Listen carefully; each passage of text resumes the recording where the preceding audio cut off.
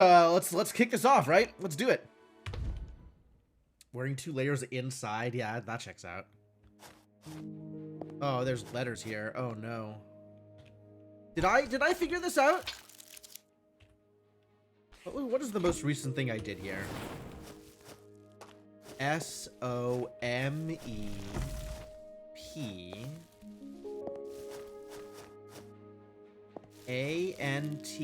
and then there was a thing here. That thing is ready to kill me. I'm ready to like walk up next to it and I'll just die. There's a P over there. What did this say?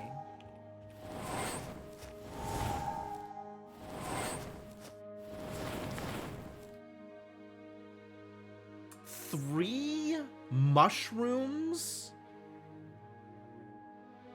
Something. There's an I over there. There's an S over here. And getting back up there is difficult and annoying. That's unfortunate that it's so annoying to do that. Are there more convenient, like, flowers? Because, like, if I travel 2, I cannot travel whence, you know? I gotta go around and find another flower again. How irritating. But alright. I'll slow protagonist walk all the way up there.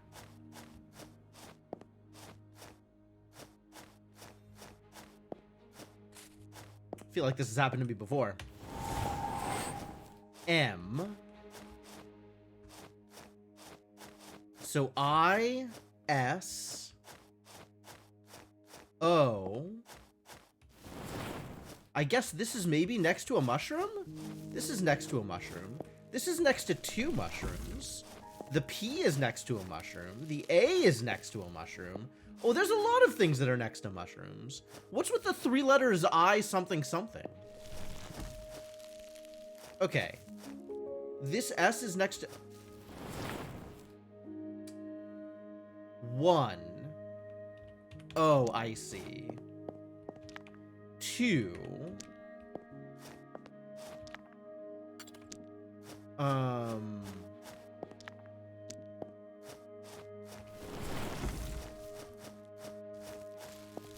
Oh, it's triple mushrooms. And then it's these things in some order. Okay.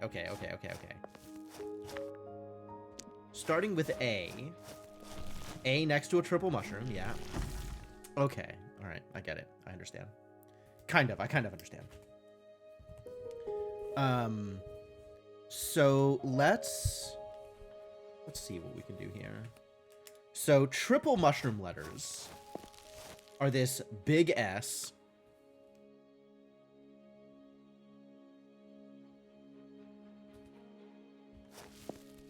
this O, this P, and this A.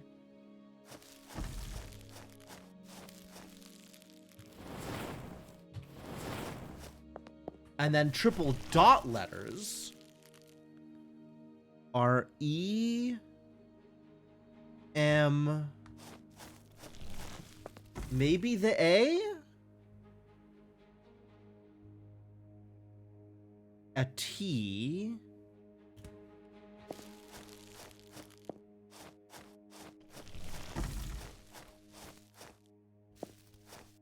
and probably not that P. E, M, the A, maybe, this T, and that's it. And then mushroom letters, single mushroom letters, are this M, this S, and this I.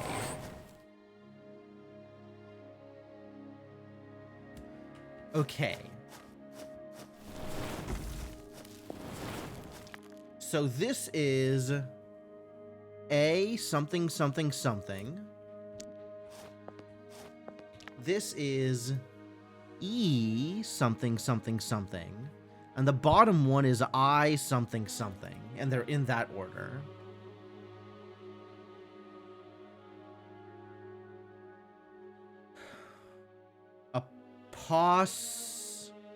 Something ism, right? Almost assuredly this is an ism of some kind.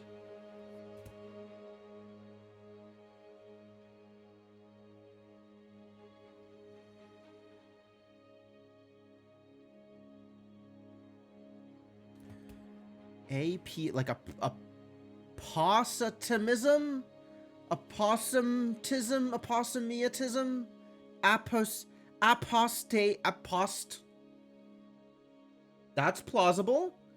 Apostemiism? Is that real? That doesn't sound real. Apostemiism? Yeah, I didn't think so. That didn't... That was like maybe close, but... Why is this S so big? Why is it such a big S? Why does my protagonist have such a big S?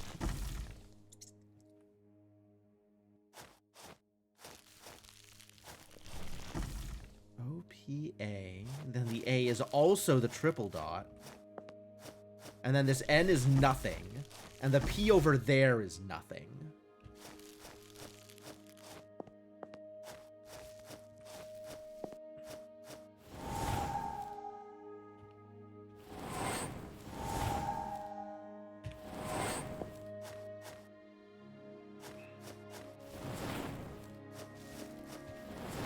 Do I need to throw this into another, I think I need to throw this into the anagram tool. What is the anagram solver thing that I used last time? Ah, anagram solver. It's thewordfinder.com. All right, here we go.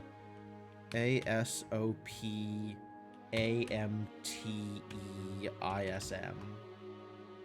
Apposematism.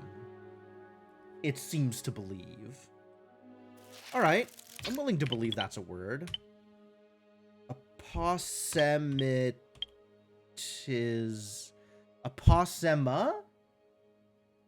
Apossematism.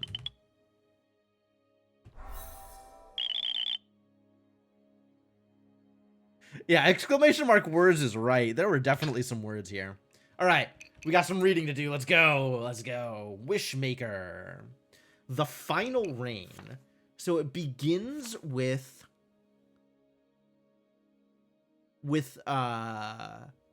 Petrom talking to Menevere, and it ends with Menevere having nightmares. It ends with Menevere having nightmares. And there is this thing in the middle. Oh, and some weird green text in it. All right. Wishmaker has weird green text. Noted. Who is the spirit that grants wishes for the rulers of Artahk? That was the query Menevere had tasked Ivor with. It should have been simple for a sage of his caliber, yet he found himself distraught. Every avenue he explored only gave him more questions, as though the answers he sought were deliberately avoiding him. He started with his own intuition. The great spirits of the world were well known to any sage worth their salt, and it was unlikely any lesser spirits could be capable of something so monumental as wish magic. Kerkol was his first consideration, as the wishes are quite a powerful engine of change. Yet change for the sake of it would not align with her nature. Vanilran, the spirit of light, is the only other answer that could have some plausibility. He is recorded as being uniquely benevolent among his kin, and inclined to assist the mortal races. The wishes are a great boon for the people of Artahk, and if he had taken up a new mantle in the guise of the Wishmaker, it would offer a compelling explanation for his apparent centuries-long absence from the affairs of the world. Oh, he's gone because the fox sicked the wolf on him. Or at least that's how the metaphor goes. Yet if Menevere, who has spoken with it directly, desires the spirit's identity, it must mean that this spirit is unwilling to reveal itself. Such secrecy does not align with any record of Valnoran's nature. Unsatisfied with a tenuous answer that opens more questions, Ivor began to scour through every tome and scroll with even tangential relation to the subject he could find, both in the Royal Library and the Grand Archives. Ivor? Ivor?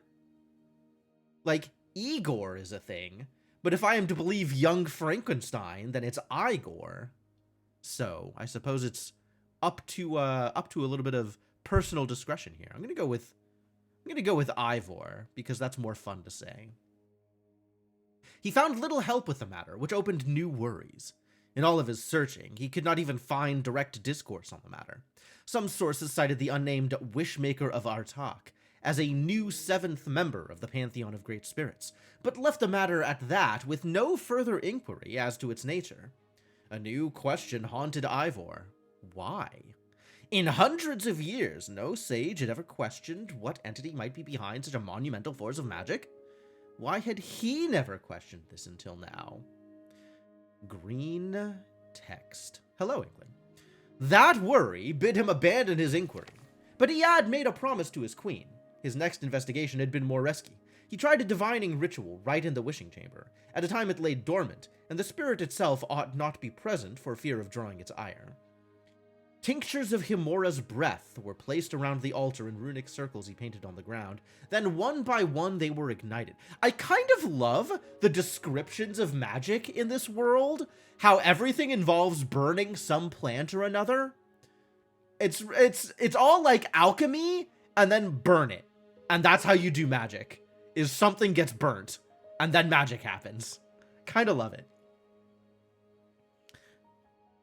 The flames erupted into roaring blazes painted in vibrant green. Uh-oh, that's the color of the spirit. The moment the ritual began, a faint wave of iridescence flickered across the flames every so often, though the dominant color was clear. Once more, he was saddled with further questions, though this time with a modicum of progress. Green was not traditionally aligned with any of the great spirits, but in his investigation he had found trace references to an entity associated with the colors green and silver, only ever mentioned in sources so old as to be apocryphal. But who was this spirit, and why had they returned in secret after such a long absence they were all but forgotten? He worried now more than ever that he was meddling in something dangerous. Oh, you are, buddy. That this knowledge was not lost, but hidden deliberately. Worse, the smoke from the fires carried a scent of mint and wet earth that had not left his nose even days later. It reeked of the garden. The garden? Capital letters? Only one path laid ahead of him. Meditative dreaming was the strongest tool in a sage's arsenal, but to use it to directly peer into the affairs of a spirit was tantamount to suicide. One is not beyond the reach of their power within the dream world, yet he was out of other options. Determined to find an answer for his queen, and in truth suspecting that he was already compromised by something foul, he pushed forward and brewed a dreaming ichor using pink lotus. Dreaming ichor is so common. Why? What a specific thing. Even as he breathed in the fumes, the scent of the divining flames would not leave his head. Ivor never woke from his dream. When they found his body, there were strange flowers growing out of his face, stems sprouting from his eyes, nose, and mouth, with roots so deep they could not be separated. Oh, well, I suppose the spirit got him. Disastrous. Alright, let's go exploring and see what I can do with magenta now that I have magenta powers.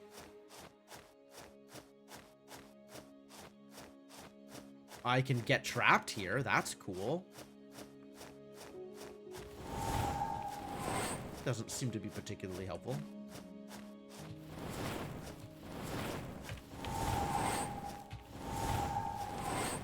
But there's definitely more pieces of this maze that I haven't explored. As well as places that I know I can backtrack to and get some value out of this. So, lots of things to do here, I think.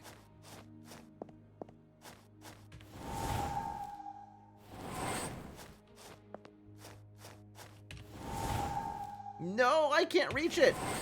Oh, I have to get it from here. There's a thing I can do here. Oh, I can't. I was hoping I'd be able to light the fire with magenta fire, but I guess not.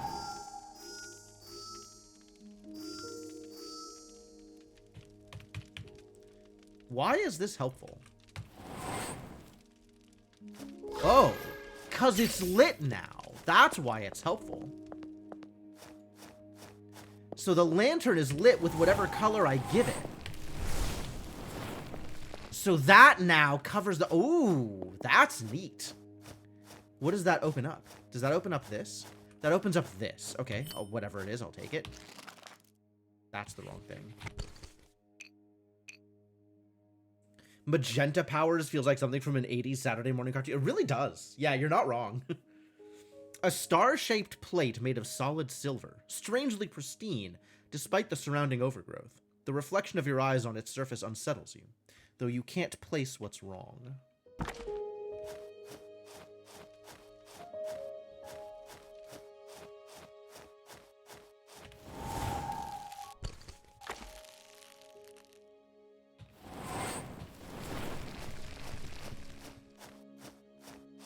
All right, what else can we do out here?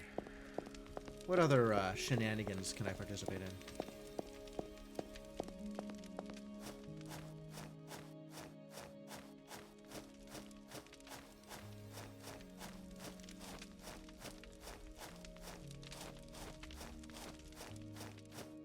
I guess without changing anything over there, I can potentially cross here, but I won't be able to get back. So let me set up a way that I can get back. What was the other layout for this? The one that is printed here. Okay, let's go with that.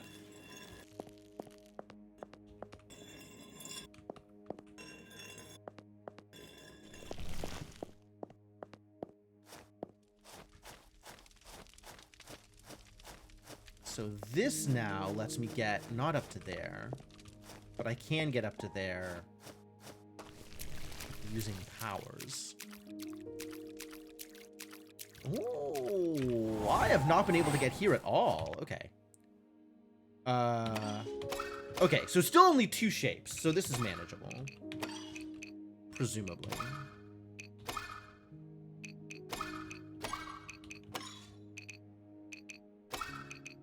Easy. I don't know what that changed, but it... Oh, probably this one. And I get a new layout. Oh. Tricksy, tricksy. Some of them are centered now. All right. Great.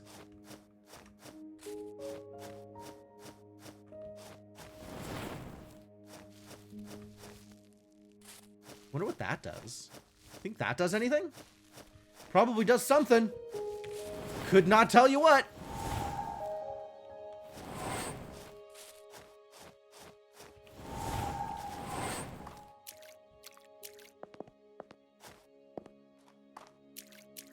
And then there's another one up here that I can go to. There. Is that going to trap me?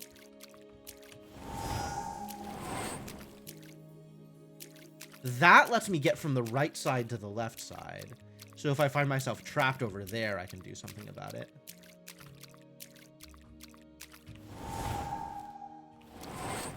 Oh, really? That's a fascinating place to light your candle. But it does seem to require that I can engage with these rocks. Yeah, if I connect to that, I am trapping myself. That is terrible news. I wonder if I can pick something up while in astral projection mode. Like this. No, but I can go up here. So I might as well just go up here and grab it.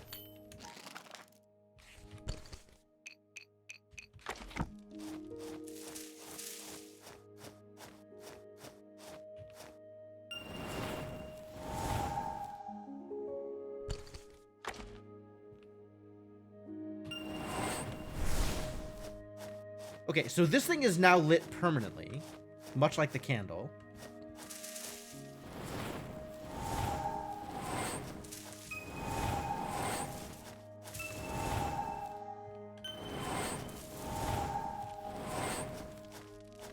Is it helpful for it to be lit with pink? Oh, it really is, actually. Because it extends my reach a lot. That's pretty cool. So now I can get back in there if I want. I don't know that I want, but I can. It's allowed. Still trapped over here. This lets me come down here. All right, great, great, great, great.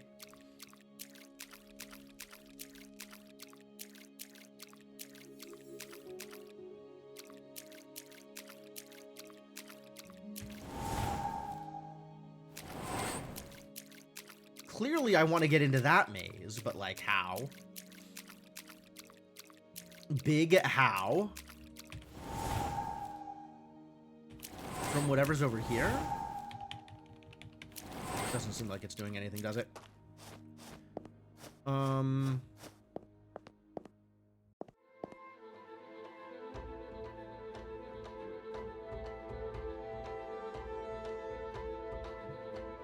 Well, plenty of stuff I can go back and do, but I want to know if I can finish doing things here first.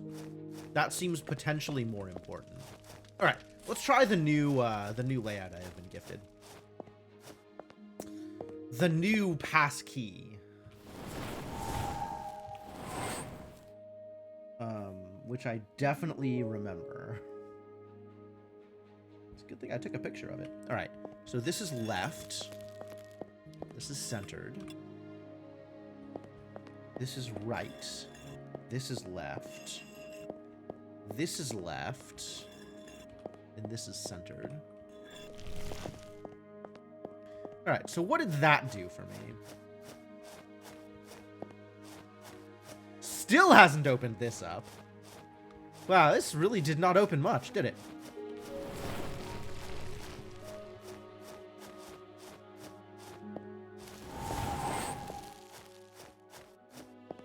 This is all sealed, but something opened.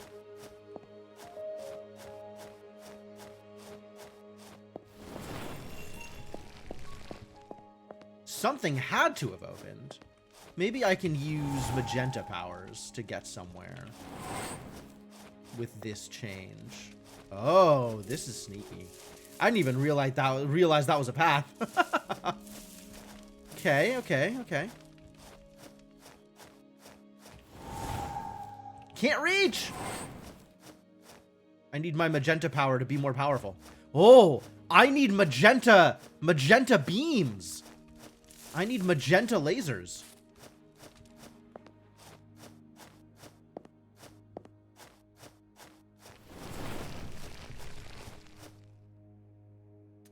I need magenta lasers. So we need to get into there. How do I get into there?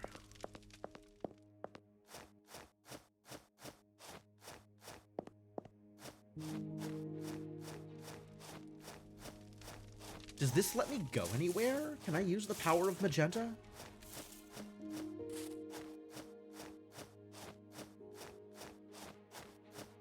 Well, that takes me up to here, which is a place that I wanted to have access to before. But this doesn't get me anywhere new. Or even let me interact with anything new.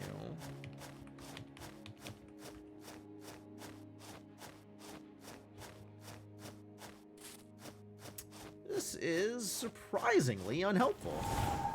Yeah, I can't read this while in astral projection mode. But I can see that I need to turn on lasers. So let's try and turn on lasers, I guess? With one of my previous patterns? I don't remember which patterns I need, but let's try one of the other patterns.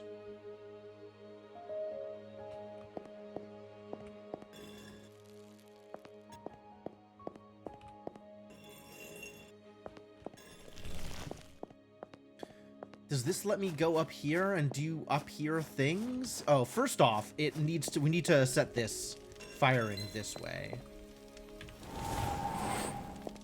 Oh, but I don't know how to light this with magenta fire.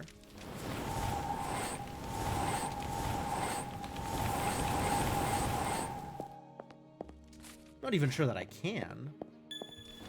Well, it does need to be lit, so I guess it can just be lit. And then we can figure out what to do from there.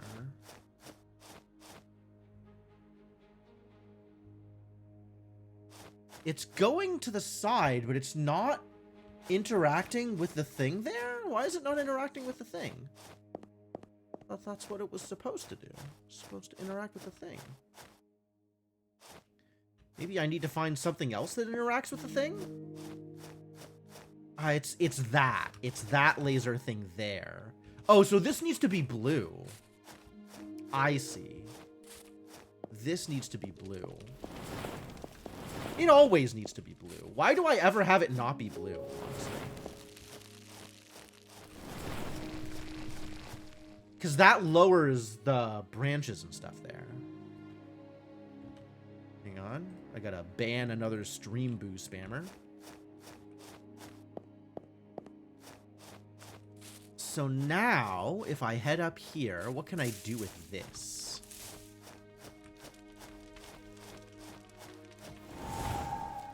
I can get across to here. Whoa.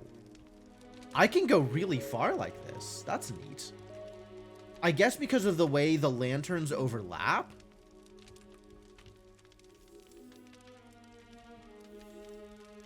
Very cool. That's more distance than I was expecting.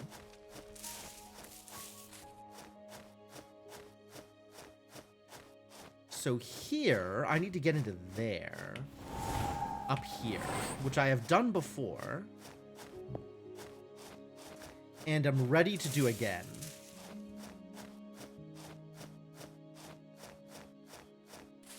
Wait, how do I get up here?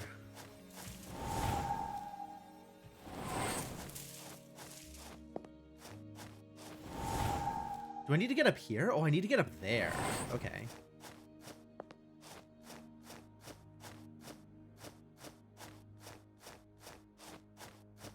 Okay, once more, some pattern management.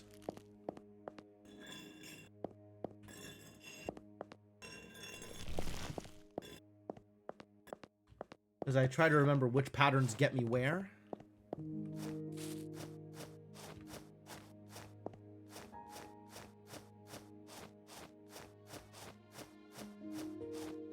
Here, this gets me up here.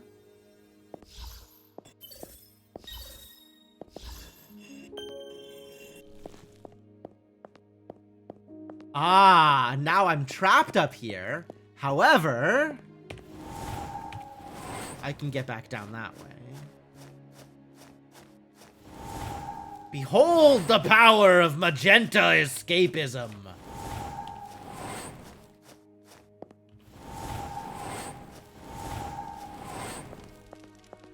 Does the size of the lantern's flower matter?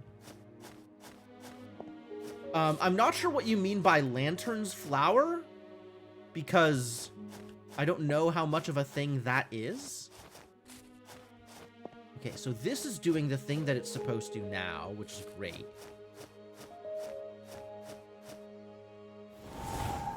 See, this is where I need pink fire. So we got to get up top and change the fire to pink.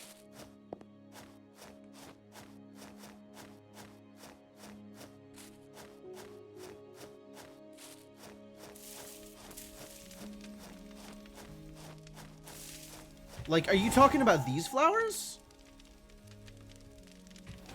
Because I don't know that those flowers are associated with a lantern, per se.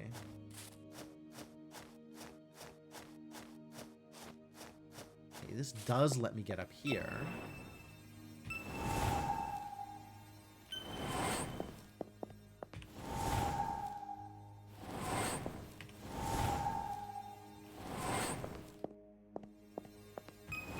Oh, does this let me just walk the thing? Oh, I need to turn those on first.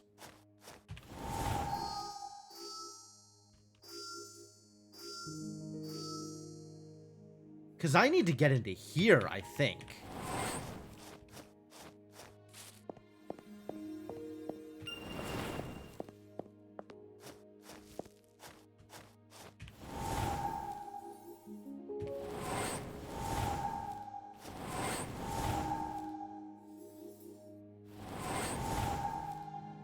Yeah, this looks like another, the shape of another pattern.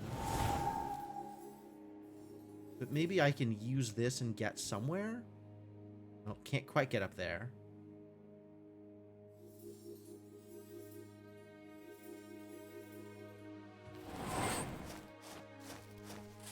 Making this blue didn't do anything.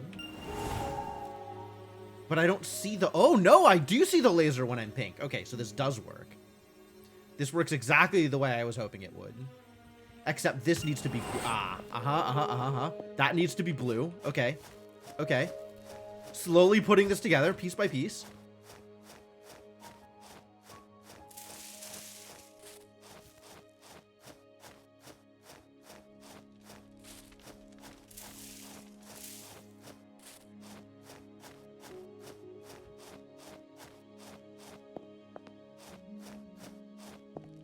Oh, was I never able to get up here?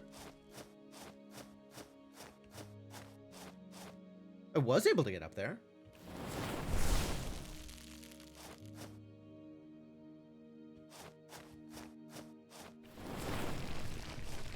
This is curious. I feel like this laser should be interacting with that thing.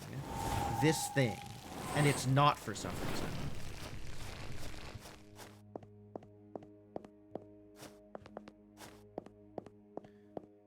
Okay.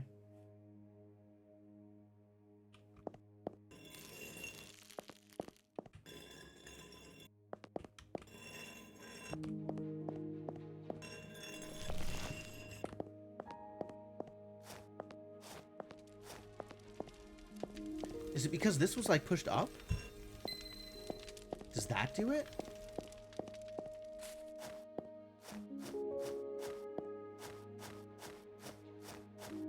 That does it.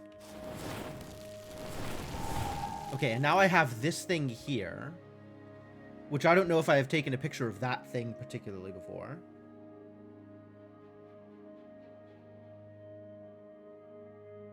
I have one with a shape in a different position. Two with a shape in a different position. Okay, so I haven't taken a picture of this yet.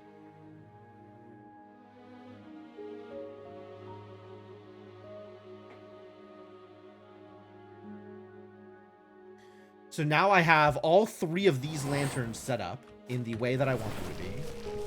And now I should be able to climb all the way up and do the thing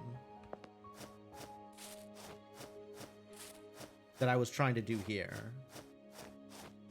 Can I do that on this lantern? I don't think I could do that on this lantern. Not lantern. On this, this gate pattern. Flowers. Plants.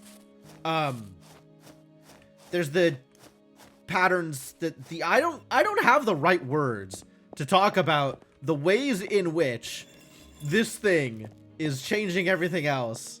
Like, it's kind of a key, but also it is a key that sets up an arrangement of lowered vines rather than opening all of the doors.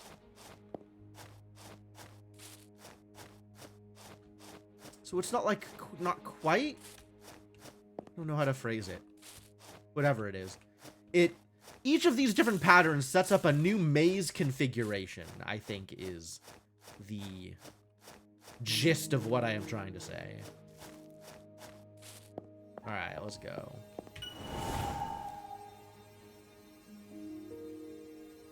Now this is gonna work. Heck yeah. Heck yeah. Heck yeah. Catharsis. True. True.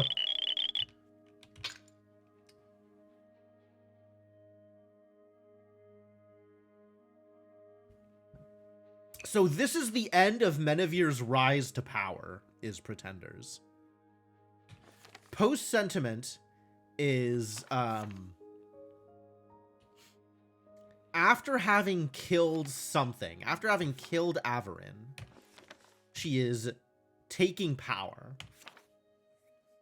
From the moment I stood witness in that arena, my life had been dedicated to one purpose. Every toil, every punishment, every grief every thought and plan all in service to a single moment. When the day arrived at last, the catharsis was indescribable. Yo, they said the word. That's the secret word. That was the word that makes all the furniture go crazy. Was indescribable, though fleeting, for the crown weighs heavy, and never would I carry it lightly. Time may take much from me, but the memory of that march upon the throne is etched into my very soul. Behold now, unthinkable ascension, the moment that peasant became queen evermore. The throne room fell to hushed whispers when I threw open the doors. Those gathered saw before them a mere servant, dressed in dirty rags, daring to freely enter that hallowed space. It should have been an outrage, an unforgivable trespass. They should have called for my head. But they all saw the blood staining my clothes, and brutal malice in my hand, and found the words caught in their throats. Is that what she's named her weapon? Her, horrible, malignant morning star? Has she named it Brutal Malice? Capital letters?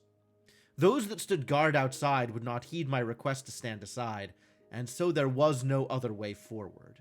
For their deaths, they whose only crime was upholding their oath to a king whose wickedness they may not have known, my soul will always be stained with remorse.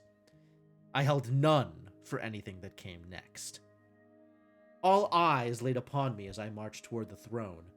Those that had stood before the false king scattered at my approach. I had planned carefully for this.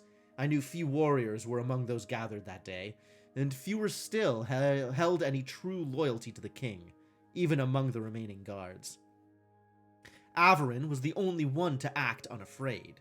It had been a long time since I had laid eyes on that pathetic worm. He had grown fat from gorging on the spoils of a life of luxury, soft and weak from lethargy, a truly disgusting creature. He spoke thus, believing himself untouchable. "And what do we have here? You should be toiling in a field somewhere, hideous wench. I'm certain that's where I had the mercy to send you. How dare you soil my air with your presence?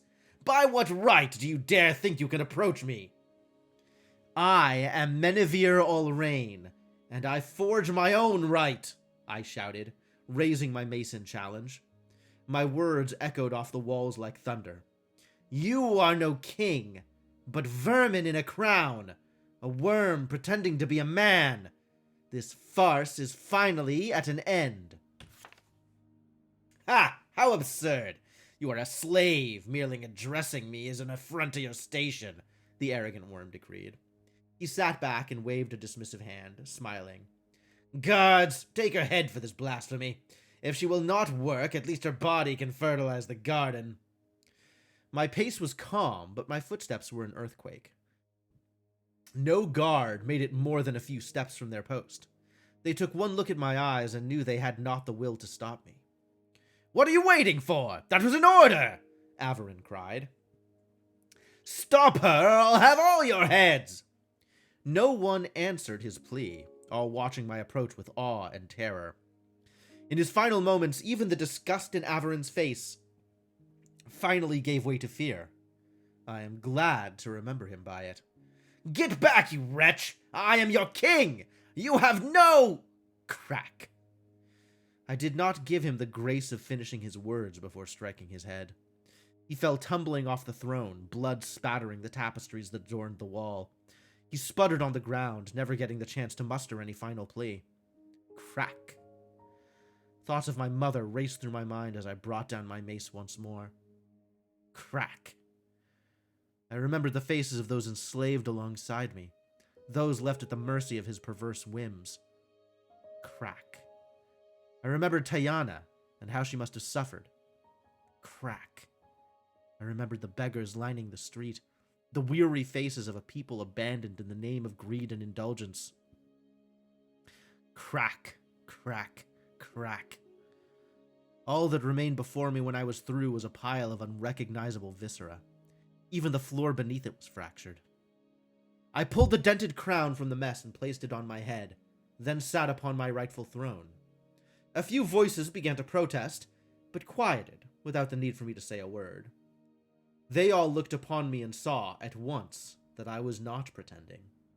One by one, they all bowed to their new queen.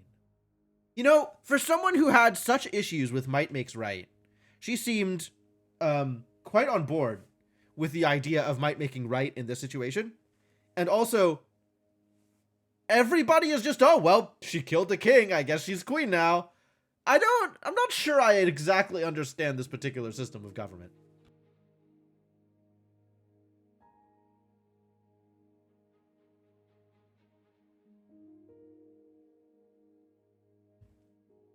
But okay. Happy Menevere Day. Menevere is now queen forever. This is now, ooh, a focusing lens. A large, carefully cut pane. Large, carefully cut pane of crystalline glass. There we go. Multicolored reflections along the surface reveal a complex inner structure that focuses light passing through into a concentrated point. And where do you suppose this goes? Also, how do I leave? Ah, figured it out. I mean, I guess I could follow the pink back if I really wanted to. I don't know that this takes me to a flower, though. Kind of suspect it doesn't.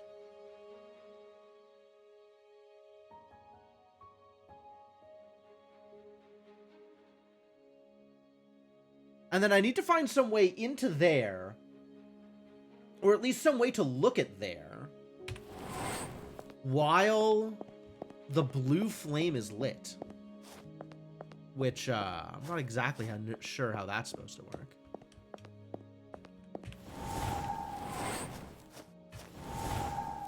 So extra funny that I can still follow this along from anywhere.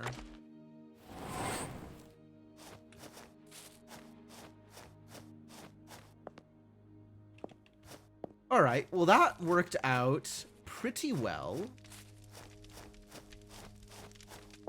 Pretty happy with that.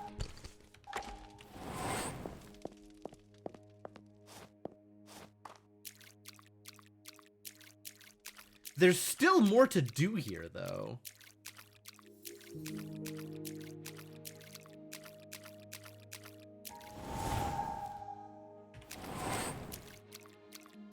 That probably needs rocks to interact with.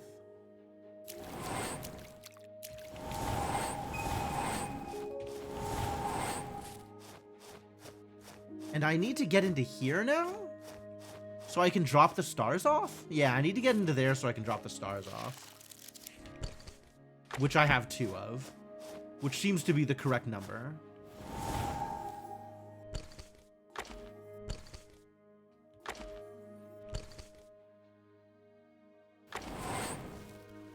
Oh, that was interesting. I wonder if I can cheese this. Almost. Almost. It's so close.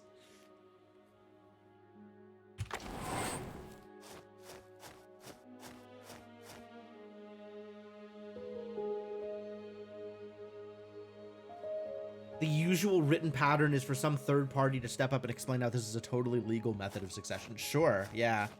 I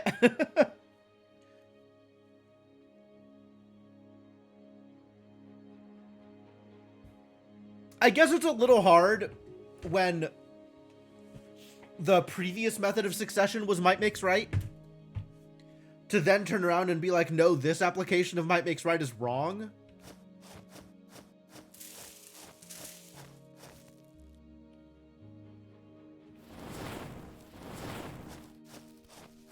Something was shining in there that I think is not just the plants. All right, let's flip through the patterns I have access to and see if any of them will get me to the place I want to get to.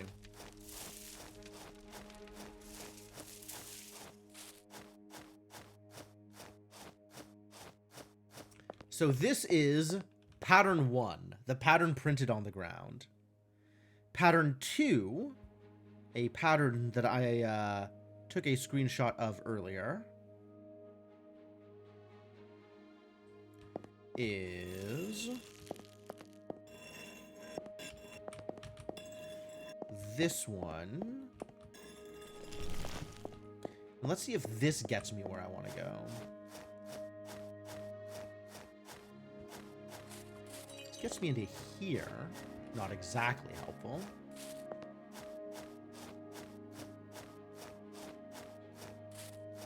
Oh, this gets me near. Okay, this gets me into here, which is also not exactly helpful. Yeah, this gets me nearby, but it still doesn't lower these.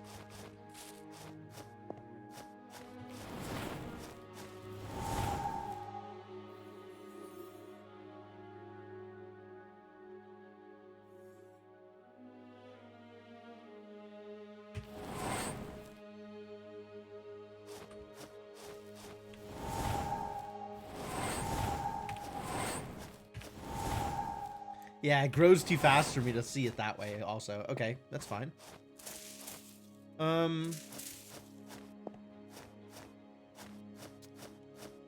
Okay. So this doesn't get me into the thing that I needed to get me into either.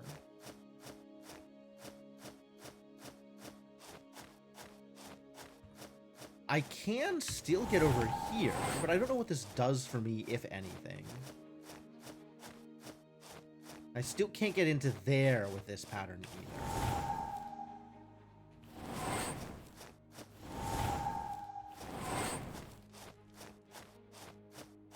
Did I just trap myself? No. Because I can do this. Behold my magenta powers. Alright, so now we'll go with pattern 3, which is the one I just revealed today. Which involves centering some of these. Left, left, center, left. Cool. So where does this get me? Does this get me where I want to go? Nope, that thing is still up with this pattern. Alright, so this is no good either.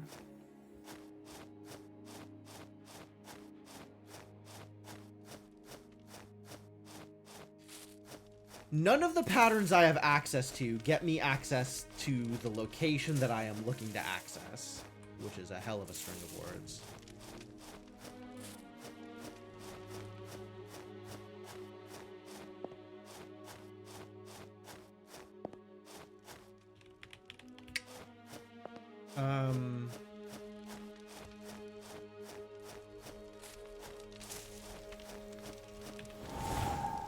No, I can't get there. I can get to here.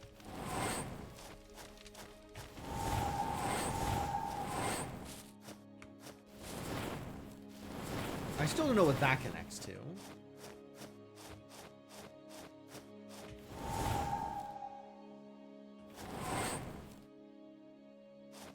But I do see the sparkly thing on the ground.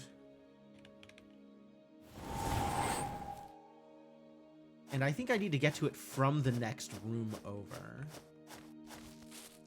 And I don't think I have a way of getting into here yet.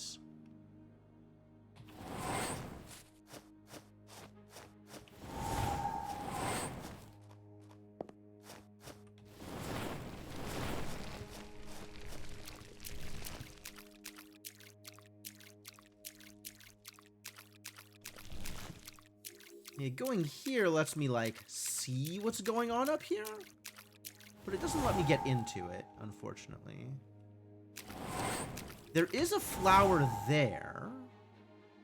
But I sure don't have that kind of distance.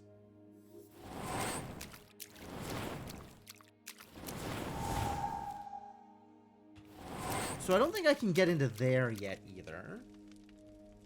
What else do I think I can accomplish here prior to going and backtracking to other places? Anything? I'm not actually sure that there's anything left that I can do here. Or that I feel confident that I can do here. Also, I may have locked myself out.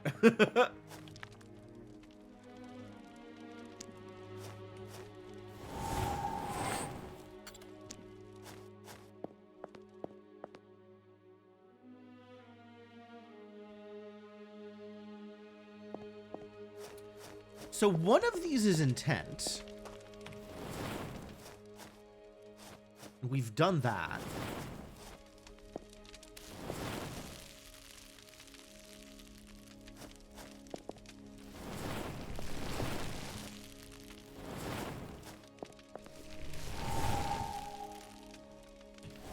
And I'm trying to, like, actually see... It's had a C, an I, a D, and a P.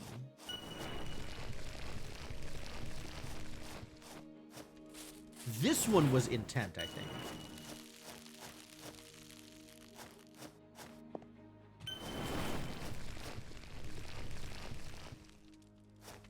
Yeah, that one I think was intent.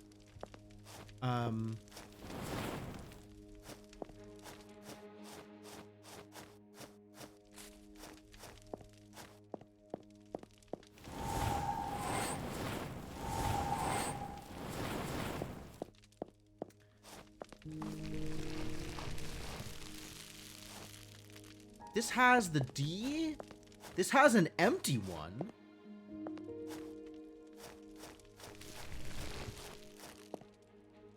M, maybe T, I, the P on the right.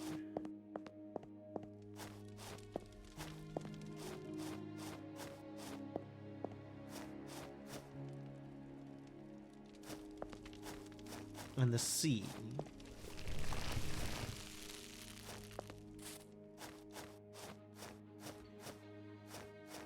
What if it's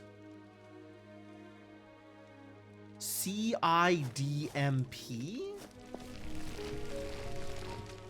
There's the CD up here.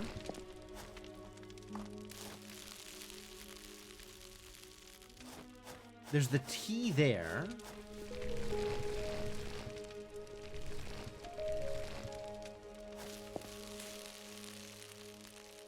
This P here.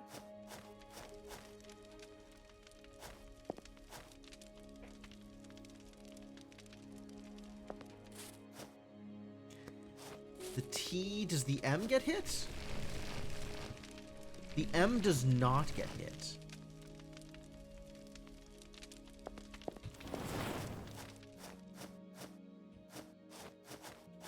This I maybe gets hit if we think this I is...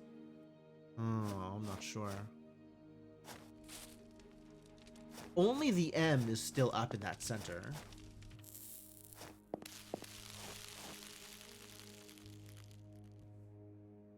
So the I and the T in the center.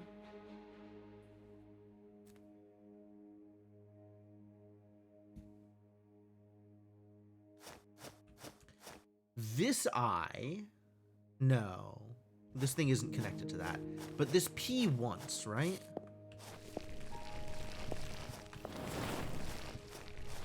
Yeah, one of this P, this D,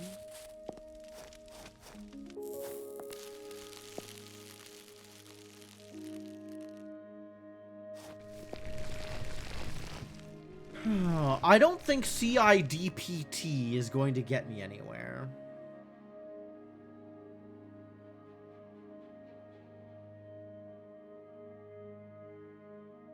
Oh, I guess also the fact that the stump calls out 6.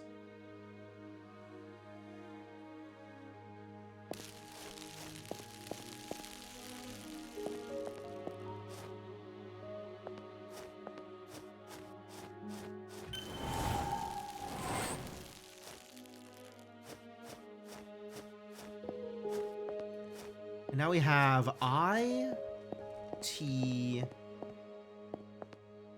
L, E, I, D. T, L, E, I, D. And maybe this counts as both an L and a E here, so this is 2 L's. I, D, I, T, E, L. If I put this into the anagram solver, what do I get? I-D-I-T-E-L. I only get 5-letter words. And if I give it an extra L...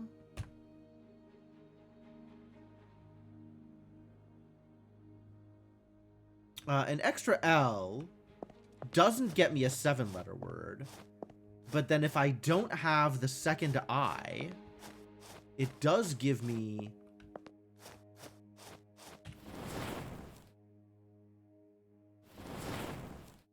I thought stuff would toggle if I switched. I guess not. Because I guess we're looking at that plant. For the ones that are toggled now. So if I assume the eye, this one, I guess, or one of the eyes, maybe that one, is not being hit by the plant that I am attempting to toggle? That I can't toggle because it's surrounded by thorns now?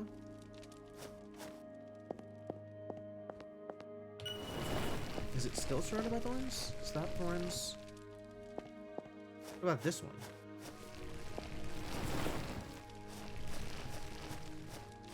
Ah, that did it.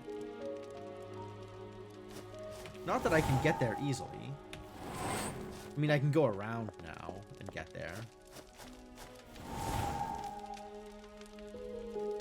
It's the wrong kind of flower.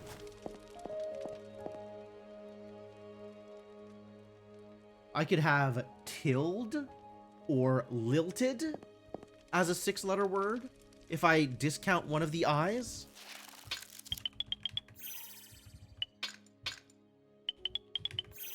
Okay. Fair enough. Yeah, I think I'm done on this screen until I can come in from the right side. So I guess we'll start doing some backtracking. And I know there's pink things I want to interact in the next screen over here.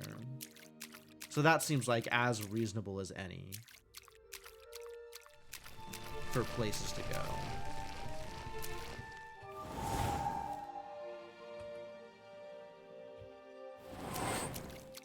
Does this reach? No, I have to go around. Okay, that's fine. I can do that. I have that power.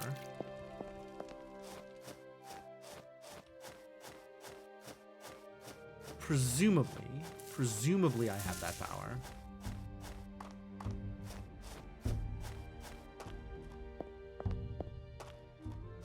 Although this is like a little worrisome. Well, that's not what I wanted. Well, the beast is in the tangle? That's, unhealthy. Whoa. I didn't realize that was there. Oh, that was lucky.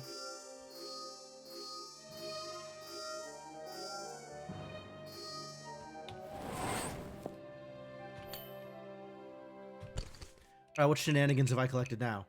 Golden plate. A triangular plate made of pure gold without a single scratch on its surface. The faint smell of flowers lingers around it. Oh. Faint smell of flowers. Okay. And then we do that to get off. Yeah, great. Cool. We are accomplishing goals. We are picking things up.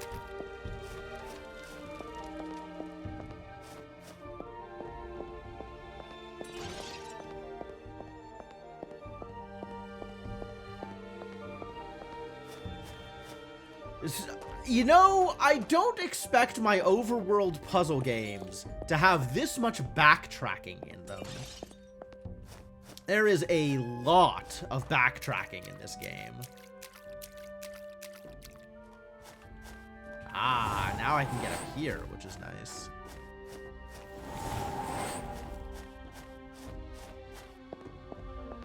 Because this is a whole nother place.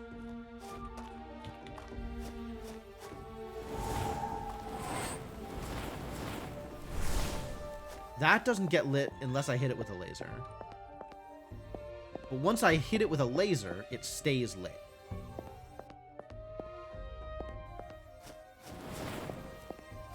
So let's find a way to hit it with a laser, I guess?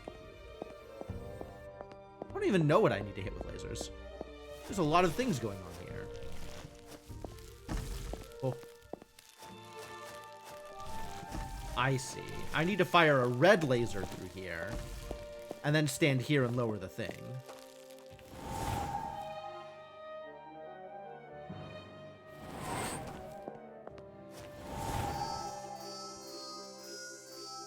And here, I need to fire a red laser through there. Oh. That's convenient.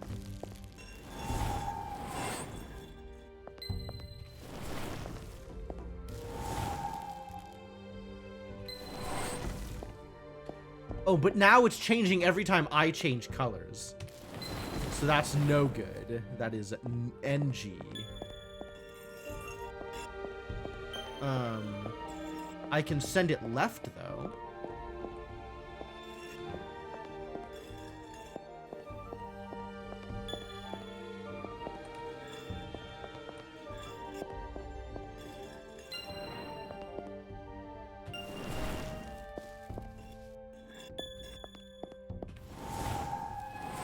Yeah, now that stays the correct color. Cool.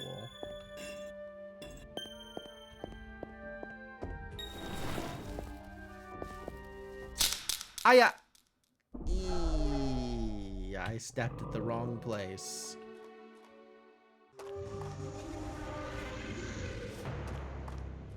Alright, the beast should definitely not be in Moonglade Lake. Don't lie to me. Yeah, that's not okay. We are disabling the beast until I figure this Moonglade Lake business out. Because that is absolutely a puzzle I intend to engage with. I was right here. The beast being in the tangle is, like, weird but fine. The beast being in the lake is not okay.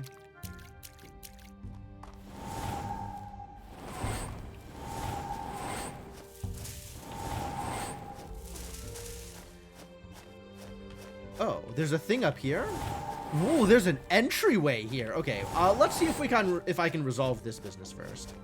All right, so I need this to be orange.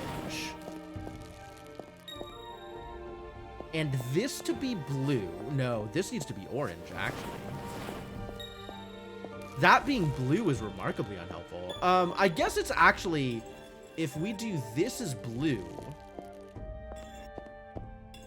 and then do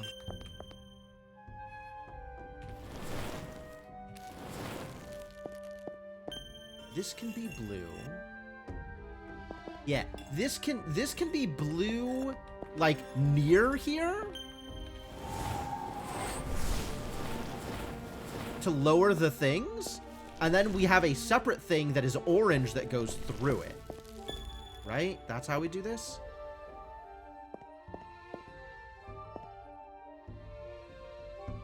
How do we do this? It's kind of messy, actually. All right, let's see what else we can do here. This is now lit. No, it's not. I mean, I can make it do things. That didn't do anything.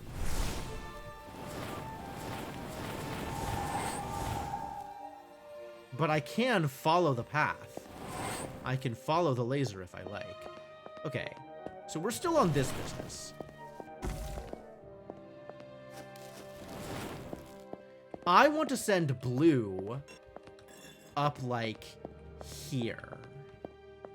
That's where I want to send blue.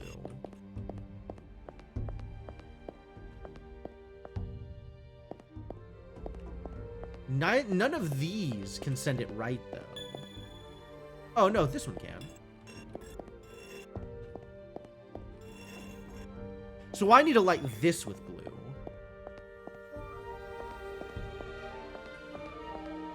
Okay.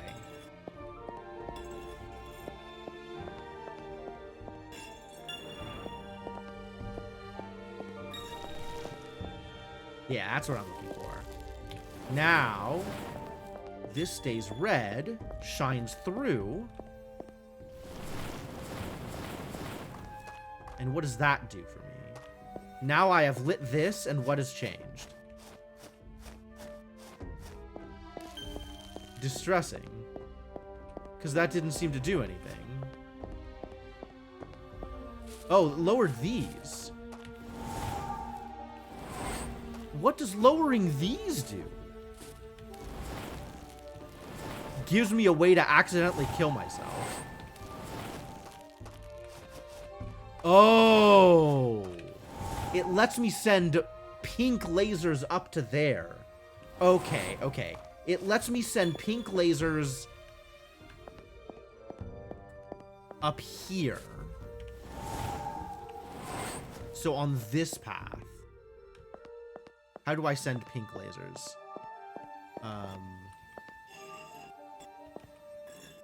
I guess that's this one. But if I move this, now those are...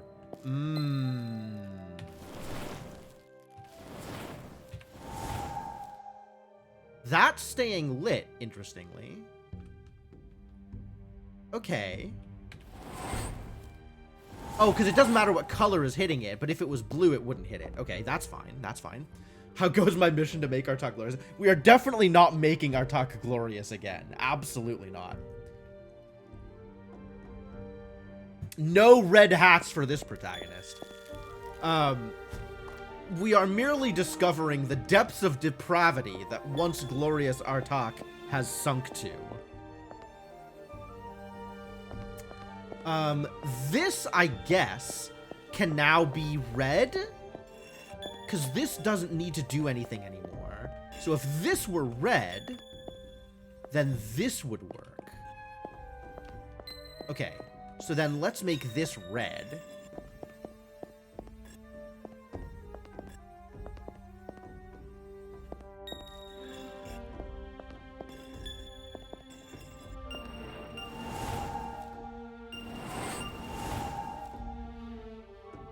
And then once that becomes red... Hang on, why doesn't that work? Oh, because then I change colors again.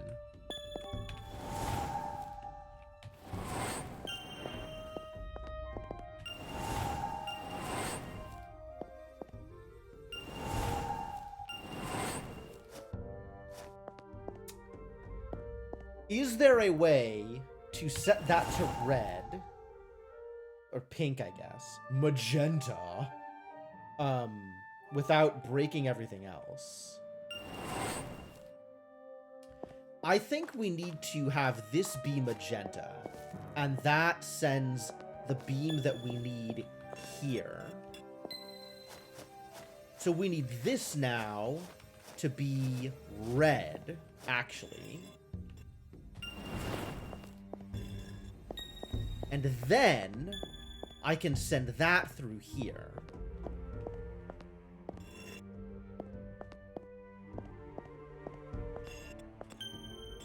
Okay, yeah.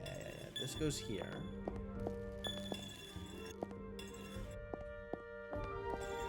Like this. So this goes here. And now... Yeah! Futile. Okay, that's a word. I agree.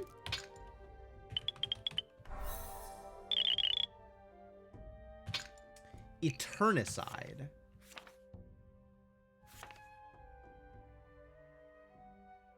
So here is pathetic.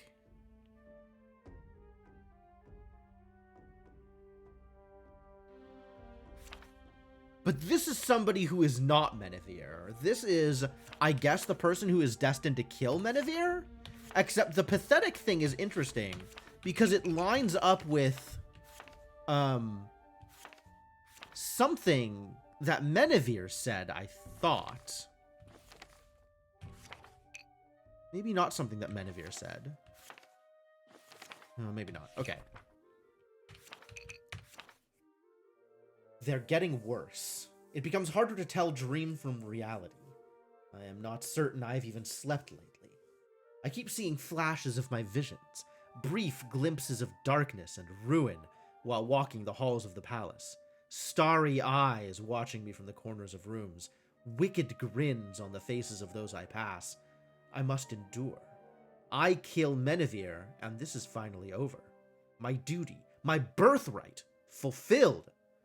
Then I can rest and be haunted no more. It must be so. Today, strange symbols flickered through my vision wherever I turned. They seemed to beckon, and I followed. I found myself in the palace library by the end, drawn to a dusty old tome.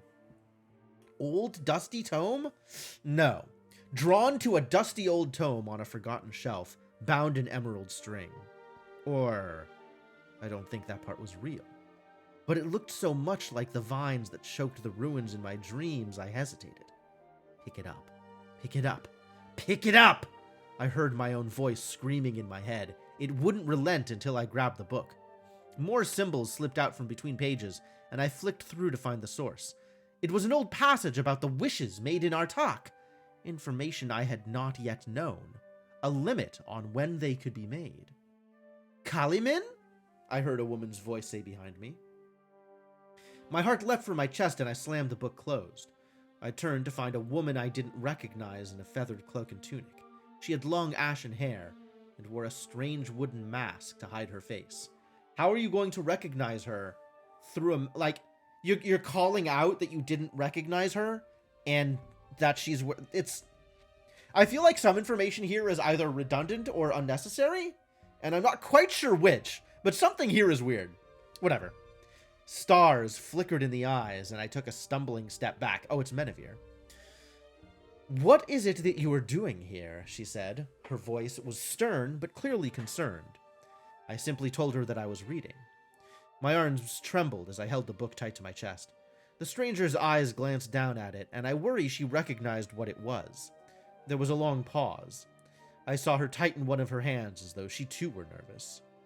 I understand you struggle with unusual visions, yes?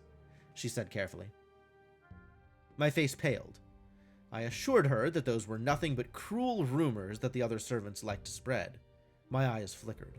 The library was burning, and a wicked grin painted her mask. It's all right, she said. I would urge you not to be hasty. I fear you may be giving in to what they are pushing you to do without proper thought to the consequences. Please, stop for a moment to consider who or what might have afflicted you with them.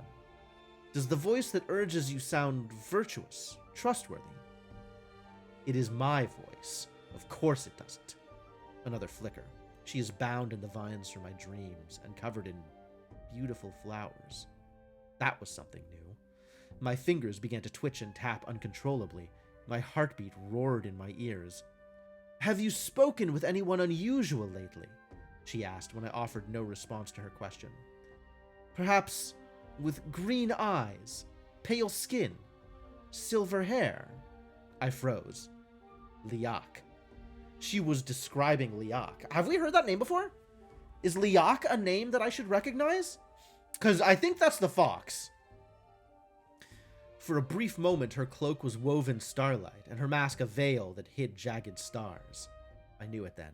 She's one of the Queen's sages. She must be. And she suspects my intentions. No, not only me. She thinks Liak is involved. I cannot bring him trouble. I threw the book back onto the shelf in a panic, and fumbled through some excuse to flee. I can't even remember what it was. I just knew I had to get away. Wait, you're making a mistake, the woman called after me. I didn't listen. I cannot be caught now. I must see this through. The solstice is soon approaching. I will have my wish. And this is Waking Dreams. And I will bookmark it. The power of bookmarks. So who is Liak? Liak is not present in this story. But maybe in here we'll see who Liak is.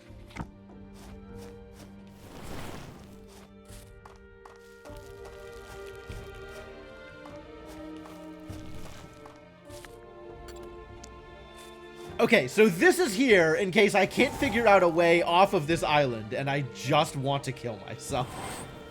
Which is kind of funny, if I didn't set this up correctly previously. This is a way out. Can I go to here? That'll work. Alright, let's find out what is behind door number 1. Kalimin's Folly. Oh, we know who that is. We now know exactly who that is.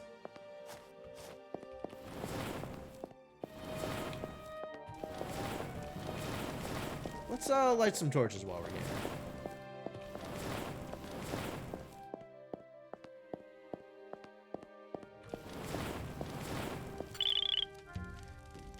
An inscription reads, "Gilded stars, separated and lost throughout faded glory, shine together, and the way is clear." Do I not have any gilded stars? I have silver stars. I have no golden stars.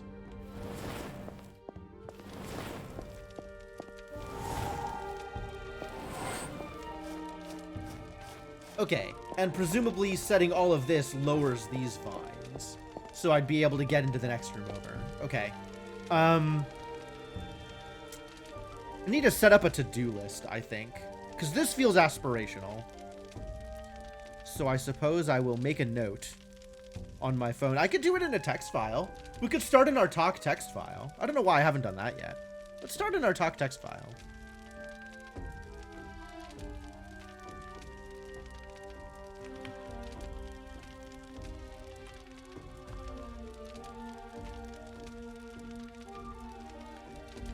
So in Kaladin?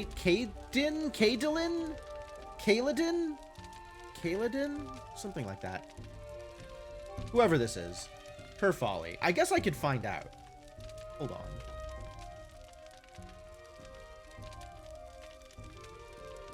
Because there's the story that I just read that had her name in it.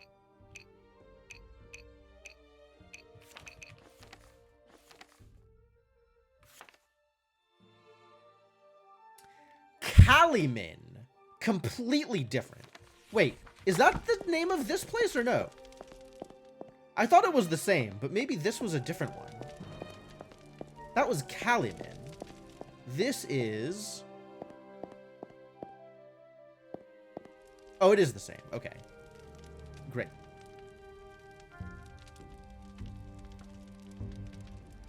Kalimin's Folly.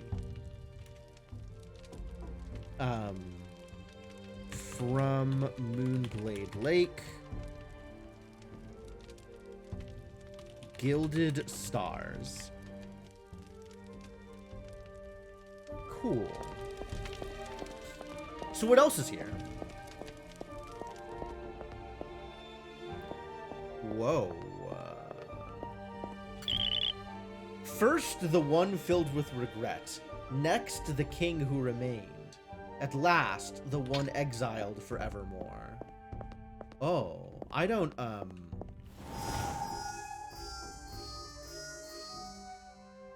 know the answer to that.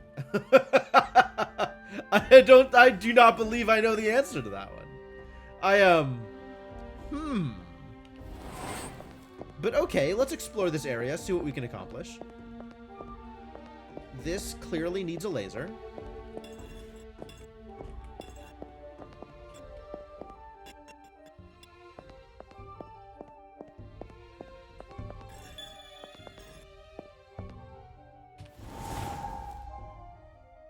And that takes me up here, where I can light whatever this is.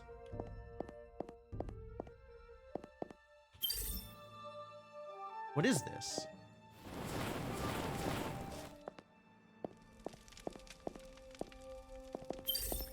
Am I doing this in the right order? I think I might be doing this in the wrong order. I guess I have no idea what the right order is, though.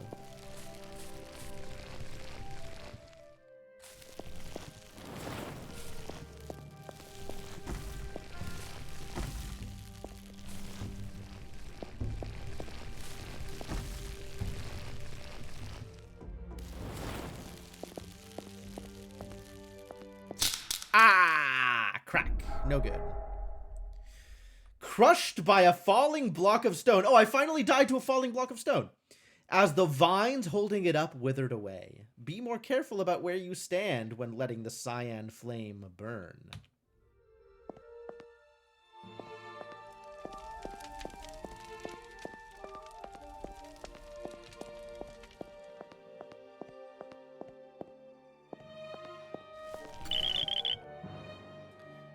First, the one filled with regret. Next, the king who remained. At last, the one exiled forevermore. I don't think... The one filled with regret. The king who remained. Last, the one exiled forever. That doesn't ring a bell, unfortunately.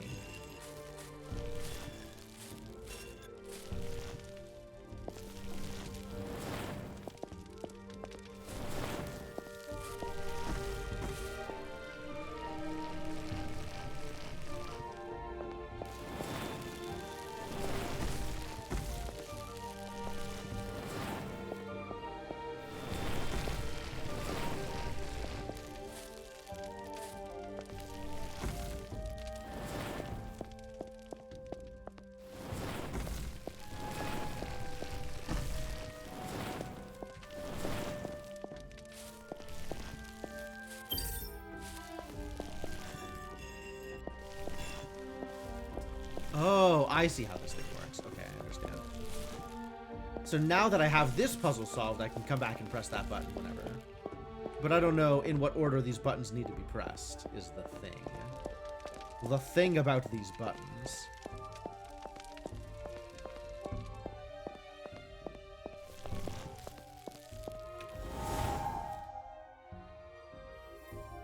Oh, actually, now that this is set, I can just come back from here. That's convenient.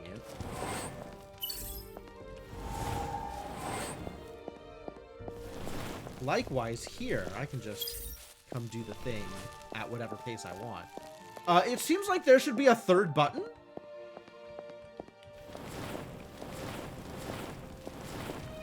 It seems like there should be a third button. Maybe the third button is the one that requires the 5 stars to get past? Which is a little weird, because I don't see a button in here. I see, like, a whole separate thing.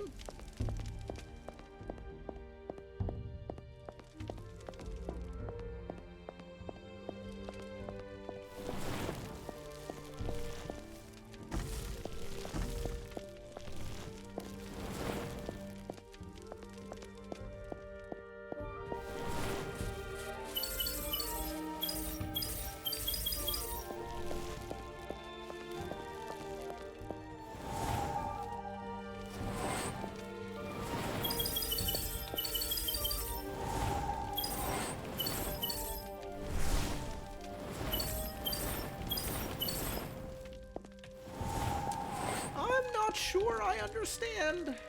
In fact, I am sure I don't understand. Which is less than helpful.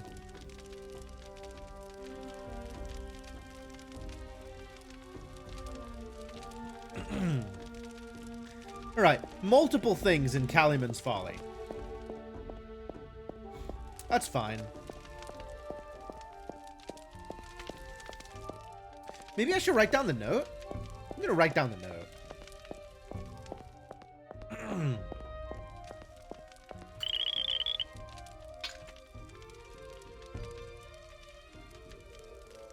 Why would it lower that? I just wanted to Alt-Tab. Huh. Alt counts as a key press to progress the dialogue. Awkward. It's alright. I don't need to Alt-Tab. I can just switch windows. But then this doesn't stay up because it minimizes itself.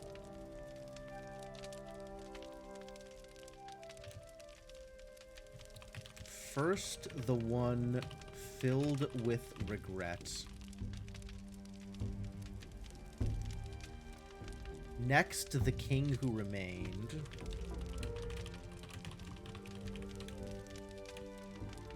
At last, the one exiled forevermore.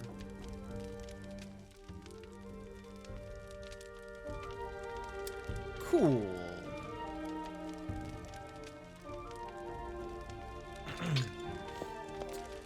Yeah, it doesn't seem to like me pressing the screenshot button either, but that might be because of conflict of hotkeys. So I'm not taking screen caps in using Steam's features. I could take pictures, but that's hard to correlate to things. So.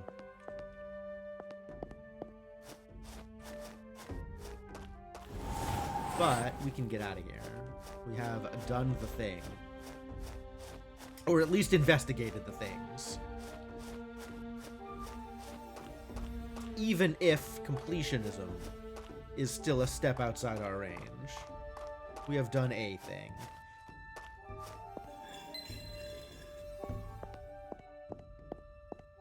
And, you know, while that's not all that matters, that is part of what matters. So.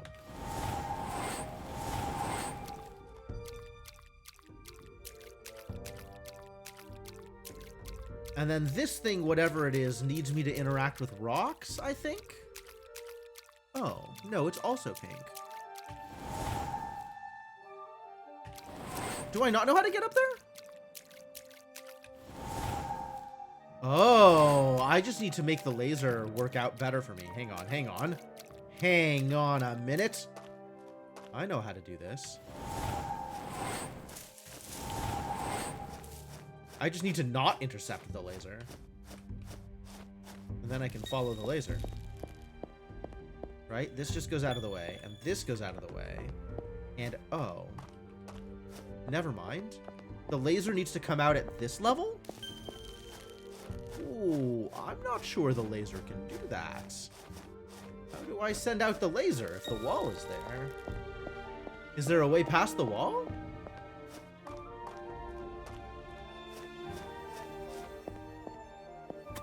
This might work. Oh, no, it does not. Too bad.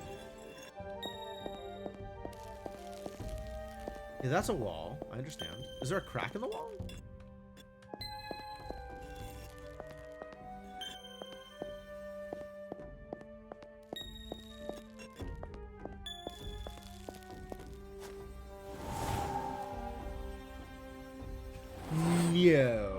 No, there is not. So we need to get the laser out through this gap exactly. And there doesn't seem to be a super good way to do that. I guess I'll push this down as far as it can go and see if that'll help. But I think that still gets caught. Yeah, it does.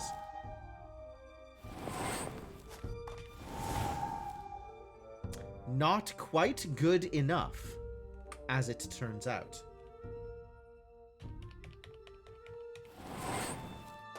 So...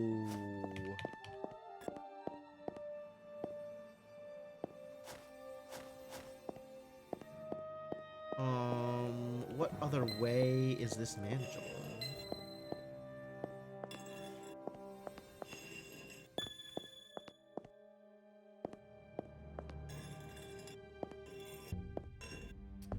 Also, I don't know what these things are for. I'm pretty sure, like, hitting them with the lasers doesn't do anything. Although, maybe we could try hitting them with the lasers and see.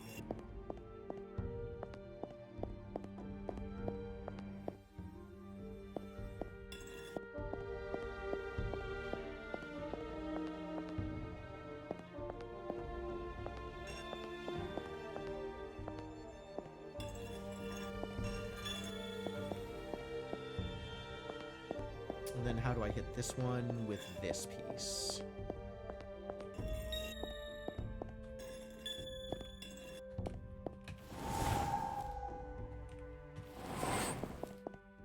Blue lasers don't do it. Pink lasers don't do it. Red lasers don't do it. I cannot... I don't feel like these lasers are helping. Okay, maybe I need another color of fire? I might need another color of fire.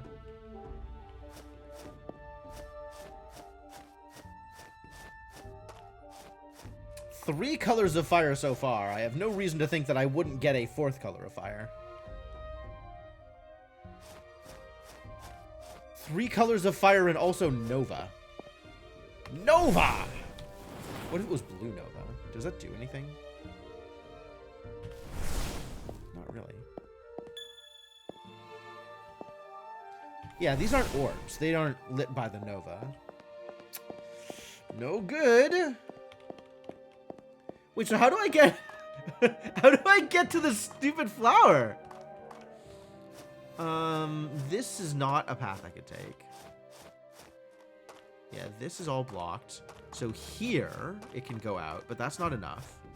Here it can go out, but that's not enough. Maybe I can get it from below?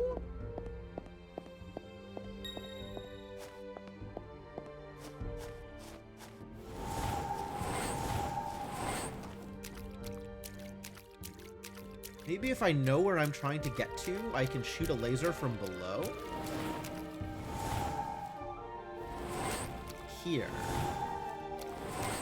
Can I shoot a laser up here?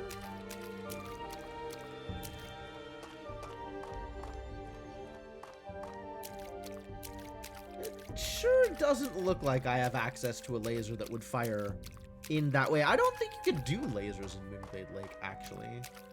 Moonglade Lake doesn't have laser power. I think this is not a place that does laser things.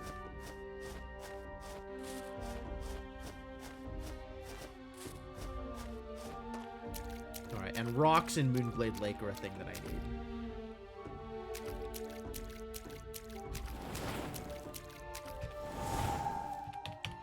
Yeah, I can't quite reach it, which makes me think that maybe something else needs to happen. Maybe, again, something else needs to happen. Jeez. So much aspirational stuff in Moonglade Lake. Alright. I am now willing to turn the beast back on.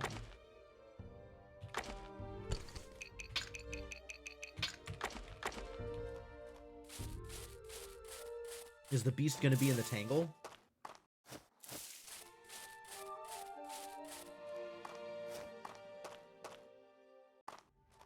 Fortress Ruins. Alright. No beast in the Fortress Ruins. Let's go play around in the Fortress Ruins. There's something that I know I can do down here. Well, something I'm relatively confident I can do down here. We'll see whether or not it works. It doesn't help. I mean, thanks. But, like, that's not what I was looking for.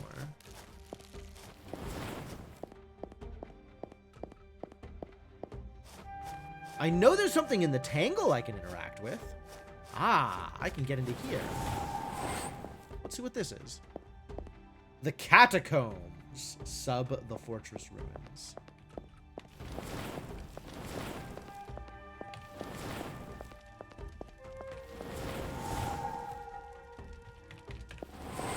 Okay.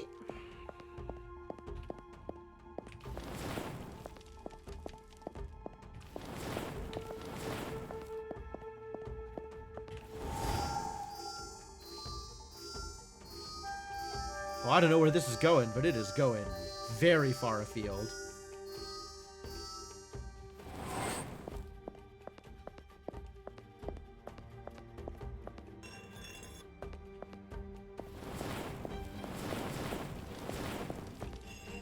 I just need to know the answer to this puzzle. I don't think I know the answer to this puzzle.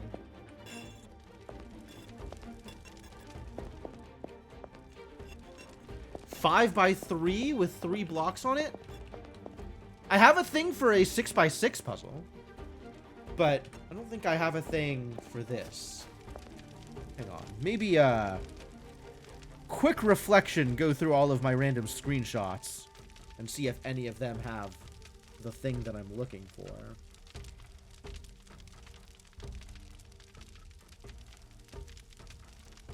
At some point I should go through these and get rid of the ones that are no longer relevant. But,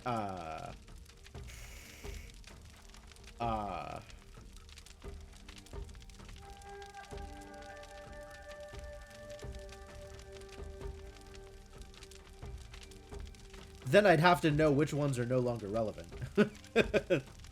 Which, that's not easy. That's not always easy.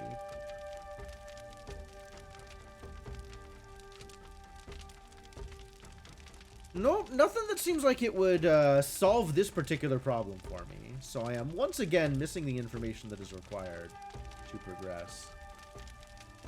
And presumably someplace I could find that information, but that someplace is not here.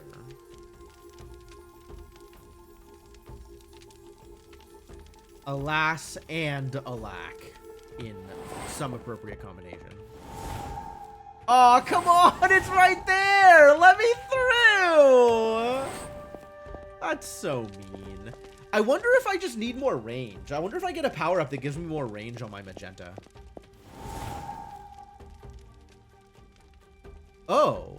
Is that where the first block needs to go? Maybe that's where the first block needs to go.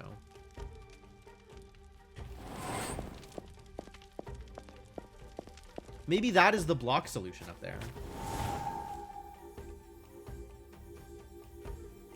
Now that I am using the power of magenta to explore. Oh, one of them is already positioned there. What if I move this?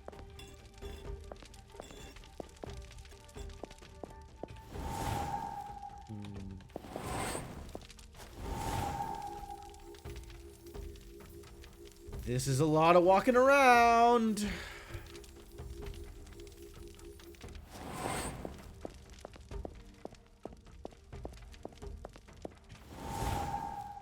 Nothing has changed. All right.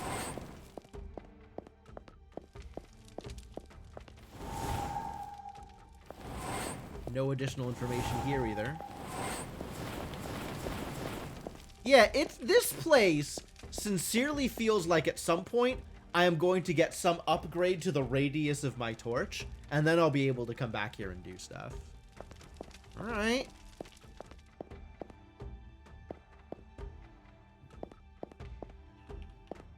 The catacombs.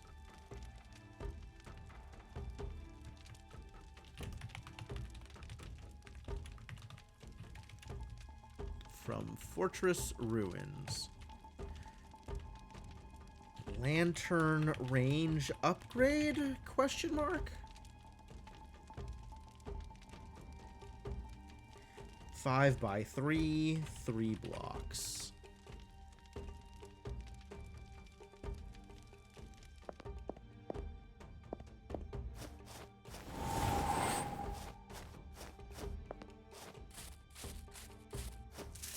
Now there was a thing over here that had some floating lanterns. Oh, maybe over there.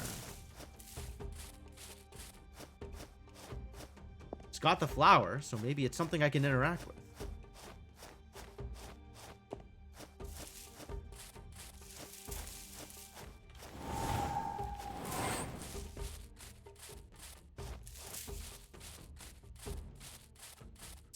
Ah, yep, here we go.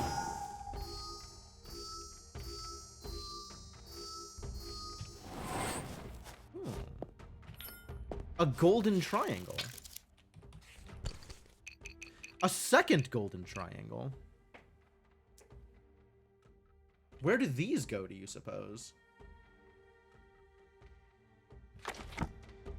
Maybe someday I will find out! There is rather a lot to not know in this game.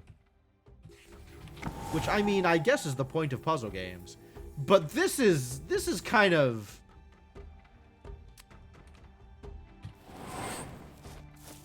This is starting to hit, like, La Mulana levels of not knowing where things are and needing to run around in order to interact with them.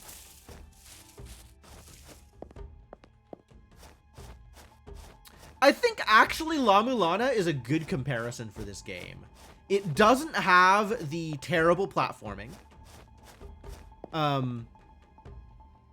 It doesn't have, like, the puzzles are not quite as obtuse. So far. So far, right? So far. But there definitely seems like there is a similar level of, like, things being in weird, wide-flung places and not knowing where you need to go next. And having a ton of lore thrown at you and not knowing what of it is important and what of it is just flavor.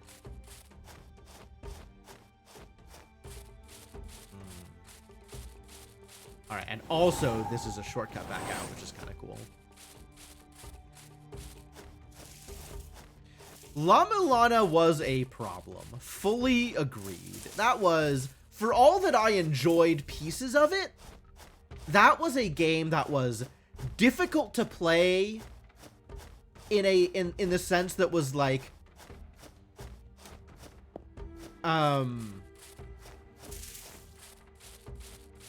better than Crossing Souls. True. Yeah, La Mulana was a game that was hard to like. It was not a game that made itself particularly likable. And that seemed to be intentional.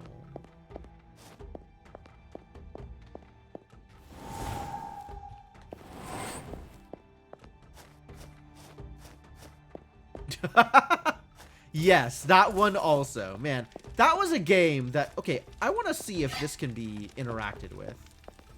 It seems like I can choose which direction the light is going. That's interesting. Do I want to do anything with that? Does that get me anywhere?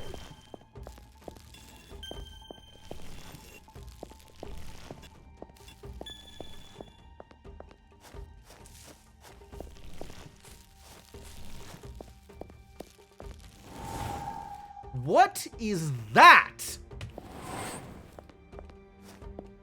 All right, we're going to find a way into the water.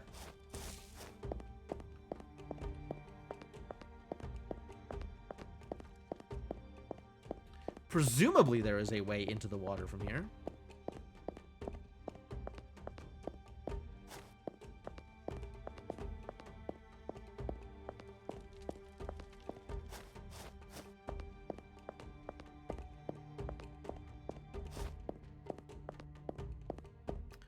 Although maybe not from here?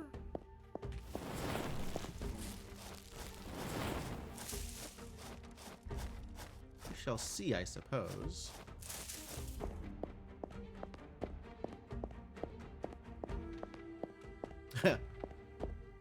Gravity, huh? Unfortunately, my character does not like to jump, which would in fact be helpful.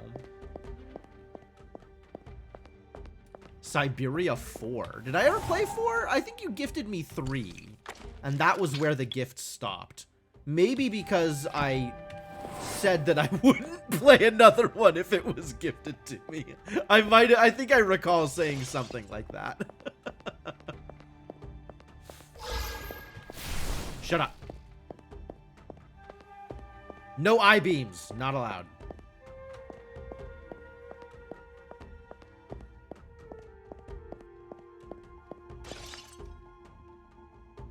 Did I do something with this? I think I did something with that already. Wanted to like Siberia. Yeah, me too. 1 and 2 were both enjoyable. 3 was weird. 3 was weird.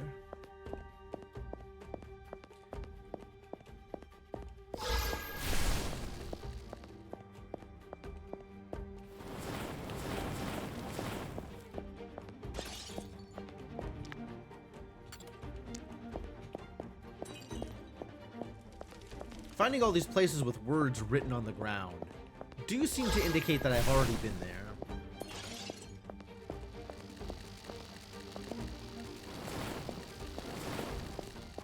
Let's light some torches, though, because I'm not sure that I have lit many torches.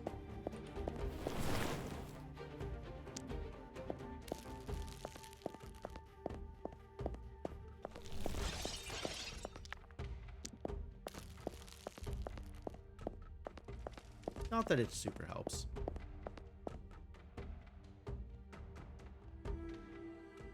Vowed to play 4 first and gifted if he thought it overcame 3. Jury is still out. Fair. Fair. Has 4 been out for a while? I guess if it got a remaster, it's been out for a significant period of time. More than I expected.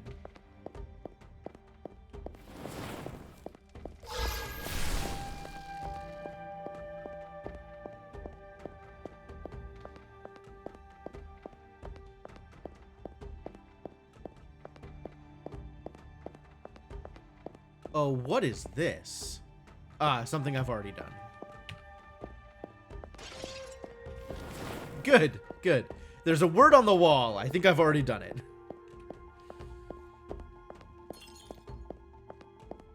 I think the series will get remastered. Okay.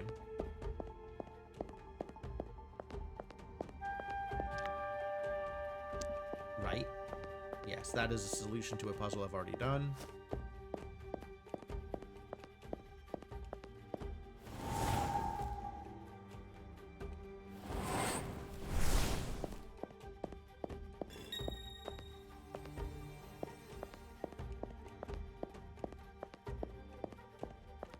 All right, this place is fully resolved.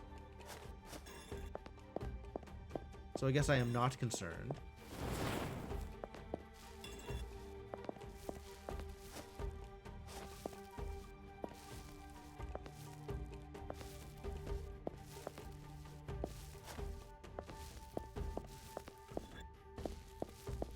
What's I supposed to do here?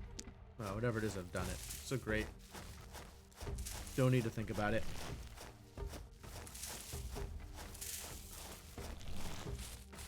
Visual quality on 4 is good. That's good.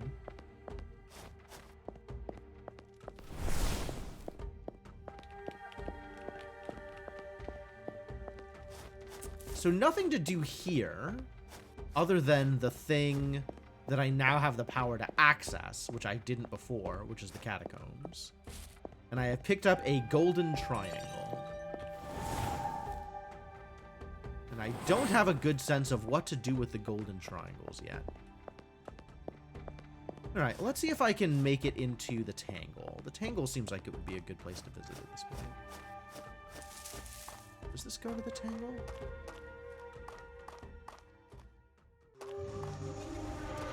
Moonglade Lake. Yeah, no, I agree. Don't go to Moonglade Lake. What I would like, though, is a way to visit the Tangle. Maybe if I go down from here, there's a way out to the Tangle?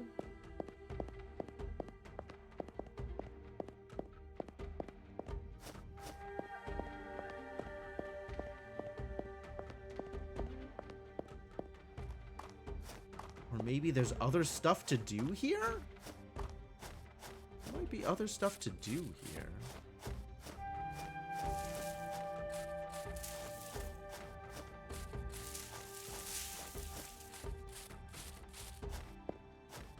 Oh, that's not helpful.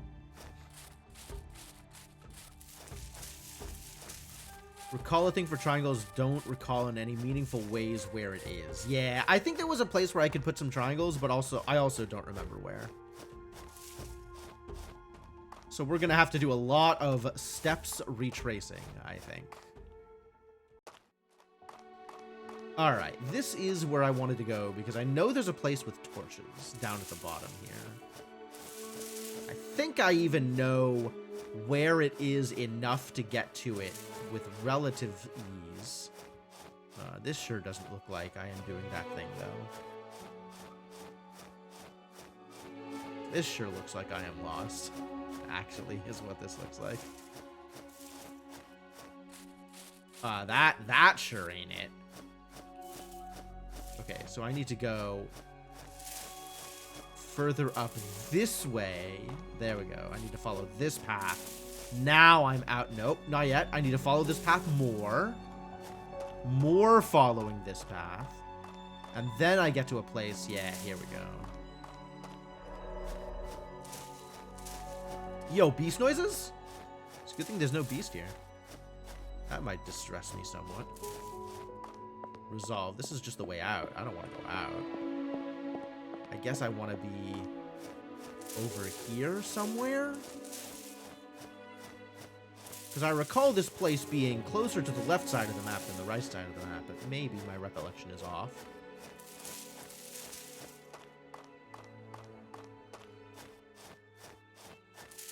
Yo, here it is. This is what I was looking for.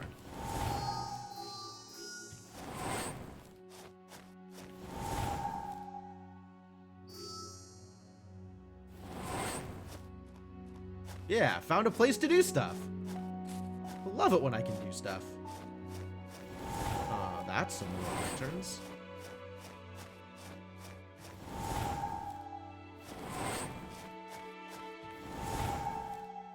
Okay, so I gotta follow those lanterns all the way up to here. From a place over on the left. From a place further down. From a place much further down.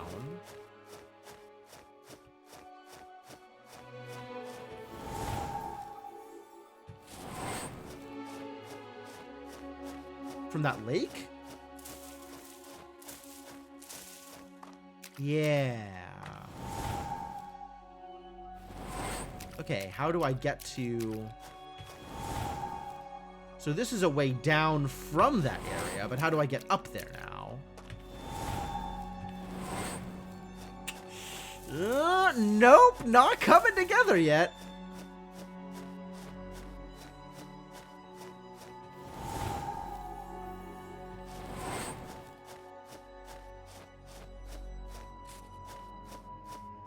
Feels like I oughta... Yeah, I need to get... That's the area right to the side of the lake. I need to get there. But maybe I need to get to the area above there first?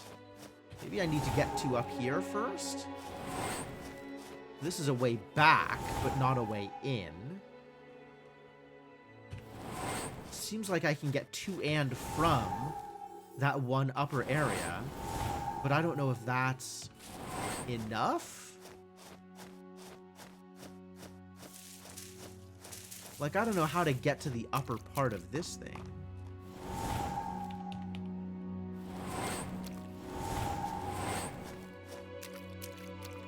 It seems like it's maybe not from here. Maybe if I go around to the left side, there's a thing that I missed from elsewhere.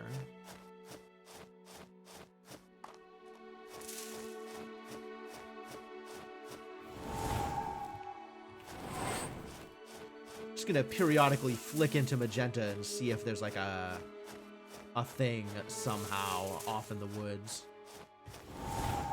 that maybe by being in magenta I can find.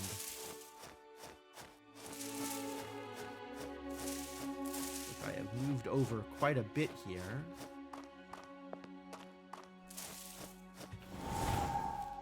Well, this doesn't get me anywhere. Maybe from the outer area? That seems unlikely. From the outer gate? There was the place where the fox ran off to the edge. But still no ability to do anything with that. I think that was here. That was the fox decided to run off into the woods here. Which, you know, that's also disconcerting. Because we have some amount of knowledge now. Re-foxes. And, it's not super good, you know? It's, Fox is not painted in a very good light these days.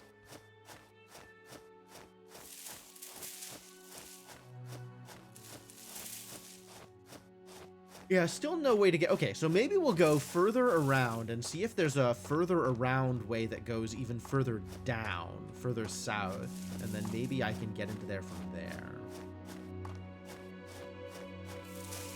Right? Like here, maybe this goes south and then around. I don't think this does. I think this just goes east. Unless there's some lanterns out here, which I guess is possible. I don't know where else I've seen lanterns. Multiple places, actually, but I don't know where specifically. Oh, it could connect from here. I thought I had fully explored the Hungering Shrine. I thought the Hungering Shrine was out of additional things to do or additional places to go. But I can give this place a look through and see. That's probably a waste of time, honestly. But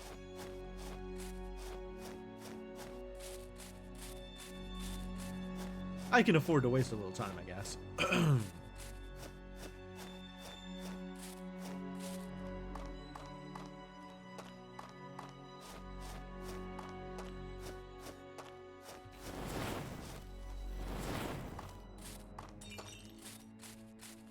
Yeah. I did say this word, right? Yes. Makes sense that it would unlock the owl, sure. Alright, nothing good there.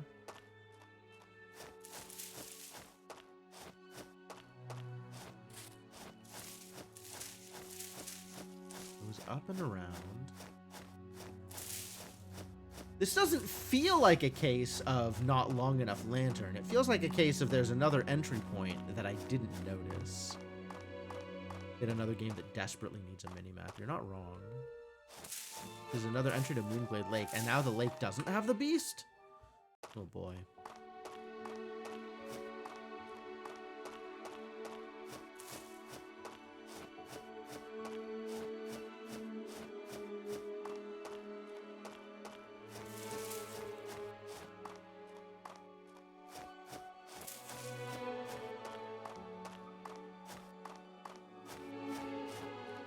I feel like that is another way in which it's like La Mulana, Senna, is the twistiness and maziness and ease of getting lost is intended to be part of the puzzle as opposed to just aesthetic, and giving you a minimap would solve some of that for you in a way that the game's developers want you to struggle with.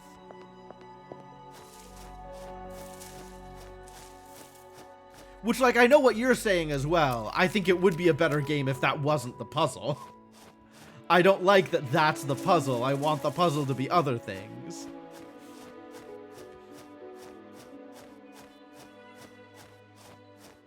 Yeah. I think Wef was saying that this is a game that made him want to draw maps, and he regretted not starting off having drawn maps.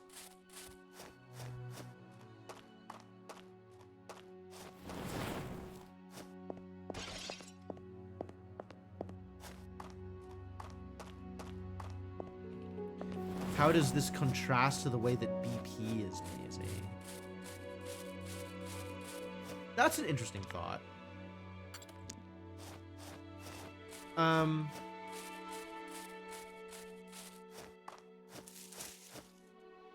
would argue that BP is less mazy and more you know where you're going, it's just difficult to get there. Like, Blueprints can put you in a state where you don't know where you're going and you don't know how to get there, but at least you know where you are. You're not lost in Blueprints ever. Except in the informational sense, never in a location sense. All right, I think we're going into the inner part of the ziggurat, or at least from here through the gate. And maybe that'll take me to a place where I can do something more relevant with the flower ability.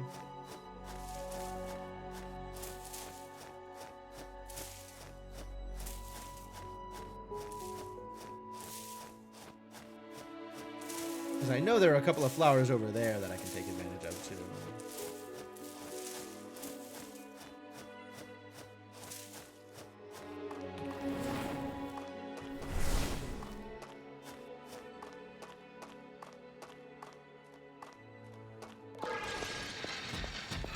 Get wrecked, eye.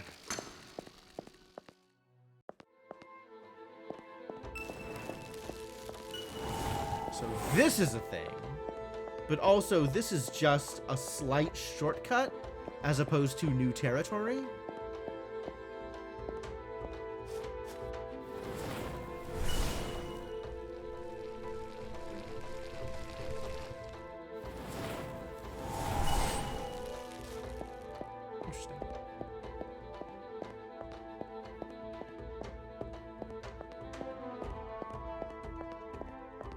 Yeah, it's a lot harder to draw out a map for this kind of game. That is for sure true.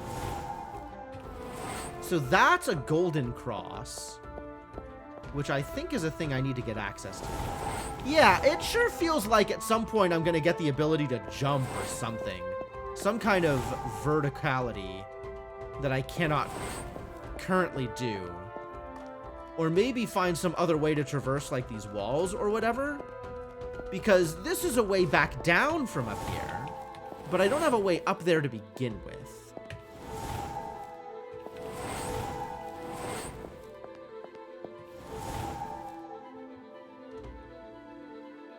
And no, like, hidden flower or anything like that either.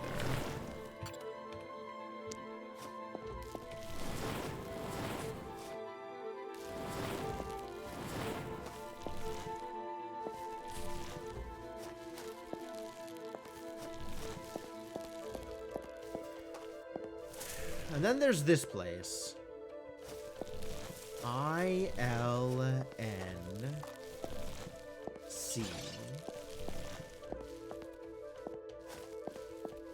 I-L-N-C. And then the E is on an obelisk. The A is in the flowers.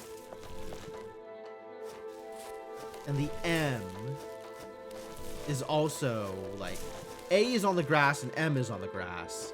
And E is on an obelisk.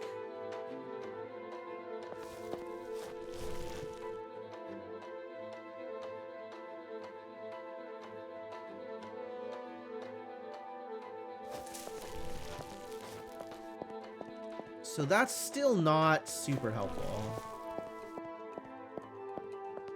Yeah, and then there's this up here. Like, how do I get into here?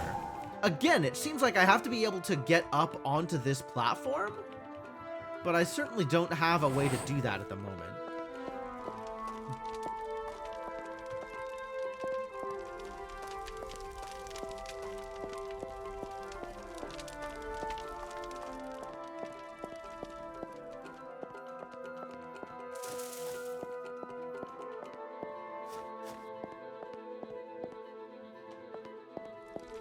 Courtyard interior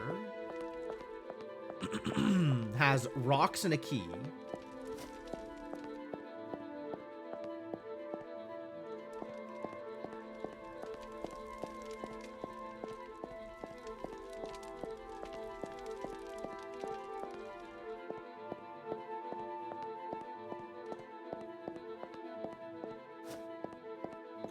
I appear to have lit some lamps here, so I know I've been here before.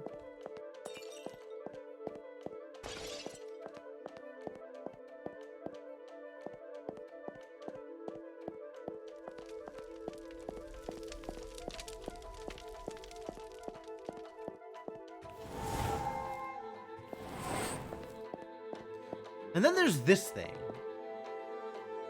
And I never did figure out... Oh, no, I did figure this out.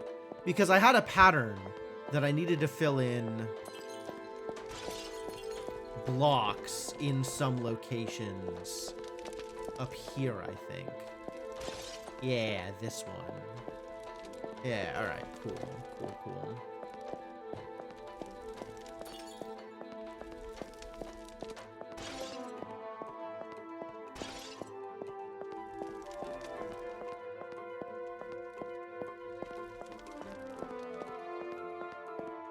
And this one, I never figured out how to fully spell out the word, but I figured out what the word was. So maybe that's good enough.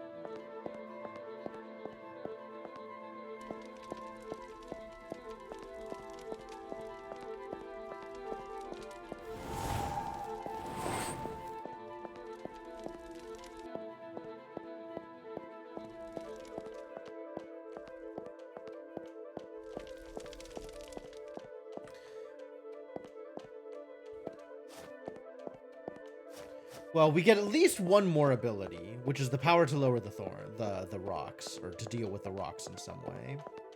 So that's a thing. Later.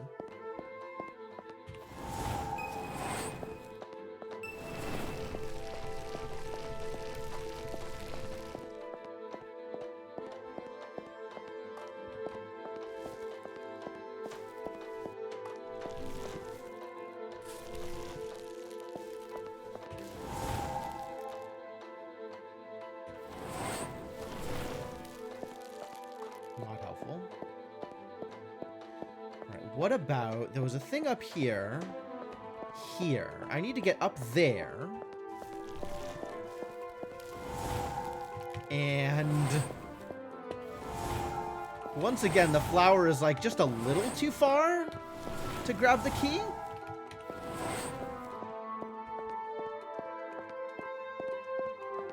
Maybe there's more flower work out here.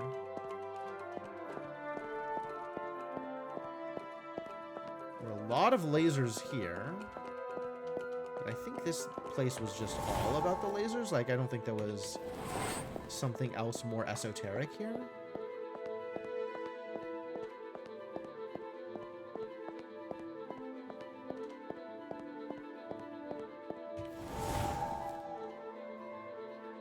Yeah, that doesn't look accessible, nor does it look interactable.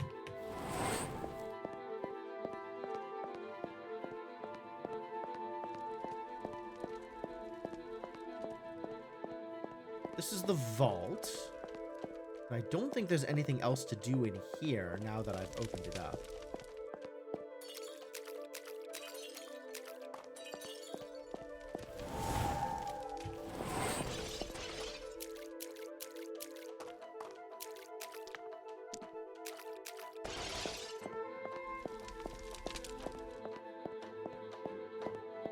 I think we did everything I was supposed to there.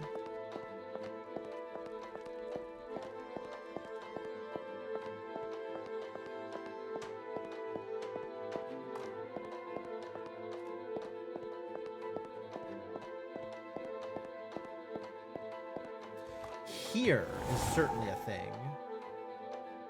I can kind of see some of the other letters now.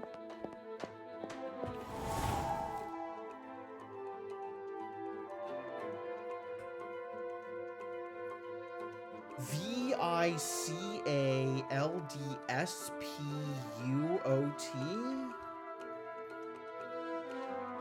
I think this is going to be another anagram solver. Let's see if that does anything. VITOUDLPSEAC.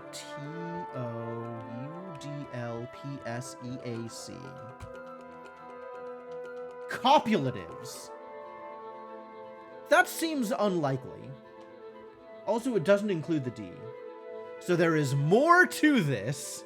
There is more to this. So that's probably not it. This probably lets me get pink laser, though. If I can make this laser pink, we could do something here.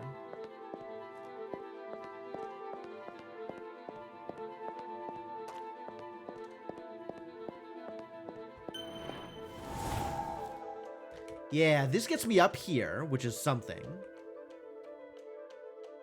Is that something? I don't think that's anything, actually. I think that's nothing. But the important part is it gets me out to here, which is what I was looking for.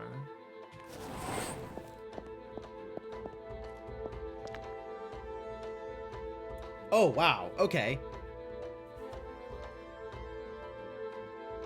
So start at the L and then do other things.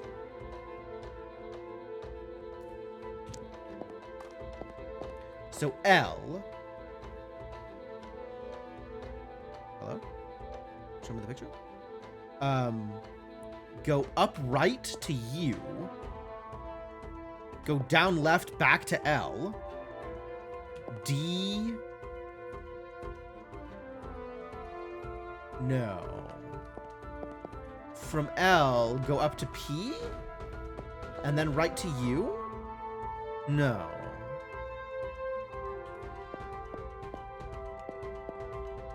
Is that a T hidden by the rocks? I think it might be a T hidden by the rocks here.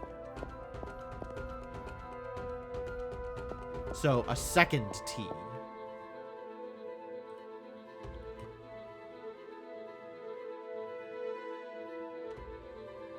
Alright, how many of these words begin with L? That feels a little cheaty.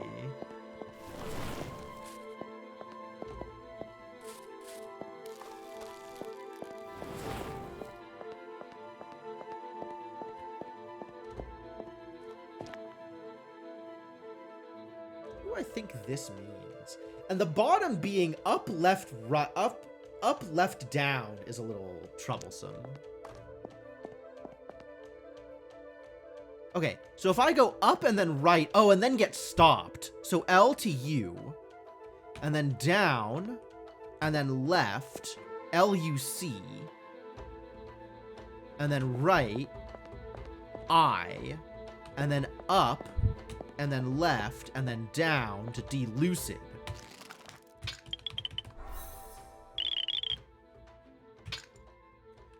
And now we have a new story in Myriad. Okay, cool. This worked. This actually worked. This was good.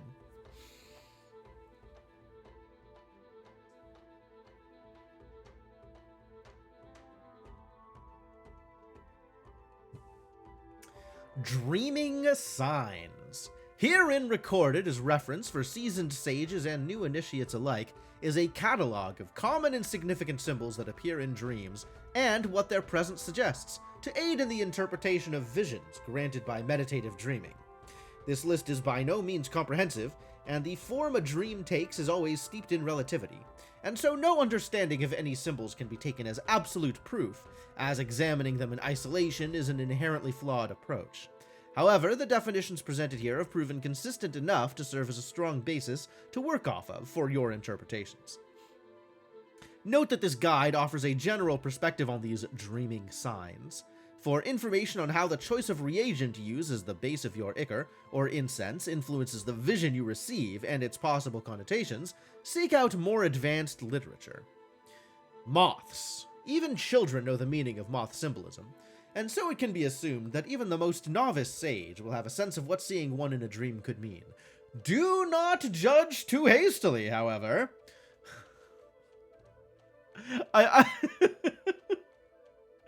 They even put an exclamation mark on that sentence. Yes, moths are indeed associated with death, and so in dreams may be an omen of death on the horizon. The specifics of whom the omen is warning of will depend on other details in the dream. However, moths are also the symbol of Kerkol, spirit of change, both good and bad. Seeing a moth may be a signal that a major change is soon to come. It could be as grand as a revolution or change in power, or as innocuous as someone meeting a new friend or lover. Spiders. A fascinating, though troubling sign, one that uniquely appears to stem only from the dreamer themselves, rather than having relevance to the subject they're meditating on. They are believed to represent unresolved trauma or repressed memories. If you find your dreams crawling with spiders, it is likely that you are mentally running from or rejecting some source of grief in your life. Wow. Okay. As a sage, it is your duty to identify and confront the problem. Not only will the presence of spiders muddy the message a vision is meant to convey, but there is tangible risk to engaging in meditative dreaming with such darkness lurking in your psyche. In more than one recorded incident, a sage who reported seeing spiders without resolving the issue has later entered a dream they never woke from, remaining in a catatonic state for the rest of their days. It is believed that through the enhanced dream state, their souls were able to pass into the forest of anguish without their body and become trapped there. Well, that sounds bad. I would not like that to happen to me. Good thing I'm not dreaming of spiders, probably. Weird grammatical construction, probably how I read it. Like, a lot of these sentences are not necessarily obvious how they are grammatically constructed as you grow through them, which is, I think, not a matter of, like, dangling participles or that one particular thing, not like garden path sentences, but past tense that then shifted to has entered.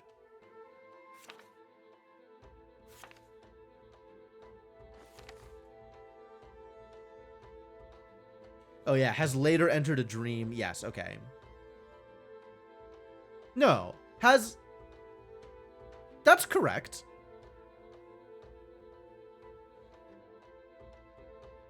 Yeah, has later entered. How else would you word that? More than one sage, ... has later entered. Had later entered. No. Had is I don't know how to actually phrase that. Had is like past tense, right? Like,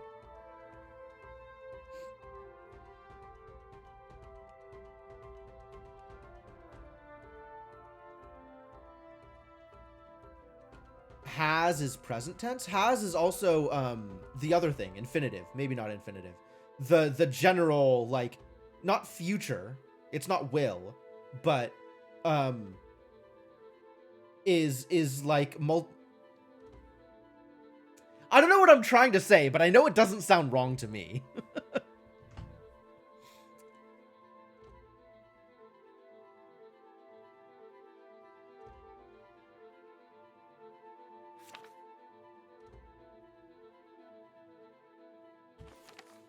Well, it's not really telling a story, right? It is not important and you're being pedantic. Yeah, but like, this is interesting.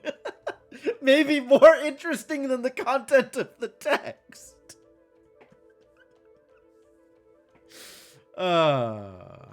It doesn't sound wrong because it's vernacular? Oh, maybe. Okay, I'll go with it.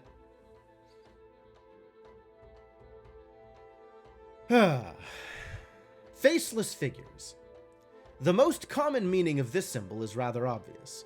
When a figure or group of figures appears with no face, this often implies they are representing a concept or an entire group or type of person, rather than any specific entity. However, if you are able to discern from other factors that the figure is indeed a real identifiable person, beyond their lack of face, it has fascinating implications. It could be that you are being shown a hidden aspect of the person in question, that they are involved in something or acting in a way that you would not expect from them. In this way, their lack of a face represents them being unmasked. More personally, if someone you should be close or familiar with appears faceless in a vision, it could represent that you do not feel like you truly know them, or that you have grown distant.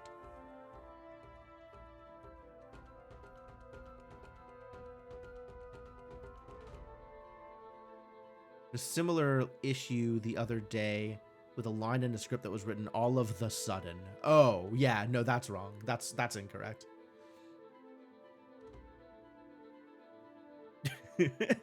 Yeah. I know my way around a little pedantry. I think we're all aware.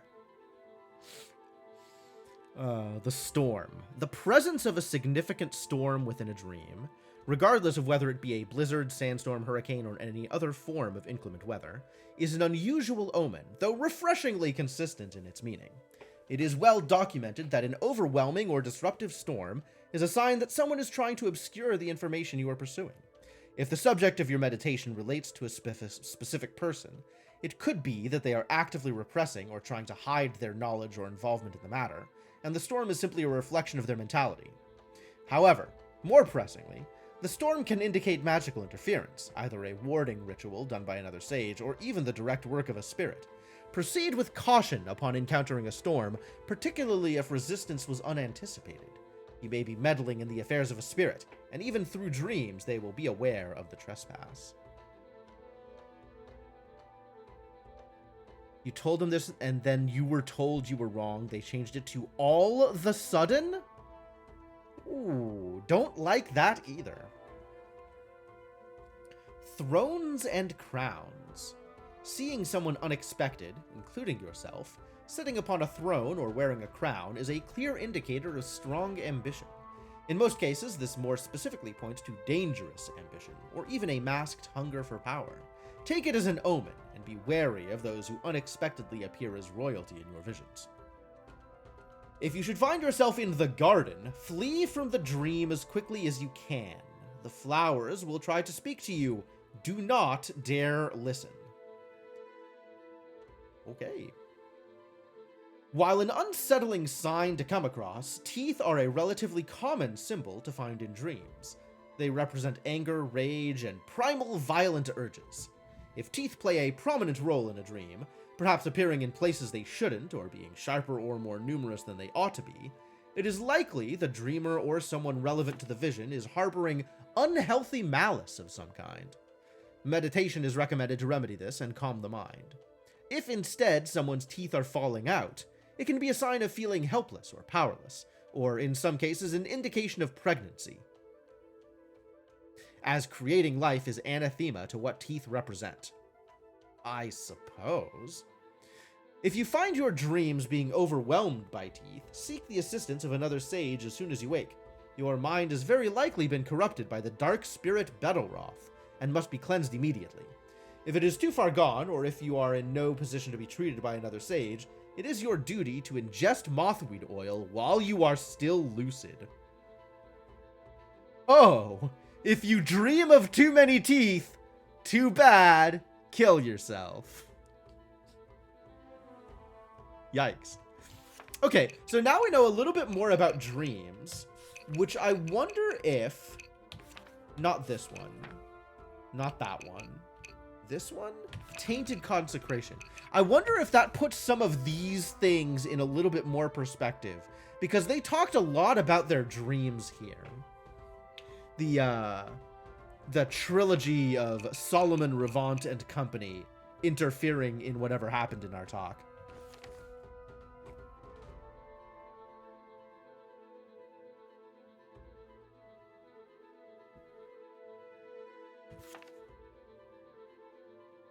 Where did they talk about dreaming?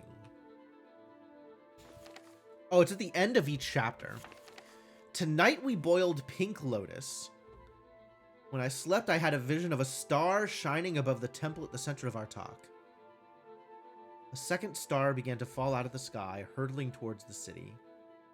Dark vines sprouted from my mouth to gag me. The streets flooded with fire that burned green. Okay.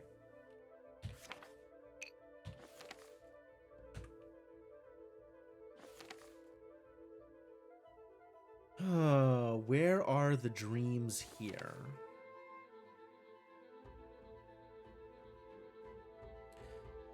Kemi woke screaming about a fox this morning. Ermond refused to share what dream the Ichor imparted on him and jealously guarded the parchment he recorded it on.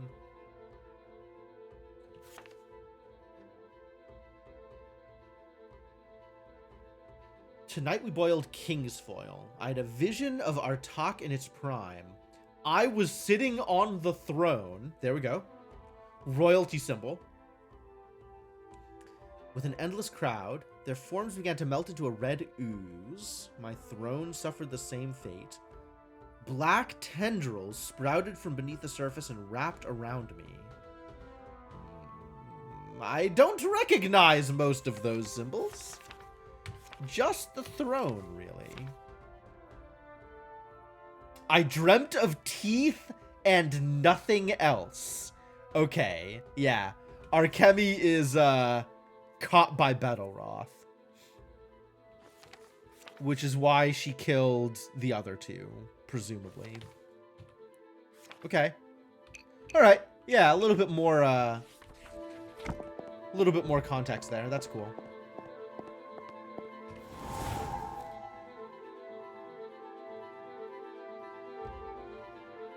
Ah, that's why there's a flower here, because otherwise I wouldn't be able to get back. Oh, okay. Flower me.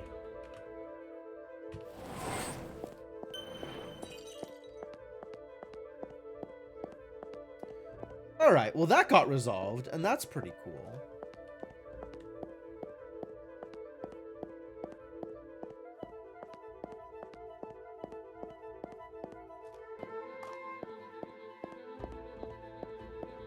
This will take me back to the main road.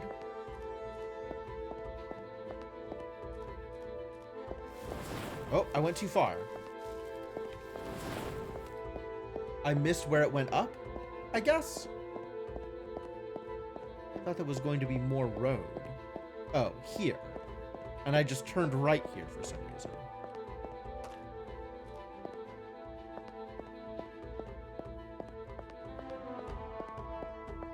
Oh, I see what happened. Okay.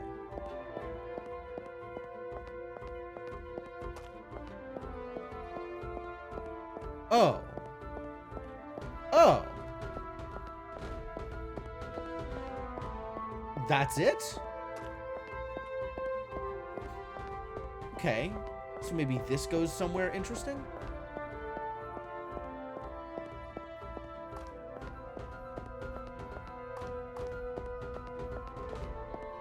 I've done this.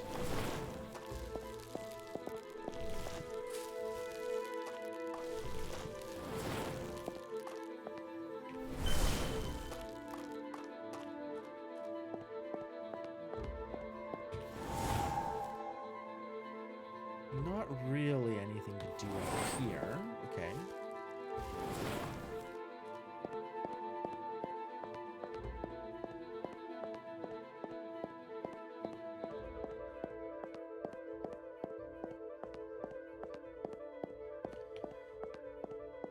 Maybe something out here?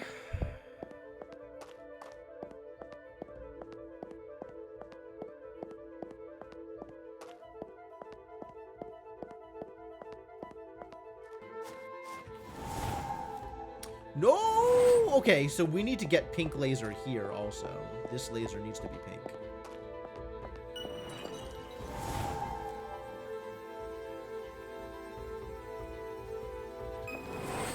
Oops, wrong button. But also, I can't do anything here until I have the ability to interact with the things. Square down left. Okay. If you say so. I don't feel like that gives me a lot of information. But yeah, this is oh boy. I screwed this up. Yeah, I really need to be able to interact with these rocks before I can do anything else. What the crap? I got an achievement for die in an unanticipated way.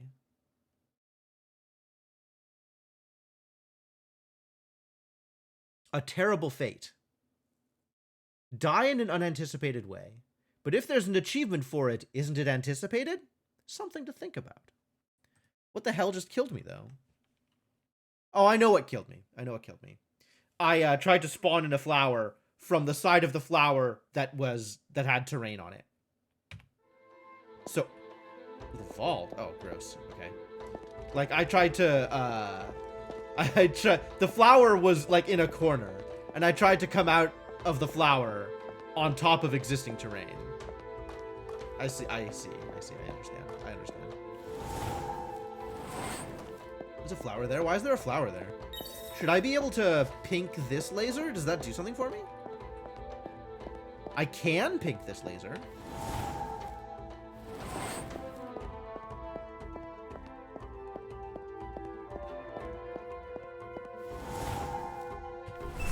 Maybe.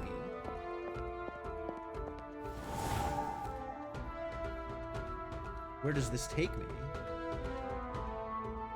I mean, that flower is there, but like, where do I want this to take me? Interesting. I didn't know that I could pink with this, with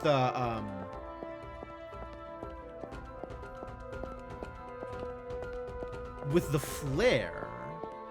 Where do I want this to take me? Oh, maybe down here? Yeah.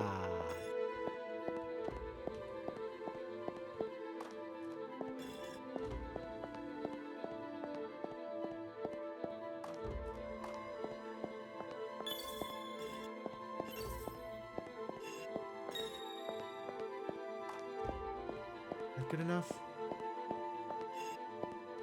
That should be good enough. Oh. This needs to go all the way down so that it actually goes through. And this can go down here.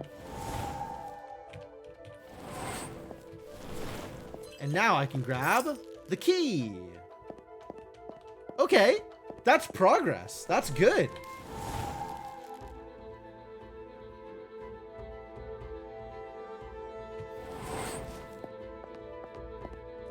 Now I just need to figure out how to how to interact with rocks.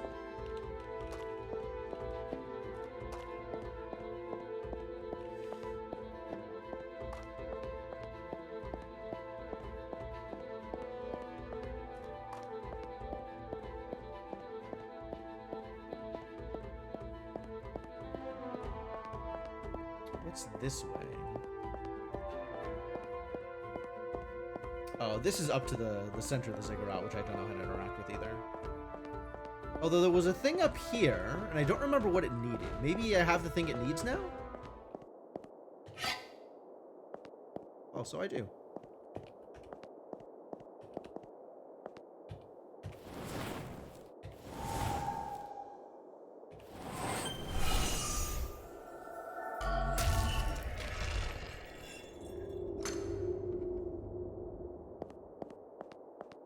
Progress? the wishing chamber. Athanasia. That's different from euthanasia. That's immortality? Athanasia? No death?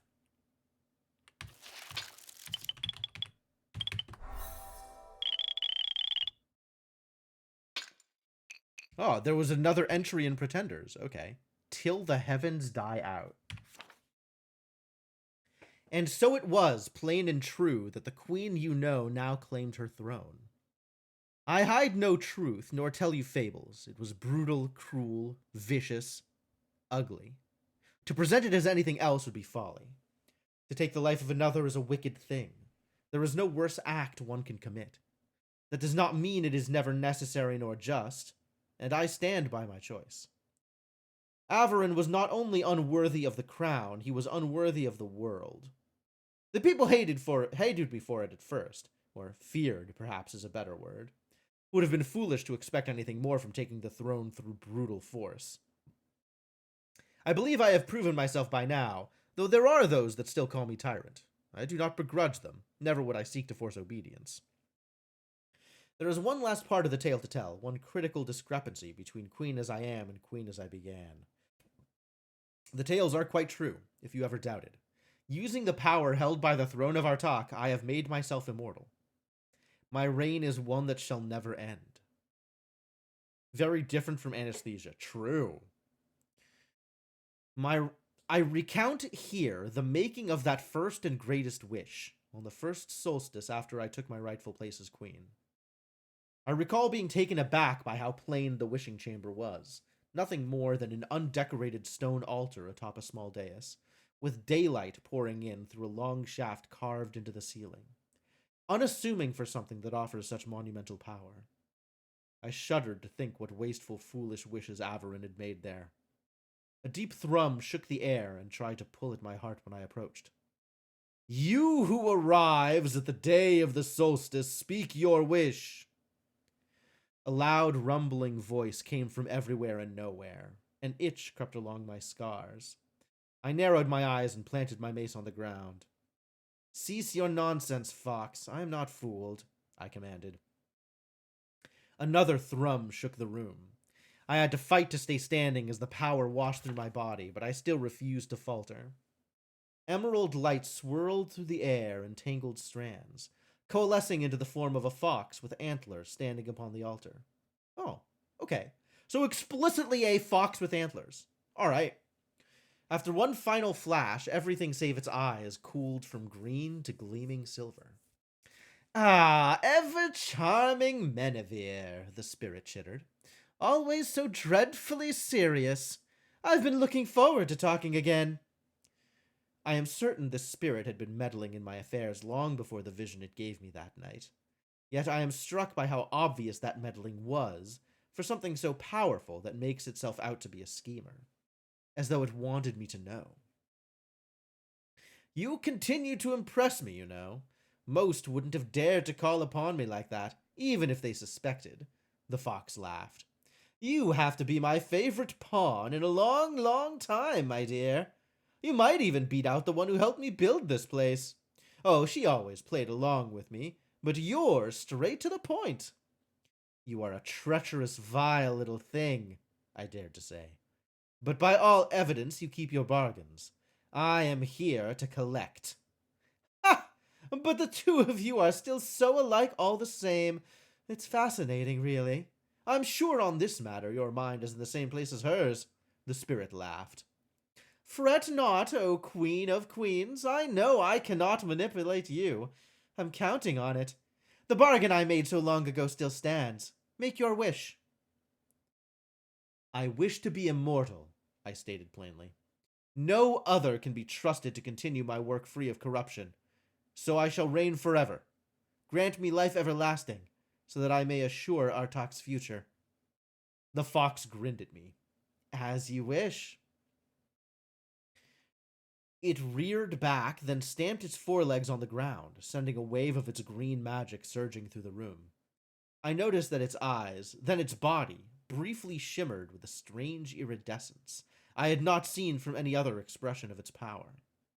The wave of light slowed, then in an instant surged back to pool at my feet. Complete and utter silence choked the room.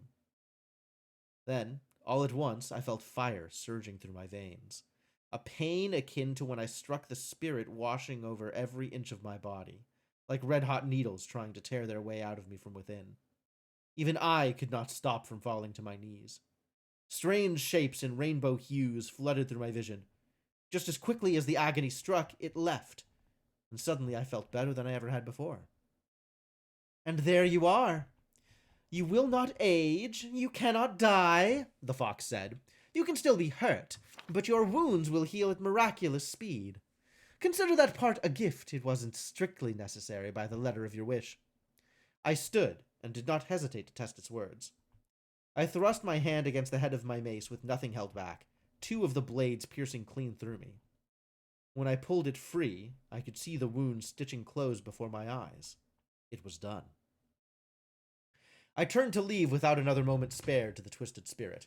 It called out taunting words as I left, but I will not give it the satisfaction of repeating them here. That is my tale, the story of an orphaned girl from the slums with the will to rule forever. The claim I made so long ago still stands. I am Artahk, and Artahk is me. Everything I have done for this city, for its people. There can be no greater purpose, no greater pursuit than to make them happy, safe, content. Know that even if twisted things in stranger times should see my demise, that love will hold to the bitter end. I am Menevere Allrain, and I am no pretender. The story of hubris. There's a little bit of hubris here, yeah. No, Menevere has quite the opinion of herself.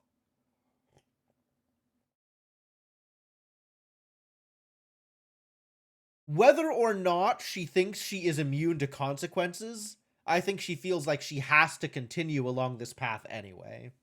It is, required of her. It's a mandate. Unclear where that mandate is from, but it's definitely mandated. Oh god, why?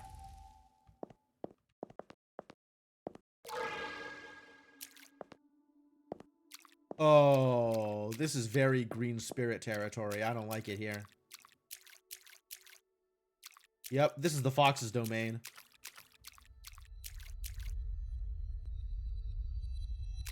Okay. Imesk.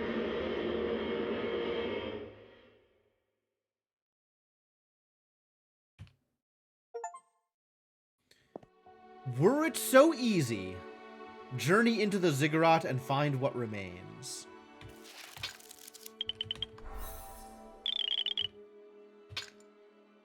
The first wish! Oh, there's still more stories. My god, there's so much left to do in this game. The desert. Soft sand shifted beneath their boots, heat rising from the golden ash in waves that warped their vision.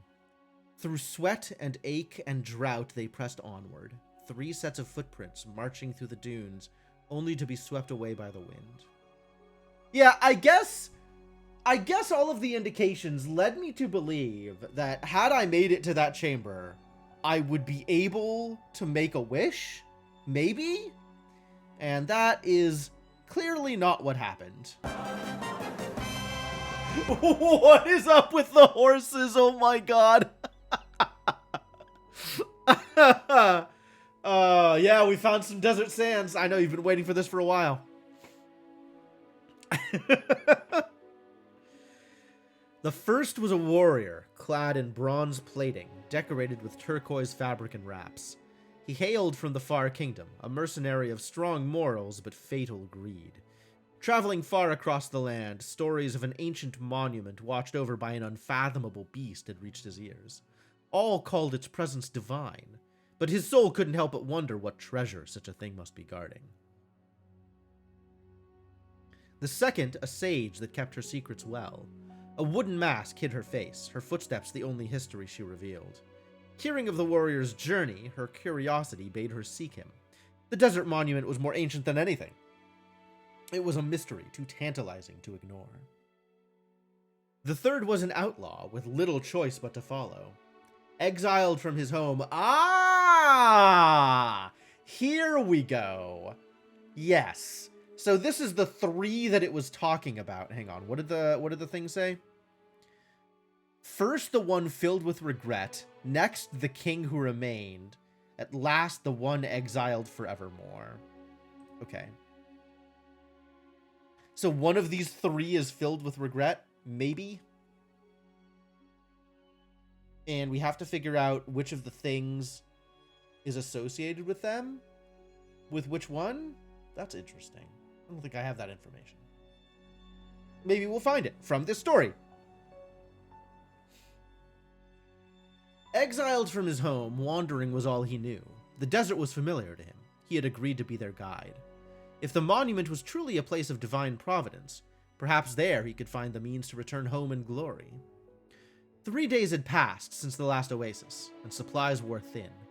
The desert seemed more desolate the closer they grew to their destination, the grains beneath their feet boiling from unrelenting sunlight.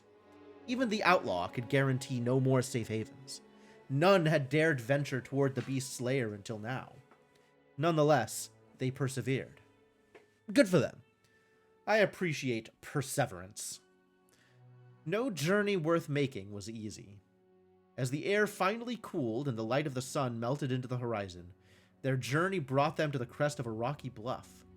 From the edge, destiny revealed itself.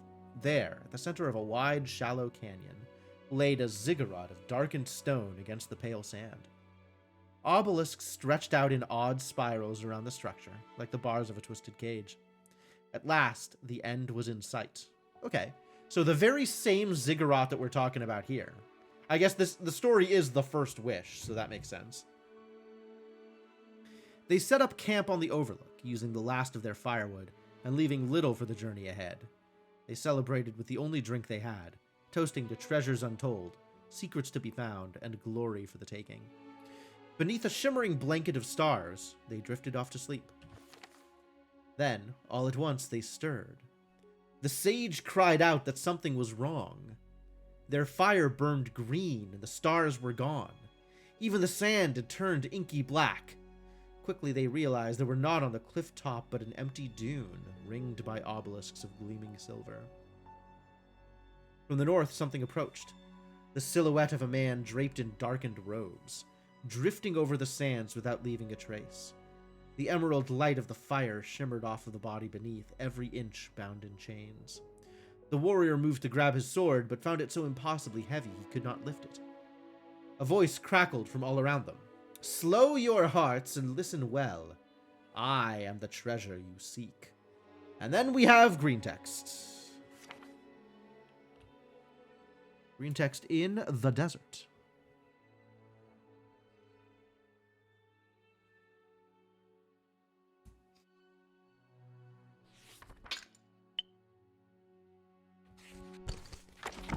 Well, now we're out here. Oh, Mole, the fox is back.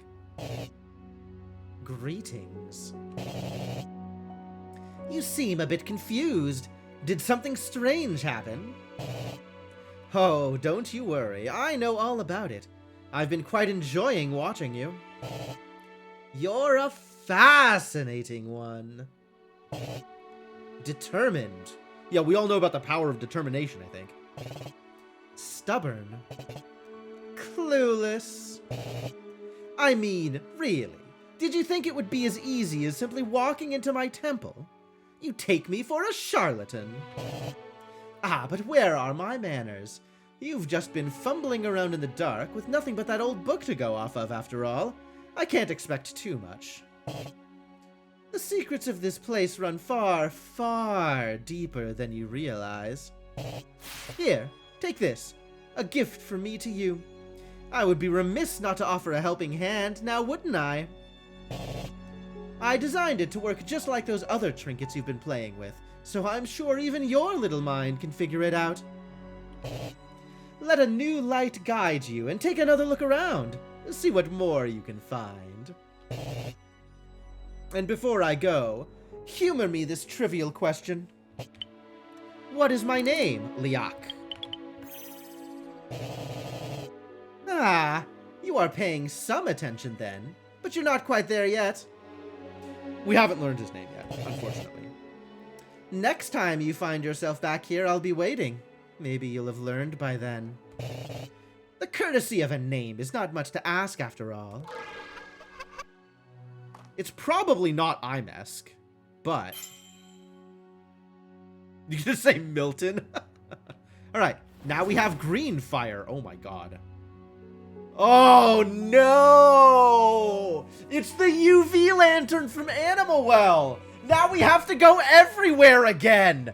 Son of a... The fox is watching. Alright, well, let's just leave the green lantern, the green light up for the rest of the game, I suppose. The beast draws near. There's literally nowhere else I could go. Why would the beast draw near here?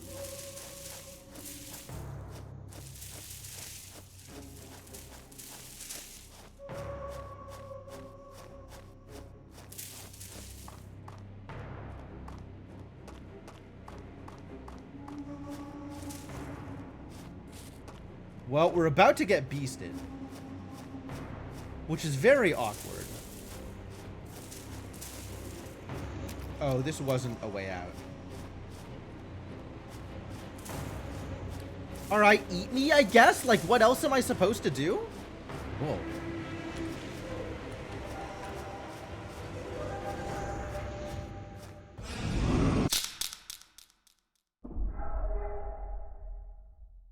Flee to a different part of the city when you are being hunted. Yep.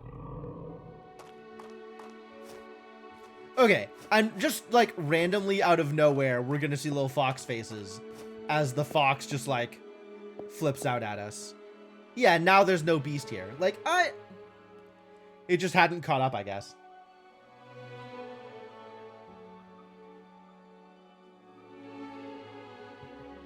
Alright, since I didn't take a picture of those arrows, let's go take a picture of those arrows.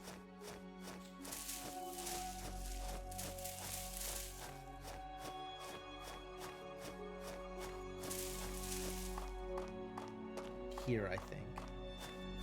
Ooh, no, this is further up.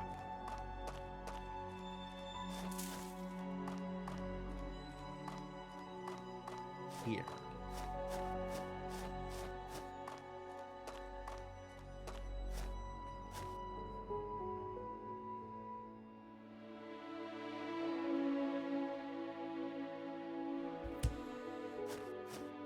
Not that I have a strong idea what that means, but, oh, I do know what that means. Okay.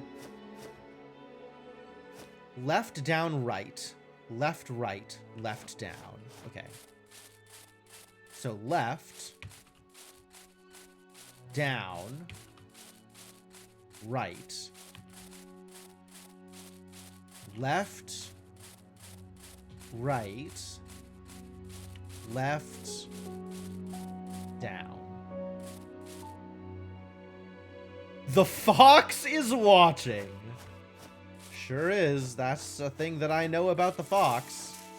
The fox is watching.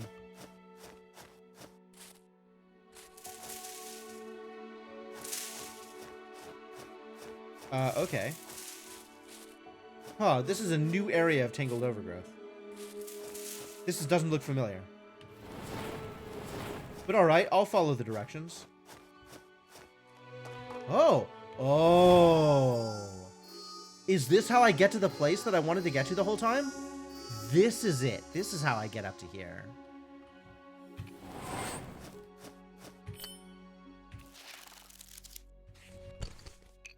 That is golden plate number 3. Oh, also this key. An old rusty key. A symbol engraved on one end links it to the temple in the plaza courtyard. A pendant made of gleaming silver with an odd green sheen to it. A fox head insignia is embossed on the front. When exposed to the flame of your torch, the fire begins to burn in a bright green hue. And where that light shines, hidden markings are made visible. Neat.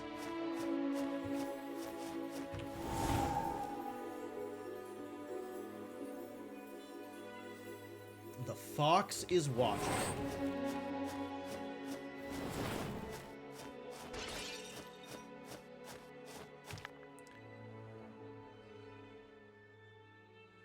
Pitanep? That seems unlikely. Ha! Sure, Pitanem. Let's see if Pitanem is anything. It sure is. Unmasking! Yet another storyline. Okay. This is my 50th entry, though. 50 of 90.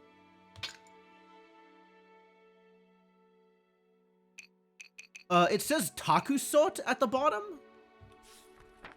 What if I spoke that?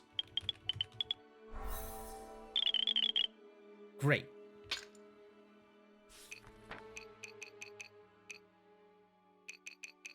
He wrote on my book! What a jerk!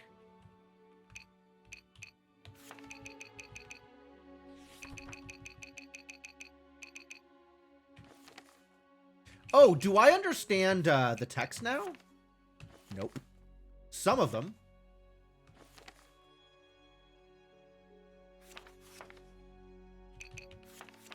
Oh my god. There is green text everywhere. There is new green text in all of the stories. This fox, though.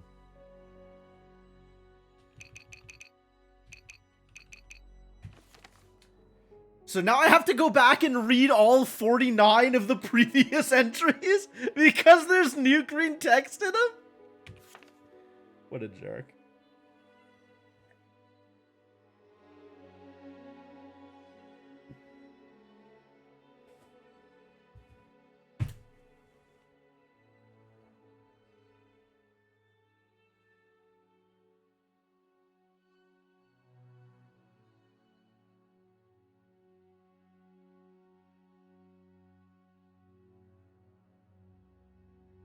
Well, let's get to work. I am alone.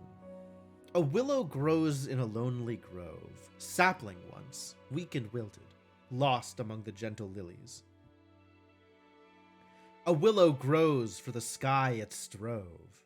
Strove?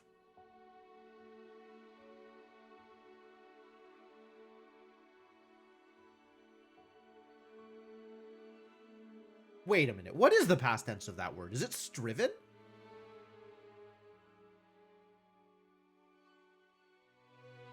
There's no way it strived.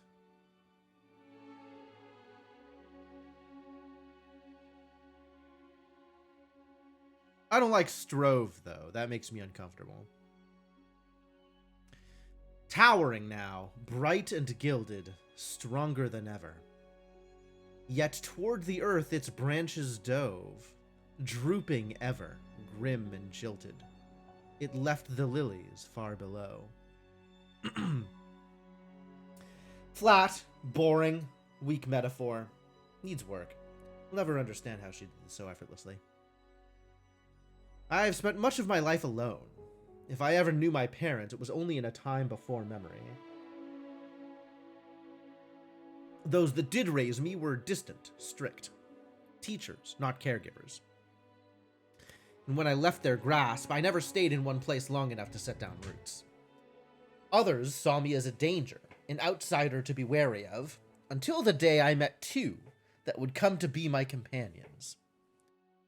A few long years we traveled, comrades joined in pursuit of glory, and when we found it, we forged something beautiful together. Something good. Though it was never what I set out for. I am alone once more. Exiled from the city I helped build with my own hands. Set to wander the far reaches of this world for the rest of time. I accept it. I do not deny that I am unworthy of paradise. Though nor am I ignorant of its birthright doom. Artahk has been fated to rot into something truly foul from the start. The fox will see to that. And it is all my fault. Semik Kaiwakail is loose upon the world once more. And I am the one that freed him. The others, they were deceived, in part by myself, but I was complicit. I knew exactly what Semik was before I even set foot in that godforsaken desert, and I freed him anyway. Sought to do so from the very start. So is this the sage? Unclear if this is the sage or the warrior. I don't think it's the outlaw. But it definitely feels like, well, maybe it's the outlaw. Sage or outlaw, both fit. I do see the word regret, though, so that's important.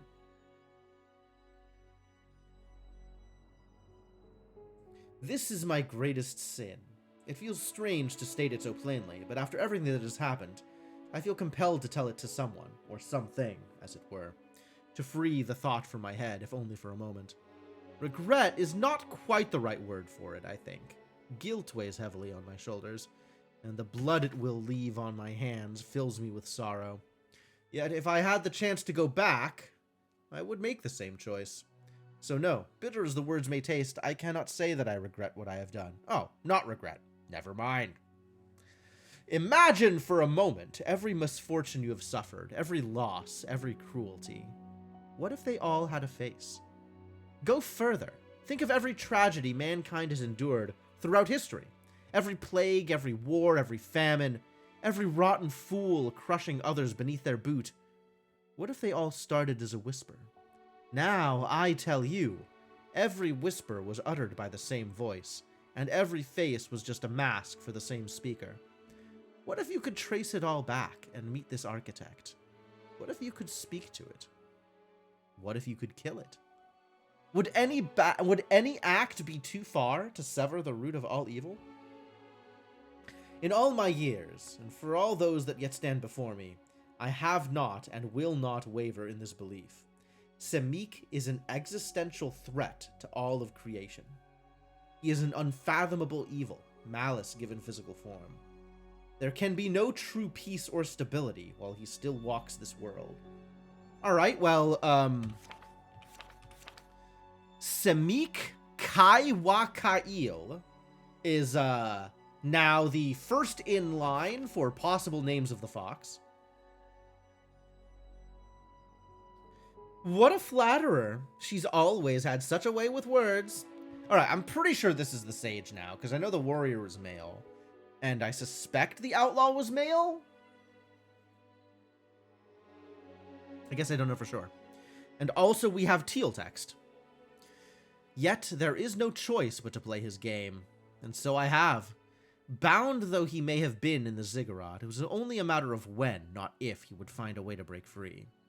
In doing what I have done, I ensured it was on my terms, bargained for the means to one day fight back. It is the only logical choice for now, to scheme within his schemes, rather than push back against the current. Really? You think you can out-scheme the fox? Talk about hubris.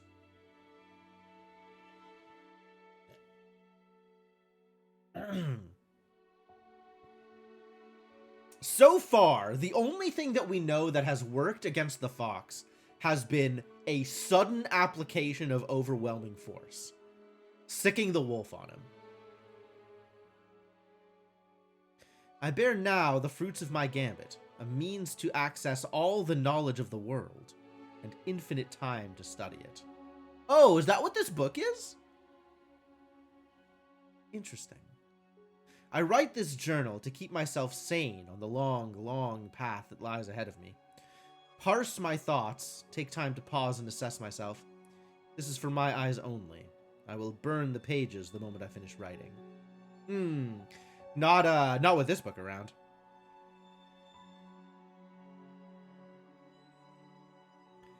I am no fool, though. I have brought into this world a means to uncover all knowledge, to read anything that has ever been written, including these words. In time, the tome may find its way to a new bearer, and they may find themselves reading these thoughts in turn. So be it. Whoever you may be, I hope one day, when this is all finally over, you can forgive my treachery. Unclear whether or not I can forgive your treachery, I'll be honest with you. Yeah, it's still hubris, though. Like, just because she's smart, and fair enough, as far as the story goes, she was pretty smart. I don't think she's smart enough to outwit the fox.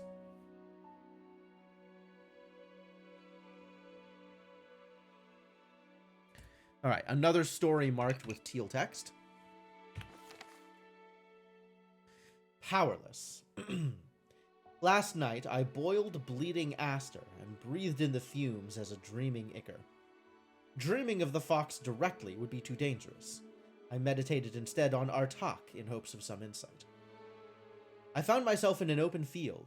There was a tall, fat-trunked tree towering ahead of me, but otherwise only calm, grassy plains in all directions. The sky was wrong. The sun hung overhead and lit the world as day, yet it was surrounded by a night sky full of stars. Two figures stood in front of the tree, both warriors. One was a knight fully armed in golden plate mail, wearing a cape that bore the symbol of an Ouroboros. A sword that seemed to be forged from pure light was in its hands. The other was a brutish ogre, armored in jagged silver plating that left gaps of green skin, and its monstrous grinning mouth exposed. Its helmet had antlers, and it wielded a wicked glaive. The two warriors were locked in a heated battle. Every time their blades would meet, I noticed the stars would flicker out in the sky above. The fighting raged on until, after a time, the brute with the glaive turned its attention towards me. It threw the glaive like a javelin, straight as an arrow, and aimed at my heart. I could not have evaded the attack, but before I could even try, the valiant knight leaped in front of me. It fell to its knees, impaled through the chest. With a gleeful grin, the brute wrenched its glaive free, then brought the blade back down upon the knight's head. The moment it made contact, the sun was snuffed out, and everything went dark. This is all I remember from my vision. I guess the green skin does signify Samik, probably. Frustrating. This is not the first time I have had that dream or some variation of it. That must mean something, but if there is some insight I am missing, it remains lost on me. The two warriors are Vanalran and Samik, of course. They are absolutely drenched in relevant symbolism. In some past iterations of the dream, they have even more blatantly been a serpent and a fox, and I found myself in the guise of a raven to match. It is a representation of their eternal rivalry, and how I am responsible for Vanalran's demise. The stars, too, are obvious. Samik's bargain was quite literal, a wish for every star in the sky, meaning a star is destroyed every time he grants one. Poor Torin went mad when he realized and understood the gravity of what we had really done. His son now carries the torch, working to turn the city into the paradise he envisioned. In a way, it almost sickens me to see Artahk flourish like this, knowing that Samik is eagerly waiting for the perfect moment to tear it all down. A pit of dread gnaws at my insides. Okay, so we've seen the name Torin before. Torin was, I think, the first king of Artahk. Let me finish reading this, I guess, and then we'll come back and look at the words. You know what? All of these names need to go into the text file. Torin. First king of Artahk, I think. I'll double check that. We should also list the gods that we know. Hesperane. Hesperane isn't the moth. Hesperane is...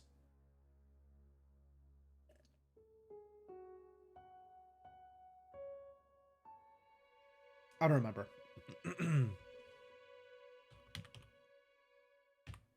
Carcole is the moth. Change. Change and death. Vanalran is the serpent. Light. Samik now. Samik. Kaiwakale. Fox. Trickster? Cruelty? Something like that? I don't remember her name or their name, but the swan is love.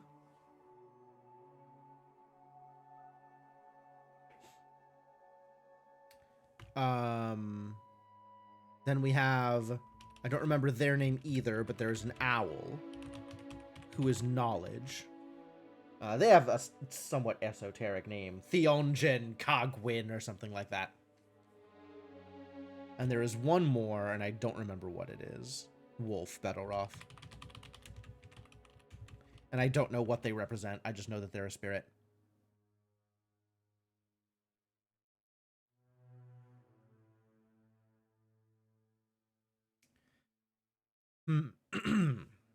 Okay. Back to reading.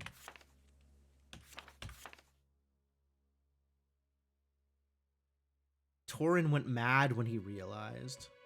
His son now carries the torch, working to turn the city into the paradise he envisioned.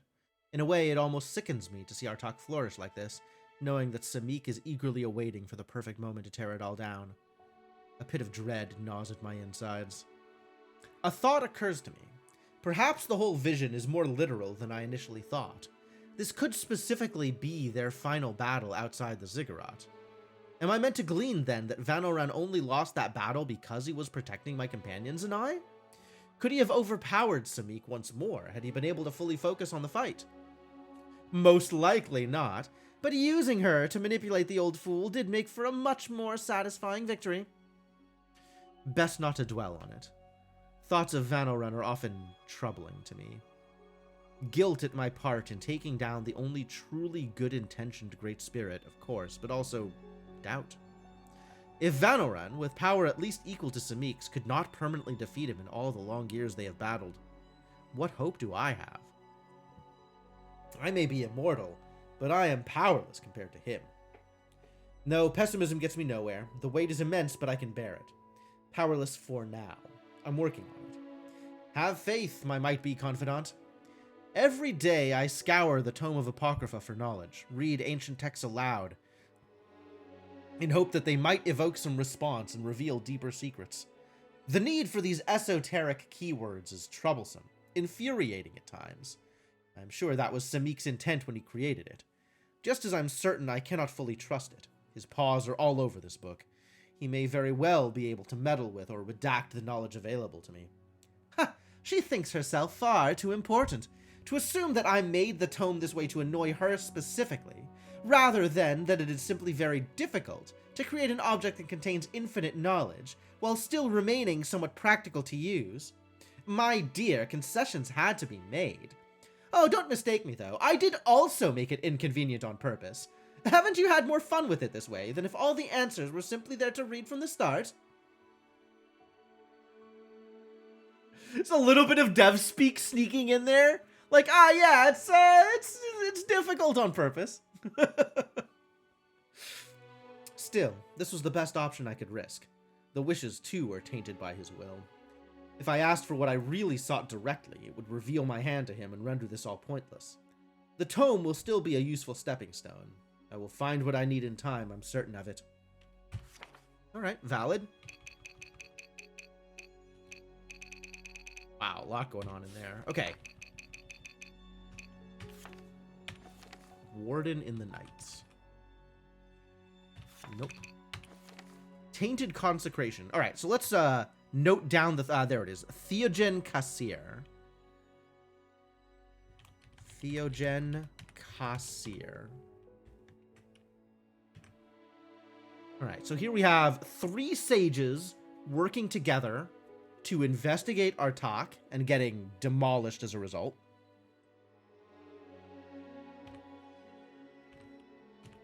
Ermund Eleron.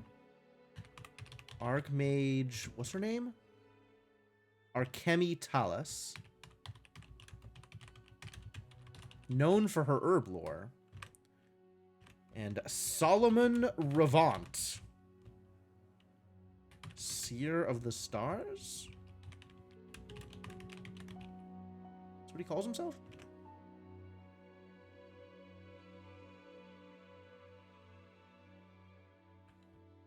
The Senior Sage Crew.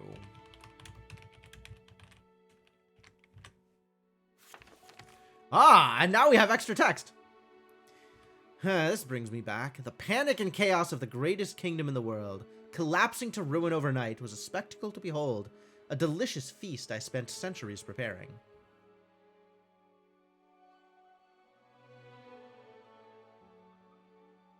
The vegetation here is strange, though, isn't it? You may not believe me, but that wasn't my doing. Not deliberately, anyway, as nice of a touch as it is. The deep magic required for these feats is prone to such oddities. Oh. Yeah, the plants are weird because it's just a random side effect of all the magic that was, in fact, done deliberately.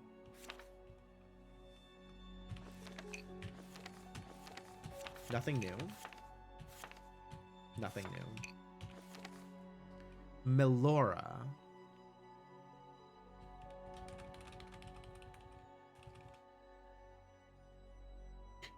Learning why the vile serpent Vanelran forsook the mortal races. Was killed, in fact.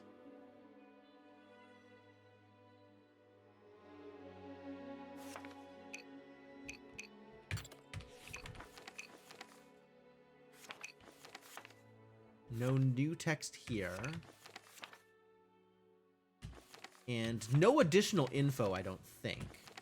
Because the only proper names in all of these are Artahk.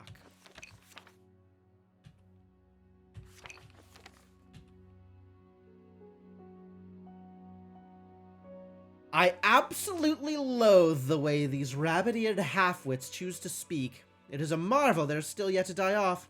Remind me to fix that one of these days. That's our fox. Sounds about right. Kamik.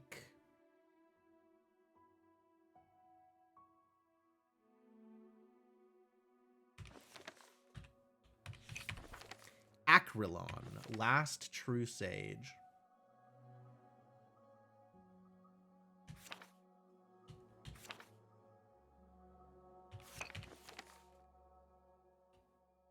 Bargaining with Theogen Kassir. Oh no, not a thing that he did.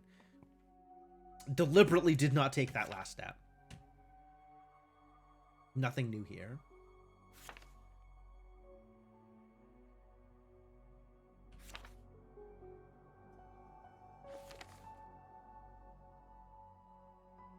The Curse of Betelroth is on Artahk. Acrylon knows. The breakthrough. Filling his chalice? Honestly? These idioms were outdated during the height of Artahk, let alone here in its last gasping breath. I'm almost impressed. I thought that the old Tree of Knowledge symbolism had been forgotten a long time ago. I fear our friend Acrylon may have been trying too hard to remember the old ways. So that's what that sap in his chalice thing is. Like, we knew the intent of the meaning of it, but I didn't know, like, sap from the Tree of Knowledge is how that idiom is created. Weird. Weird idiom, to be sure. Personally inscribed by one of its former kings, Tenok Rovan.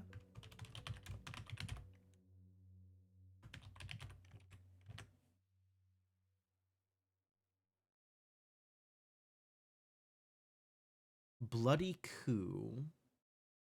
Oh, right. He kills Irenia and takes over for her.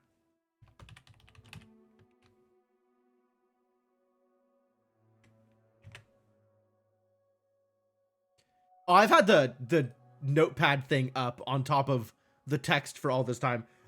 Sorry if you also wanted to read, but my mistake. I'll do better.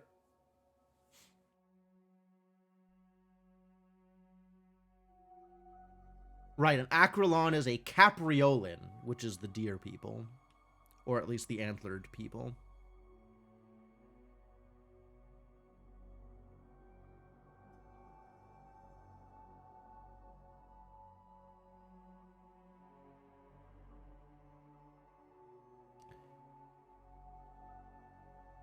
And then Menevere claimed the crown over a century later, but Menevere claimed the crown from Aravin. Right? Oh dear.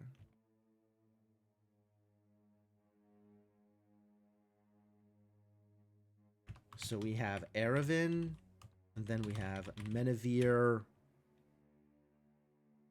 What's the last name? I'll see it later, I'm sure.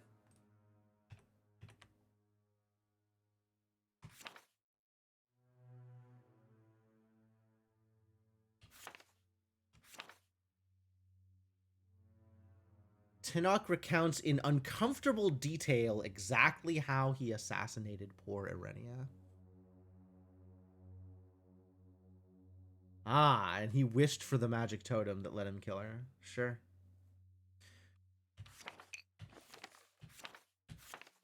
Anything new? Anything that I want to copy over here first?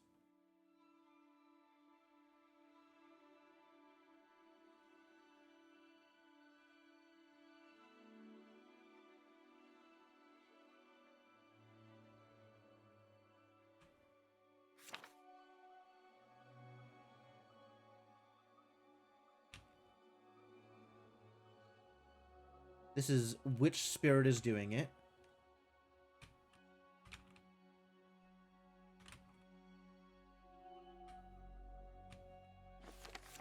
Who then is conspiring to steal the knights?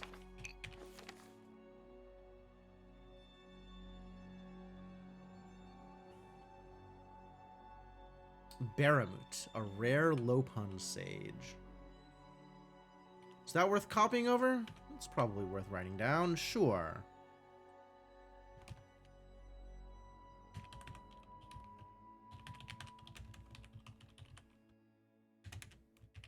Capriolin.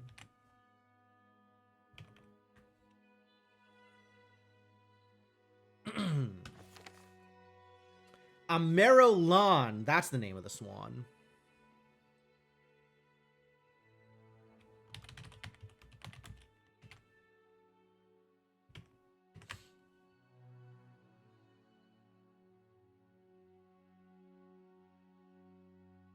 So this is now cycling through which of the spirits is the one. The fox has a response, of course. Oh, how it would wound the old fool to see the mortals speak of him this way. It's almost sad how easy it was to turn them against him. Like they never cared at all. You're a fickle lot. That's one thing that's always stayed true. More like they lack information. That is also fairly consistent.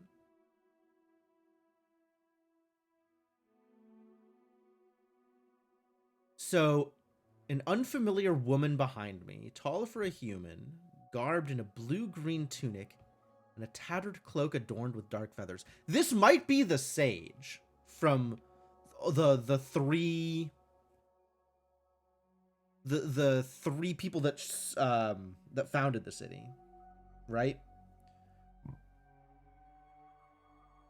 The sage. My name has long been lost to time. Yeah, looking at this again, this is a warning not to go to Artahk. Because, I mean, she knows. She knows that it's the fox. That nobody remembers, apparently.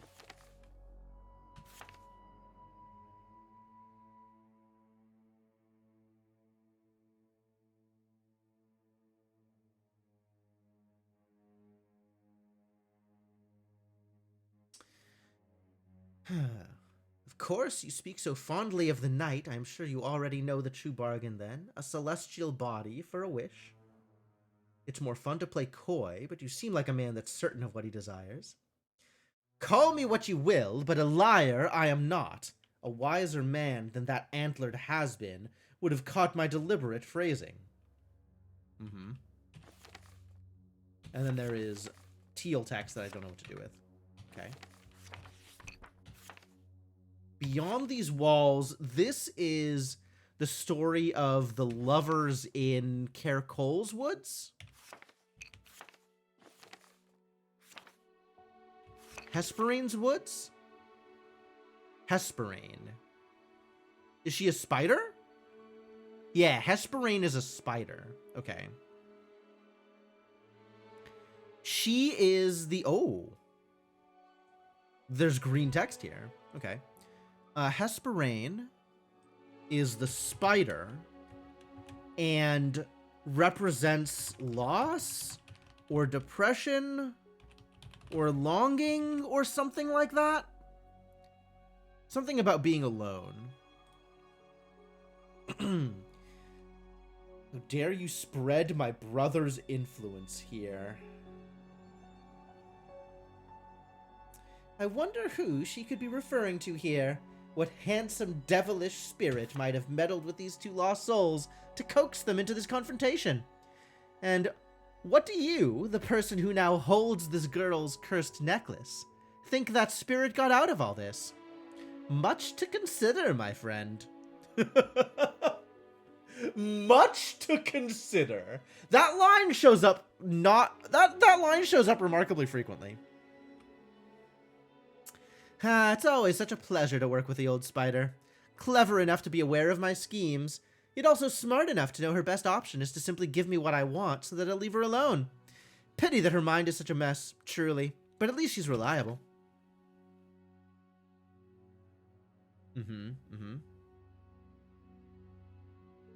I am the well of all sorrows.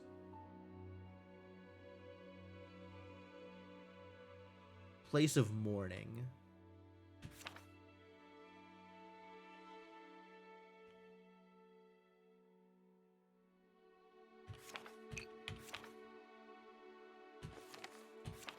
Oh, nothing new there.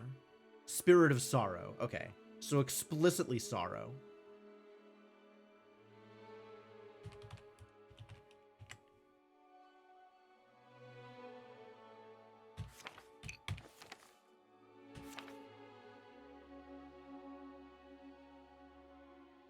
See, can't say I'm all bad. I allowed this poor little pixie to come and go with nothing but a new outlook on life. Astounding, really, that she left here with fewer teeth in that head of hers than when she arrived. I'm sure if I told you that was my doing, you'd say it was just part of another scheme, wouldn't you? I know she would. This is interesting. Talking about a pixie as opposed to... No, the pixie is the one that was wearing the necklace, right? This was always the same perspective character. So...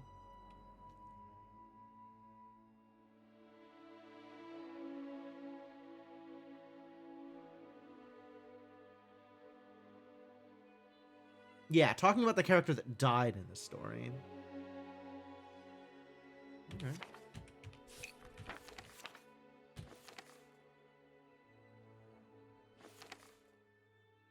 Our first true ruler, Akinad, whose reign they call our Golden Age. The warrior would go on to drive off his two companions and take the throne for himself, only to go mad raving about the stars later in life. His son, Akinad. Okay. That's helpful.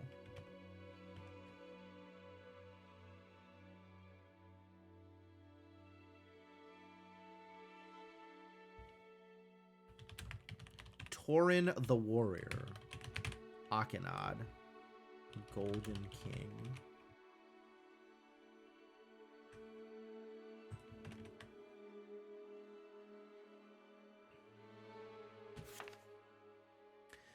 Akinad, he who made Artahk glorious. These accolades are, in fact, mostly based in truth, if a little embellished by time. Except for this absurd notion of defeating the Atrians with his bare hands, which disregards the most crucial element of the tale. He had a weapon. Me. Tried as it may be, it does feel good to unleash a little wanton destruction every now and again.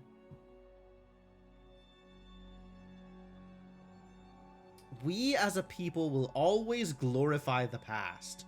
Never forget that. You always do. A lot of commentary from the fox here. Stole a wish from under her nose. Stole is a bit uncharitable. I opened the door and invited him in, after all. Ah, I missed Irenia here, who is the daughter of Akinad.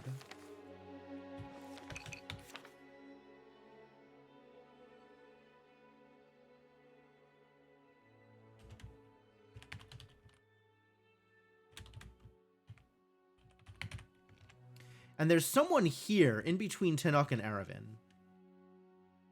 Someone else who takes over. Maybe Tenok's daughter? Something like that? Alright. He claimed he was righteous. He was a warmonger through and through. You want to know a funny thing? Those weren't my words. Not so much as a whisper of doubt. Where does it talk about his words?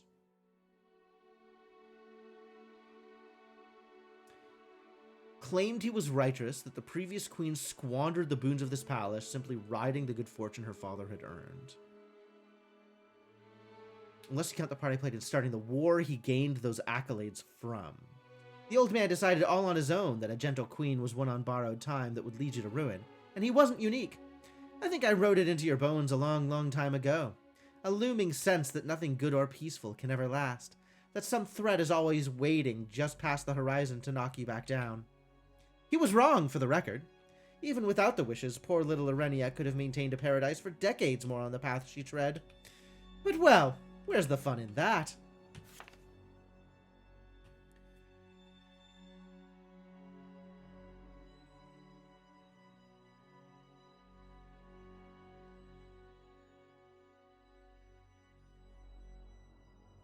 Huh.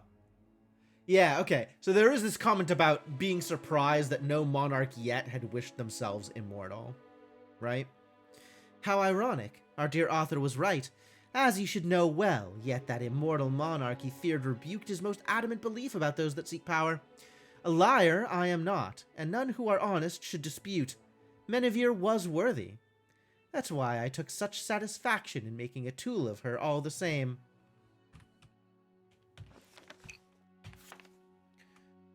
The Stoic King.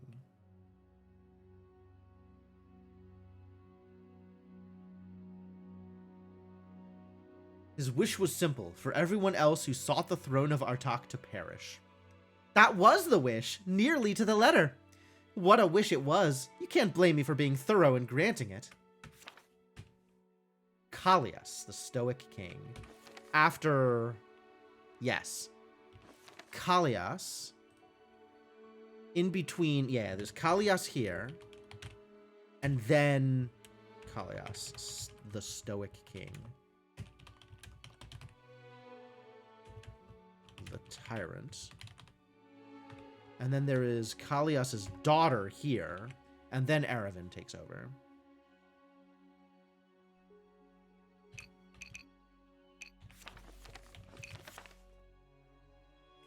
Paloma. Paloma.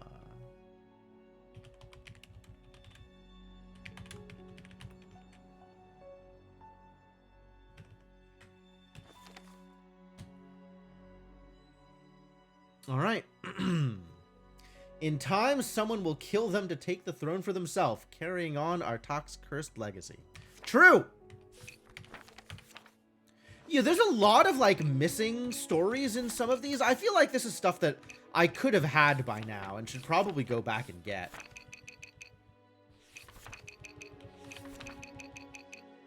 Assuming I can figure out where they are. Petrom. This is Menevere's thing. This is how Menevere dies? The end of Menevere's reign?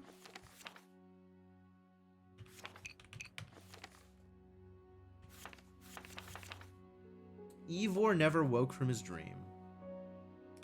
You're no sage, so I wager you think this was my doing, but I assure you it wasn't.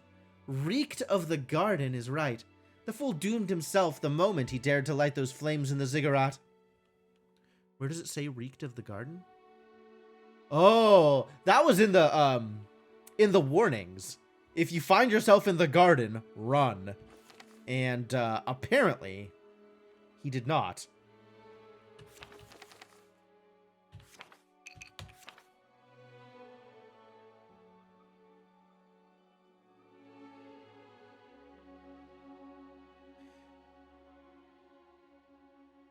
This is the final vision that Menevere had. Of herself, I guess. She is correct, this was not my doing. Yet I take some offense to the notion that she thought I couldn't fool her if I needed to. Surely you've picked up on the same details that show through. Silver this, green that. I'm sure it's getting old reading it by now, really.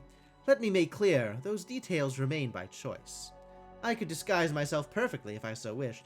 But it's so much more fun to watch you miss what's hiding in plain sight. Yeah, that checks out. That is, extremely Fox. Ah, Menevere, all reign. That is... Wow. What a last name. I don't think I'd thought about that one before. But yes, Allrain, the immortal queen. Since she does intend to reign for all time, that checks out. Stoic to a fault from the very beginning, a truly incorruptible soul. Like talking to a statue if you tried to sway her from her path. She was a wonderful challenge to work around.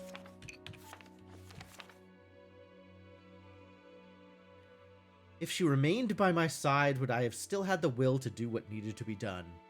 Funny, I had the same question.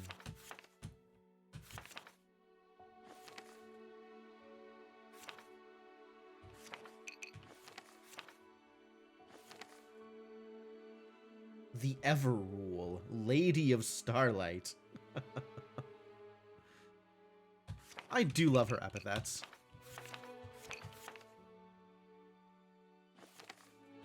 No green text in Coronation. To the fox, who I am certain will pry into every word I write, I repeat, should you ever find the courage to rear your head instead of slinking in the shadows, know that I will not cower, but cast you back into whatever pit you crawled from. Oh, the irony. If only she knew what the future had in store. Which I certainly don't. Queen without equal.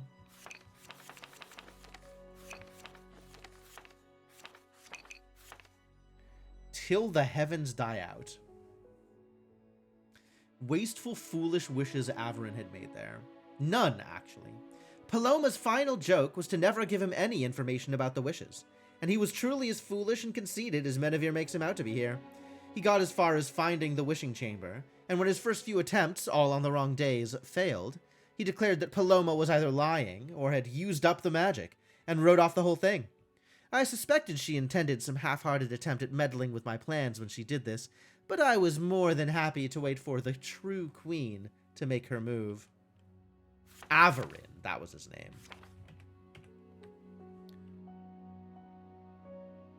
Averin. Using this as an excuse to go back and make sure that I have all the knowledge correct, in addition to, like, finding all of the fox's little green text pieces. The little rude in the corner. Hang on, this is good. I'm gonna point this out right here. Not like a full conversation line or response, just rude. I love it.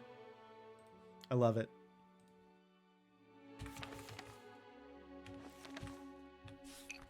Eternicide. Nothing there.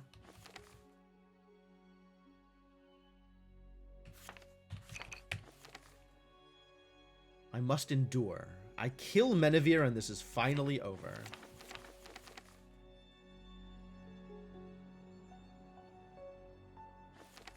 Liak and Kalimin.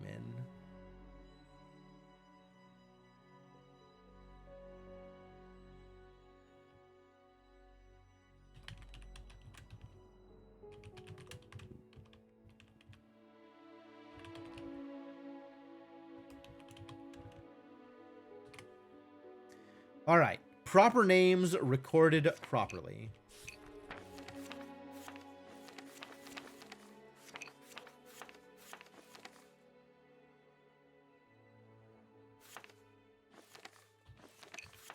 Do we have names here? This is the sage.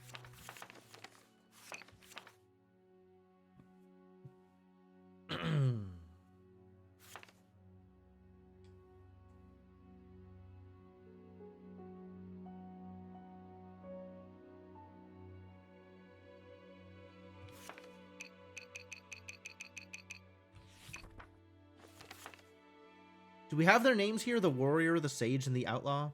We do not.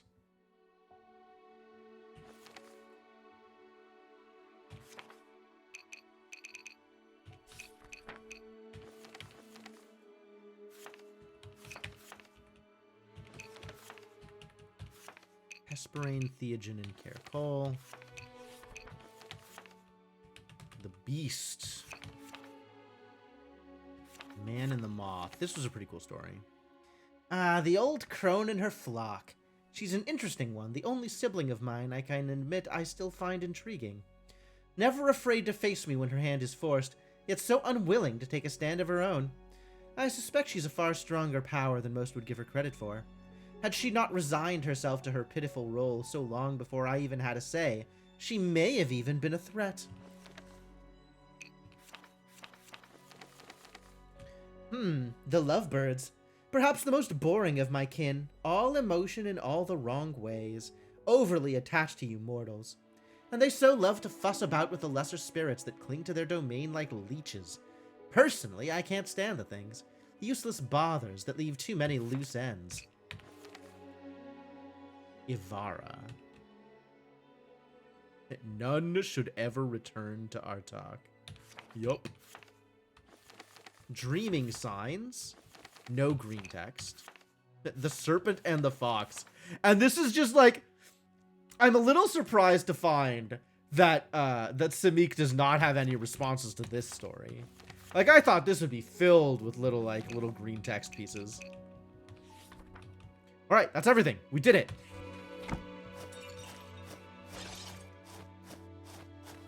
Whew, what a struggle. Alright, now I can finally make my way out here.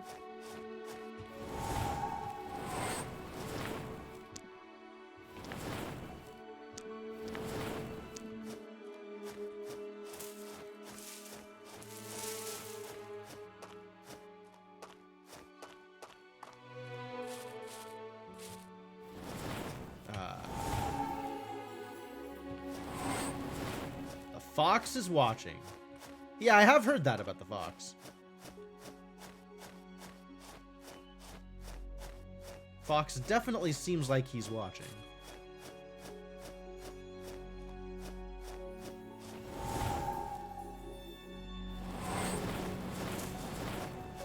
Alright, there is a lot of wandering left to do here. Yeah, I've already engaged with that.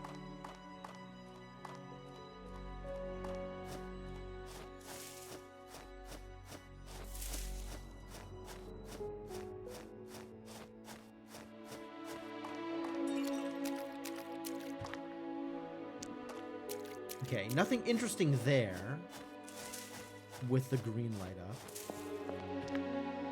Nor here. That's fine.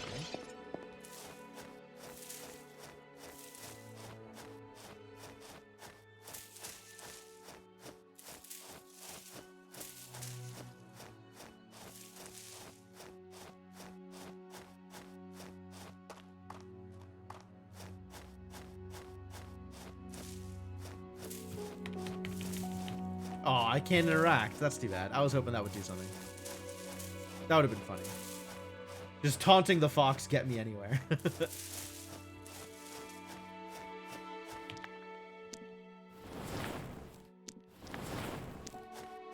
Alright, green light here doesn't do anything either. Which is fair.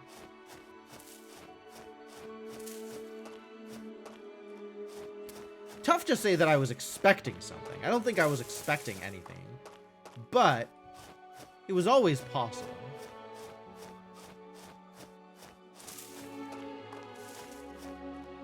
This takes me to another zone, which, like, we can check this. Oh, the Hungering Shrine. No, let's check this out now. Since this is all, like, one small area. And there's not a whole lot of territory here to explore.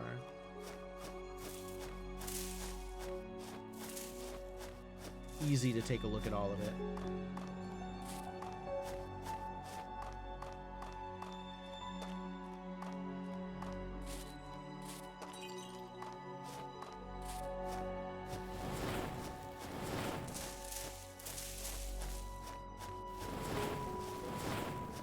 Three!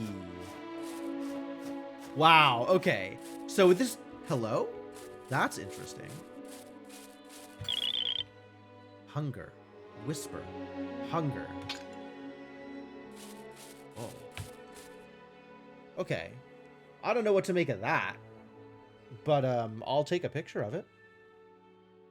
We'll see if that turns into anything.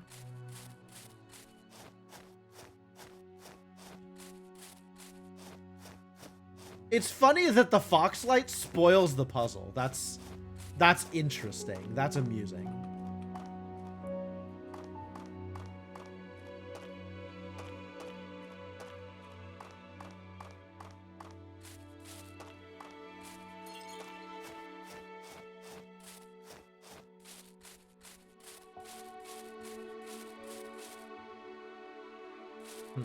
Okay. Interact with this thing one more time. Okay.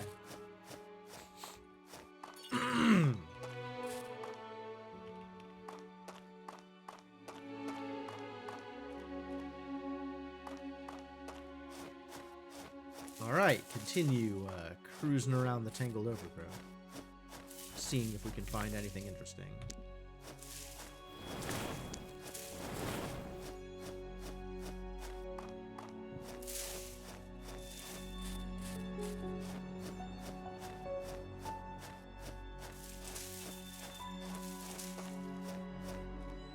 So now there's going to be little grin faces popping up in the corner for the entire rest of the game, as long as I keep the Foxfire up. Man, that's something. Not yet ready to go in there. The fox is watching. You know what?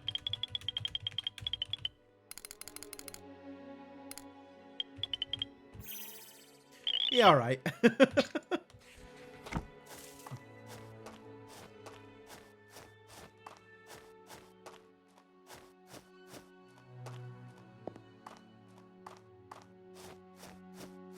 This little sun symbol? Also a little sun symbol? Another little sun symbol? Shows where the laser goes, I guess? I don't know. I don't know that it shows anything, actually.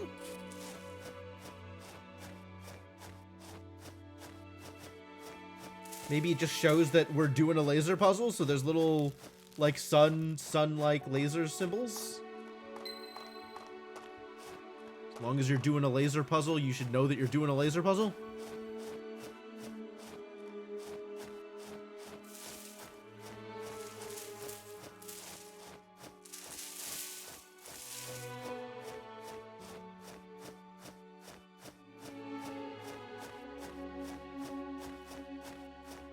Nothing there.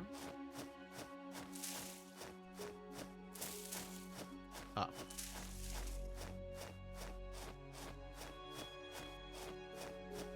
What does that mean, up?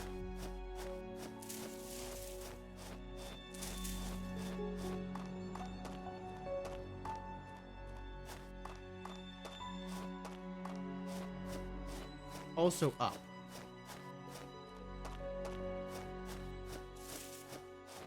Also up. But I don't see anything to do from here. Like, I don't see an arrow. Am I supposed to backtrace these arrows? Might be able to do that. This one comes out of this area. Yep, something pointing to the right here.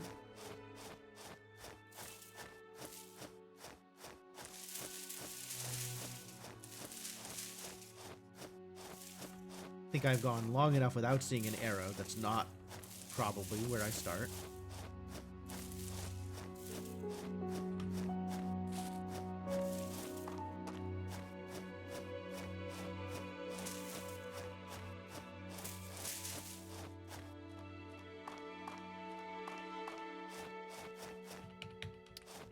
Aww.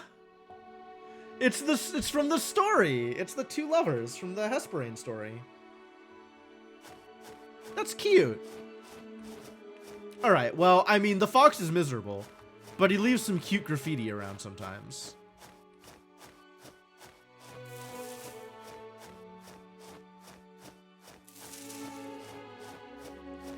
That's not helpful.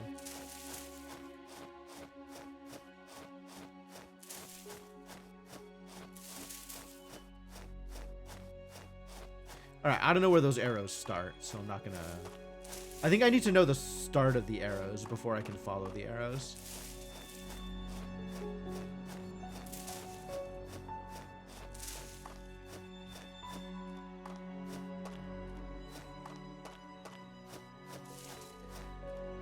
But I'm sure I will stumble upon more of those arrows, since that is the whole point of what I'm doing here.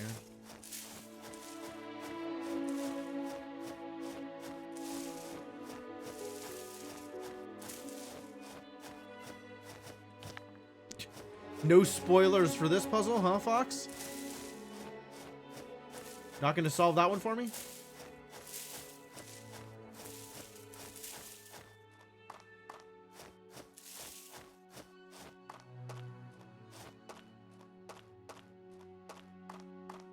Alright, I feel like I have covered a decent amount of the ground here. Decent coverage of the tangle. Oh. Oh, really? Oh, really? These are some complex looking symbols, too. Like, these ratchet up the complexity from previous symbols by a oh?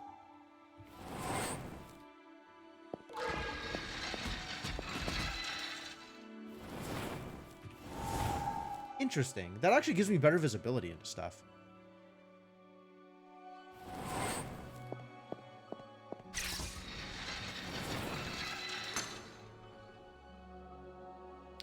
Okay, so are those the same symbols that are on the top of the towers here? I think they are. So what are those symbols? Okay, so that's, oh, the tower to the left and to the right are the same symbol.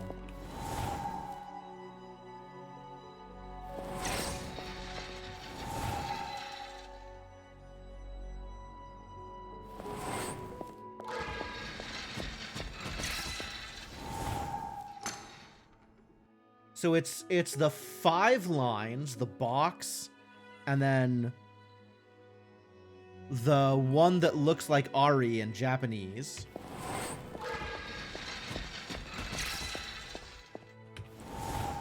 And then it's Ari, and then the other one that's on the pedestals, and then it's the 5 lines again.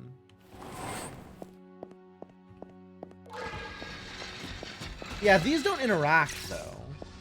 I mean, maybe they do.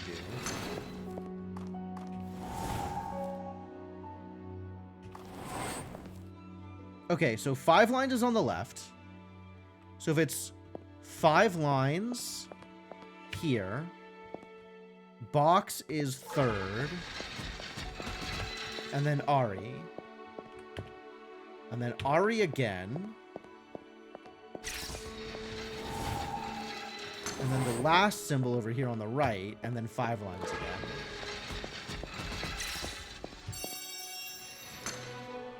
Oh, that did something! That actually did something! Oh my god! I thought this was a stretch, but apparently it was actually what they wanted me to do. Okay. ROM 10.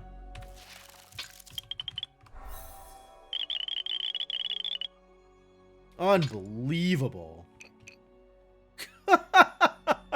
Alright, here we go.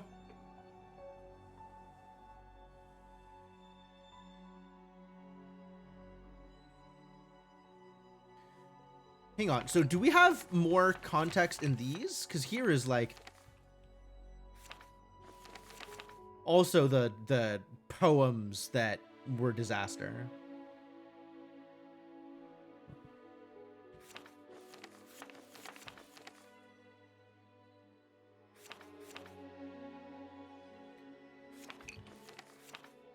Powerless. This feels like it's the sage, right? Antigone. Among the twisted weeds there grew a bromeliad in raucous hue. You sheltered me within your petals, whispered truth and tested metal. Now I wear a mask to hide, for fear the weeds are still outside. I'll always wonder how you knew the poison did not grow in you. Through tears and time and waning will, I carry along your memory still. Simple couplets drivel. She would have hated it. In a twisted way, it is almost awe-inspiring how effortlessly the fox brings suffering to everything he touches. Looking back at the full picture, with the benefit of hindsight, I can see how he planted the seeds for Irenia's assassination, and the subsequent power vacuum created when her killer was disposed of. Yet even with some of my focus forever trained on the city, I was completely blind to them at the time. I shudder to think of what further machinations he's already set in motion right under my nose.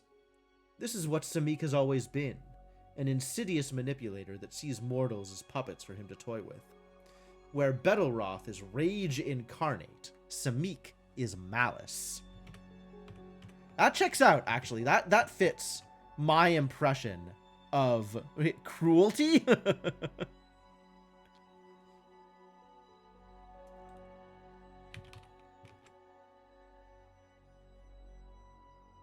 Go with cruelty or malice.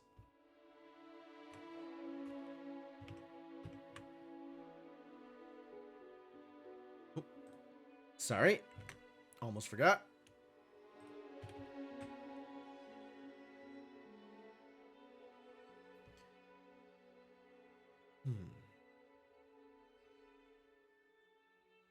If you are reading this, then you are either a wretched fox that already knows more than he deserves, or a trusted ally I have passed on the tome to. Though I doubt I could ever. Or I have failed, and my path matters no longer. Either way, I will share with you a secret I have never admitted to another soul, my greatest shame. I was raised by the Volmeri Order, a cult that worshipped the fox. They took me in after they found me orphaned and alone in the woods, so I'm told. I was far from the only one. I've never dared to lift the veil of ignorance on what the truth of the matter may be. The Volmeri were some of the finest scholars and sages of the time, better versed in the old ways than any other sect, more in tune with the spirits than any that call themselves sages today. Yet they saw Samik not as the dark god he truly is, but rather as a patron of cunning and invention. They believed he had uplifted the mortal races from simple-minded brutes living in caves to the flourishing, intelligent civilization we have today, that he stole knowledge from Theogen Kassir to bring us enlightenment. Loath as I am to say it, I must admit that there could certainly be truth to the idea. It is not a stretch to imagine that Samik grew bored of a primitive world and pushed for the advancement of society, so that he might have a more interesting board upon which to play his games. This is how I knew it was only a matter of time before Samik was freed. They sent me to. The details don't matter, I did what was needed. He had long been absent from the world, chained for centuries in the ziggurat, and even when free, he's always done his best to lurk in the shadows. Direct accounts of his actions and machinations, of his involvement in nearly every calamity that has ever befallen our kind, were scarce and ancient. It was easy enough to overlook damning stories as embellishment or fiction in favor of those that painted him as a force of ingenuity. It is in our nature to treat the past in this way. In another world, I could have become a monster under their tutelage, as if I didn't anyway. Instead, I found myself as the apprentice to perhaps the greatest sage who ever lived. She was Antigone, wise beyond her years and unmatched in her intellect. She was also a bitter, insufferable old hag. I miss her dearly. She was merciless, callous, never truly satisfied with my work, yet strangely, we understood each other. I could feel that she did truly care, despite the lack of spoken approval or affection. That she was only pushing so hard because she knew I could take it, and that I needed it to reach my full potential. Though she took care never to overtly blaspheme against the cult, it was through her that I learned of Samik's true nature. Even now, I can picture exactly what she would say if I tried to seek her advice on the task before me. You must simply outwit the god of cunning, who has had 10,000 more lifetimes than you to prepare. Trivial. Embarrassing that you haven't managed yet, really. That was how she always was. One lesson in particular has always stuck with me. We trained often near a quiet pond fed by twin creeks. A raft of wild lotus flowers grew at the center. Look at the flowers, she told me. See how they shift and sway, carried by the water's whims, never left a moment's rest. I pity them. Little raven, tell me how might we bring the pond to utter stillness? Each day I would offer her a solution, and each day she would reject it. Wrong. Try again tomorrow.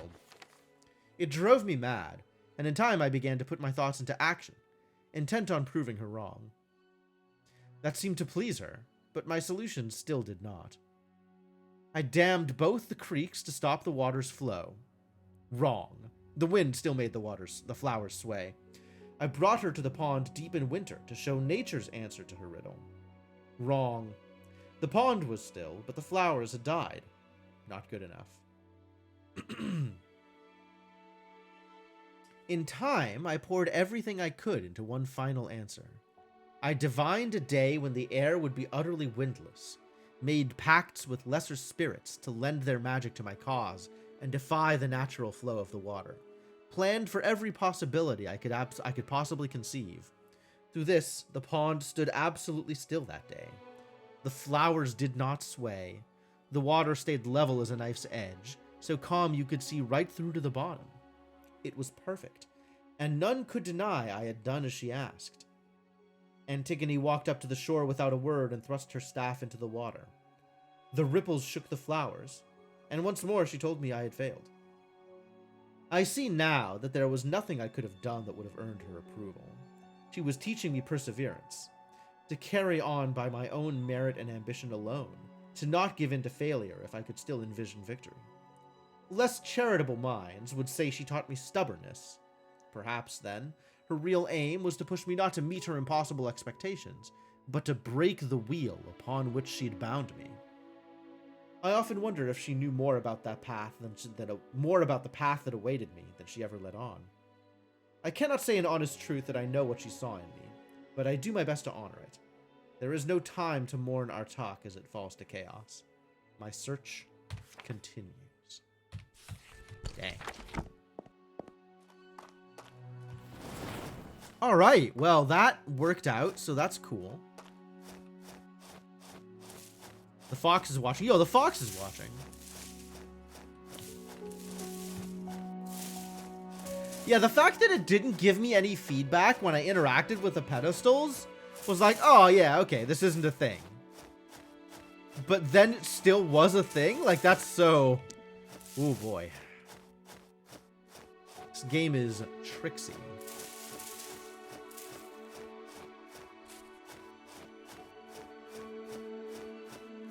Feels pretty deliberate. Well, that's a way out. I'm not looking for a way out yet. I think I am going to the not the Moonblade Lake, but whatever was the thing at the bottom here that had water to cross. Because I think I left some stuff behind there. Some interesting, perhaps, things to look at. And now that I have a little bit more information, I'm ready to go take a look again.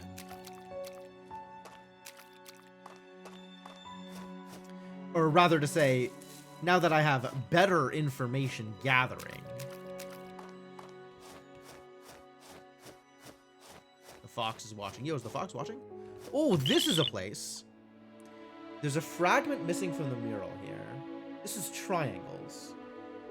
The remaining two sections are painted with faded symbols that seem to be associated with two of the three founders of the city, the warrior and the outlaw. Do I not have the things that go there? I guess I don't have the things that go there. Okay, still don't have the things that go there. Sure. But the fox is watching. I don't know if you know this about the fox, but the fox is watching.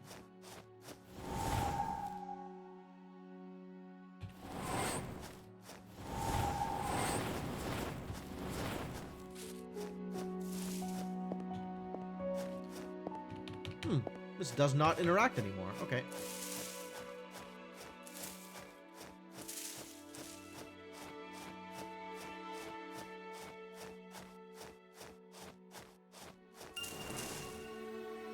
Oh, really? There's green lasers now? Sure. Yeah, I mean, that makes as much sense as anything else.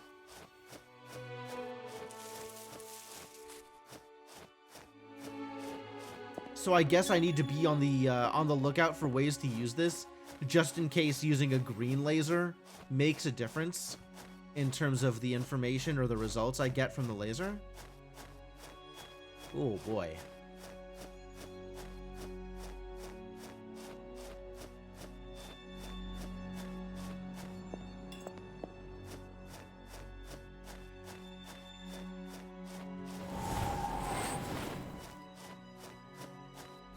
Alright, nothing there.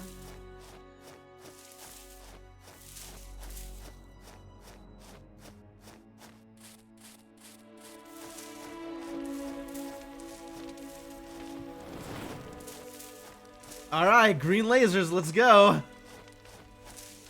Might as well.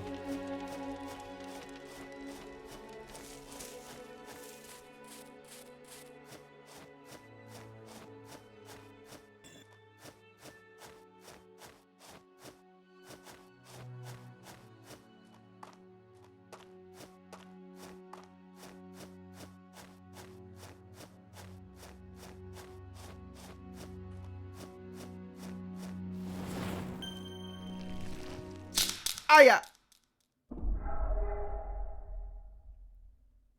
I hate it when that happens.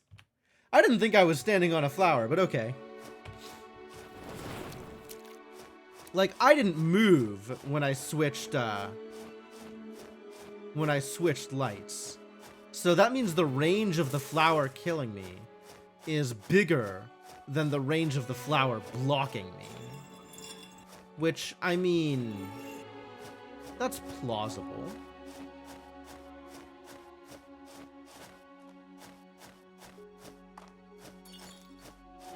Do I want to go in there? Not really. Alright, doesn't look like there's anything here either.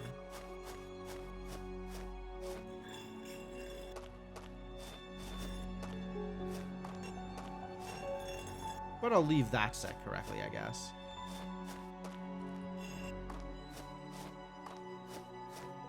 Might as well.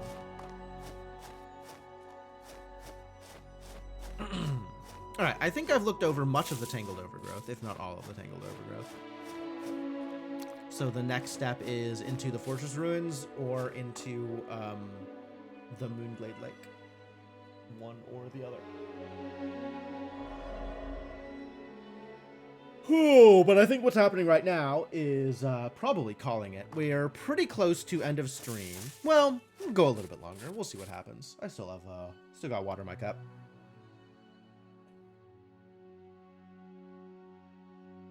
Maybe I'll get to fully explore the Fortress Ruins or something. Because I think that's what's next. I think the next spot is Fortress Ruins here.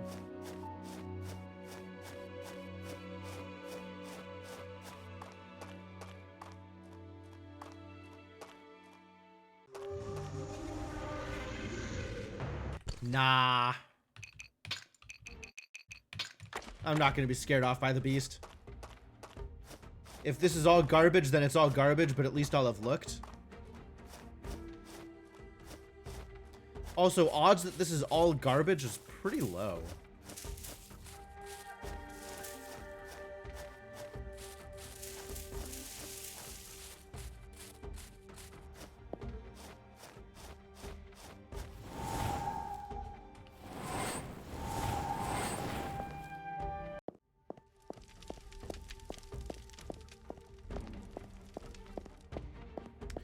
Ooh. I'm gonna make the lanterns green. Heck yeah. Get green, idiot.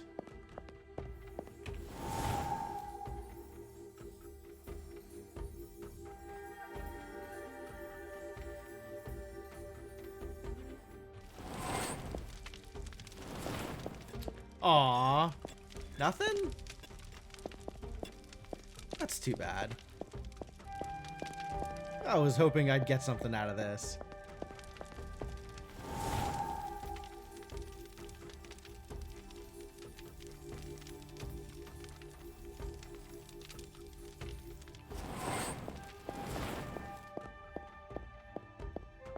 Not even a "the fox is watching"?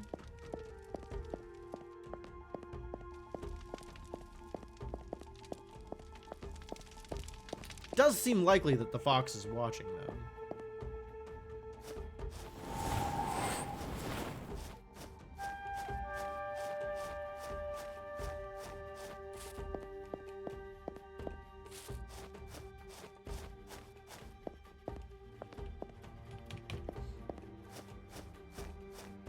Now that the spider has been placed, there's nothing going on there. I mean, most likely, with the presence of the beast, that means that this place does actually have nothing. That is actually pretty likely.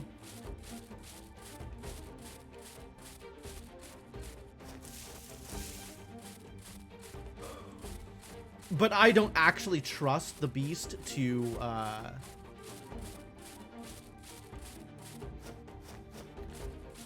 correctly manage the location stuff.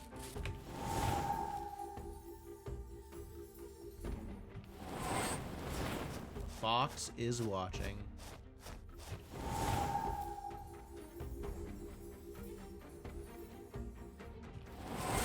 Considering that there's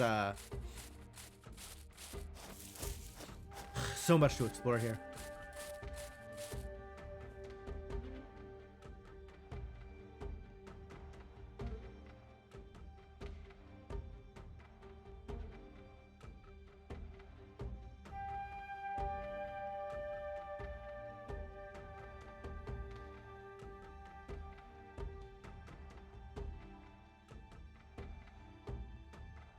Gross.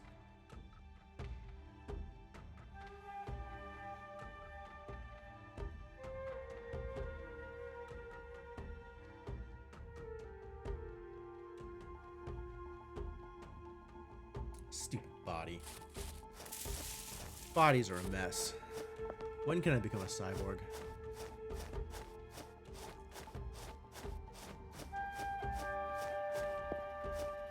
A lot of life's minor inconveniences would disappear if I was a cyborg. Of course, I'm sure there would be a whole host of new minor inconveniences, or even major inconveniences. Alright, the lake probably has something, because I'm willing to turn the beast back on.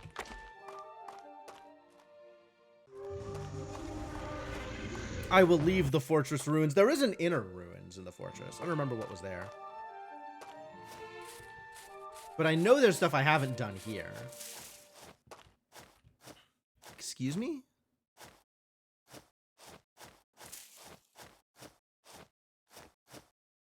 Play music in a particular place?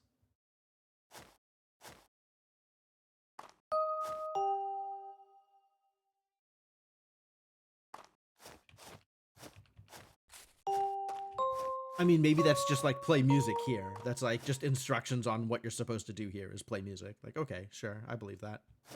Because this actually looks like it corresponds to the position of the mushrooms. Yeah, all right. Thanks, Fox. I6. What? How did I get up here? I don't think I was supposed to be able to do that. That's weird.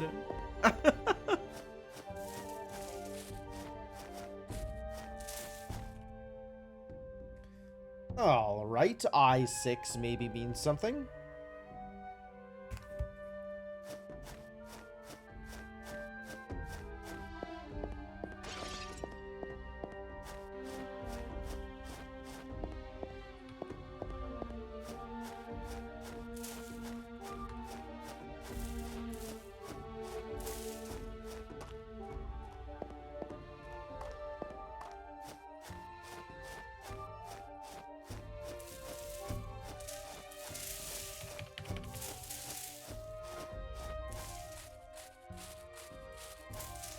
Ooh, this place.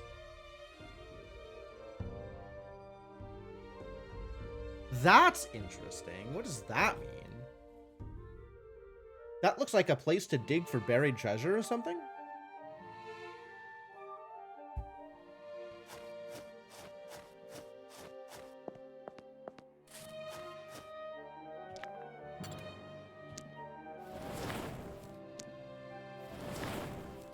Alright, the information is the same whether I am green or not.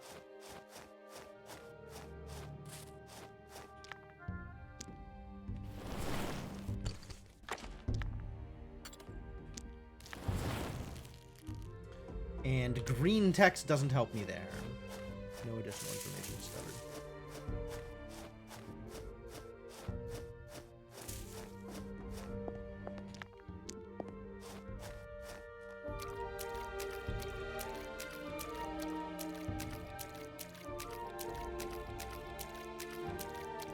L1.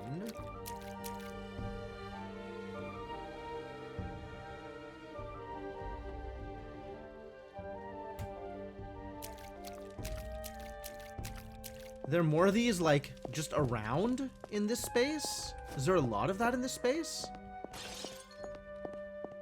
Eyes, yeah, cool.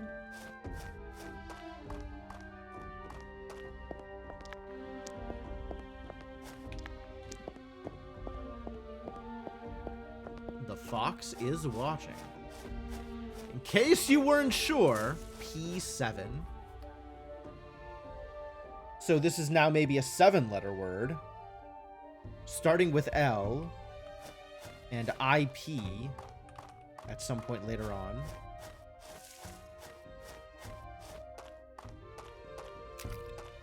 All right, there's got to be something out in the woods here. Wait a minute.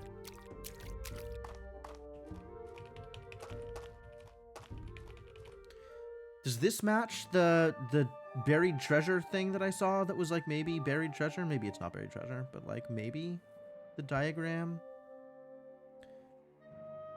No, it's something out in the water. There's just like an arrangement of rocks that I think this covers. 04. Well, that's convenient.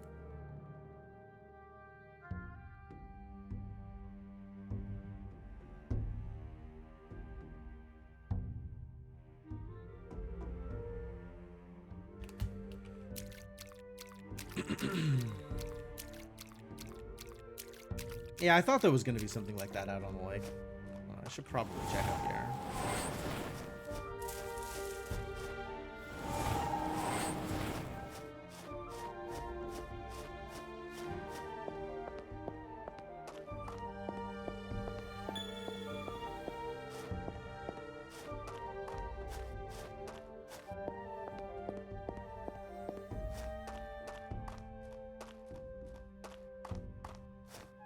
Nothing in there, but what about Kalimid's Folly? Kalimin, my mistake. 5 eyes! That's so many eyes. I wonder if that's an indicator of like how difficult the puzzles are, or like how late game it's intended to be. Probably not, given that there was 3 eyes on a thing that was like the first thing I collected in the game. 1. First the accuser, then the deceiver, the one that fled at the end. 1.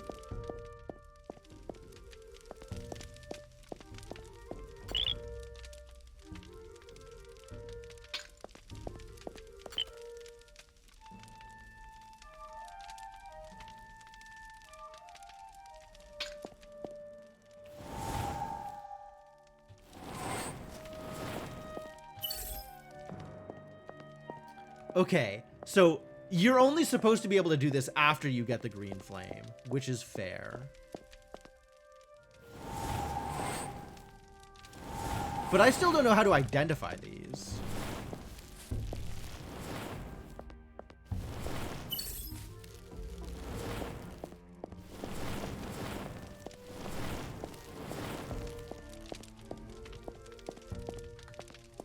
Fox. So I don't know which one is which.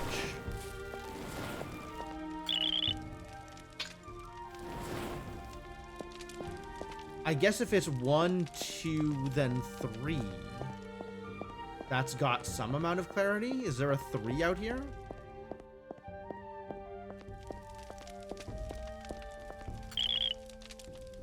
Gilded stars. How many gilded stars do I have? None still. Correct.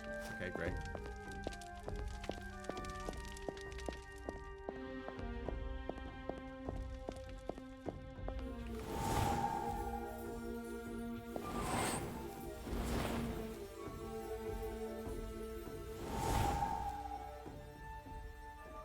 This is all set correctly. I can drop myself at any one of these platforms and try and play and see. All right, sure. Let's light some lanterns.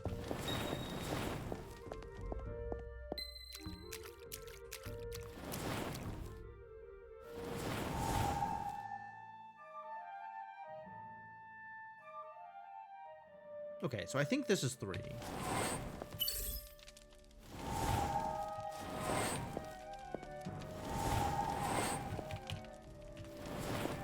Oh, I can only interact when that's up. Interesting.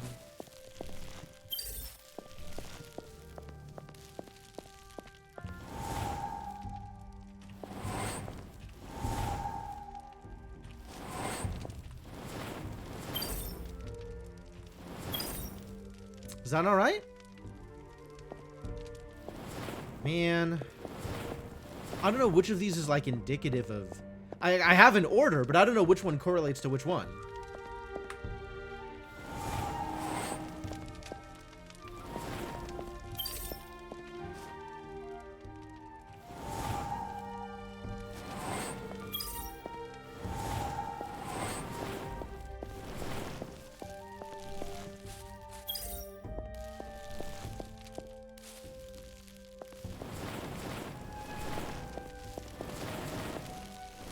Oh no, that needs to stay blue.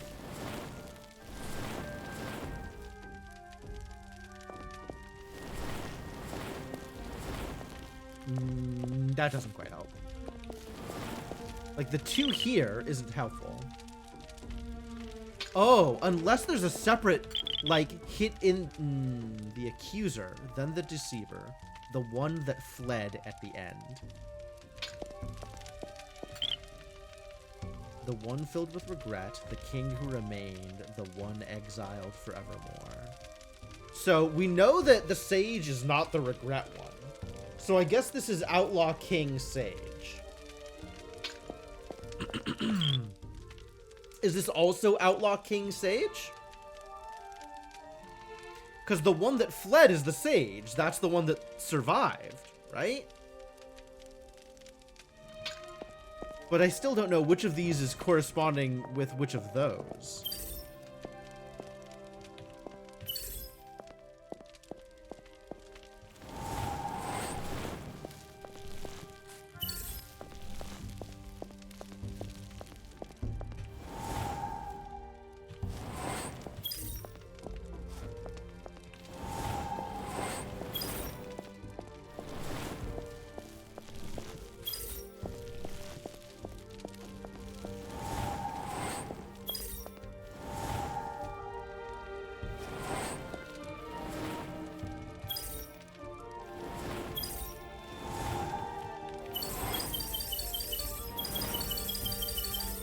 Like, do the shapes mean anything to me?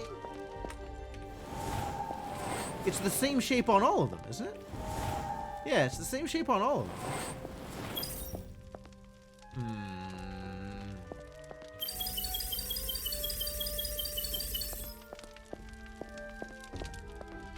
We do have a 1 and a 2. I don't see a 3 anywhere, which is the other thing that, like, would have been useful here, maybe. Okay, yeah, nothing down here.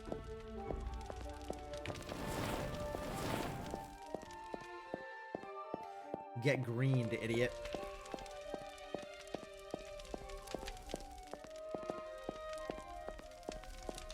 So the green light showed me a 3rd thing to interact with, and I'm supposed to interact with the 3 of them in some order.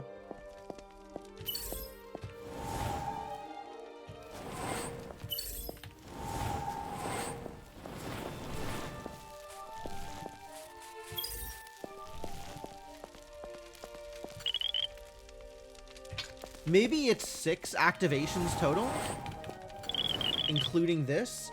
So it's Accuser, Deceiver, then the one that fled, and then it's like... But I don't know which is... I still don't know which is associated with which. Doesn't help. Alright. Let's, We definitely have more to do in this zone. But... no, I want to see if I can find the 7 letters first, and then we'll call it. Because I don't want to bail while I'm still in the middle of that. That sounds like a terrible idea.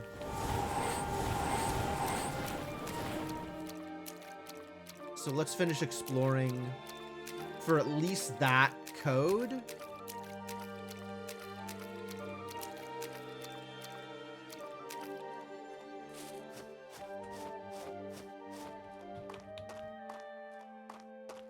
We'll see if we can figure out anything after that. Oh, here it is. What did I get? Oh, I just found step 1. And now this is... Now there is more to the treasure hunt. This is over past the broken bridge, which I know is somewhere. I don't know if that's this zone, though. Did this zone have a broken bridge? I think Moonglade Lake. This is Moonglade Lake. I think the Fortress Ruins has the broken bridge.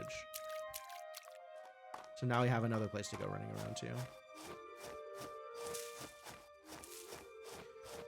L1, O4, I6, P7. R3, okay.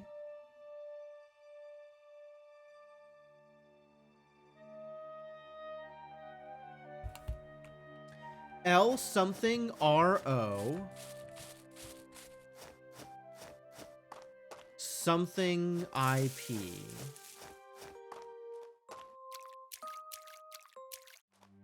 Look at all those eyes. I think the fox must be watching. The fox is watching. Yo, we figured it out. Yes, the fox is watching.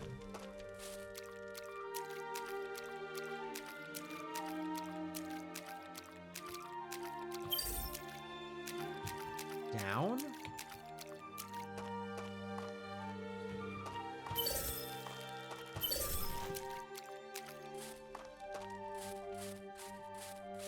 Oh?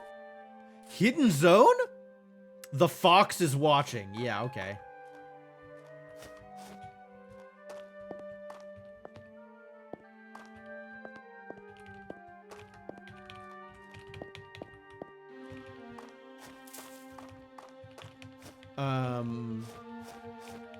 Nothing is giving me feedback when I interact.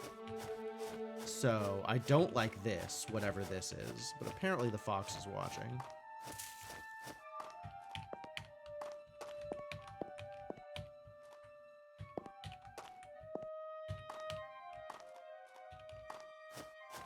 Yeah, I don't know how to play with this.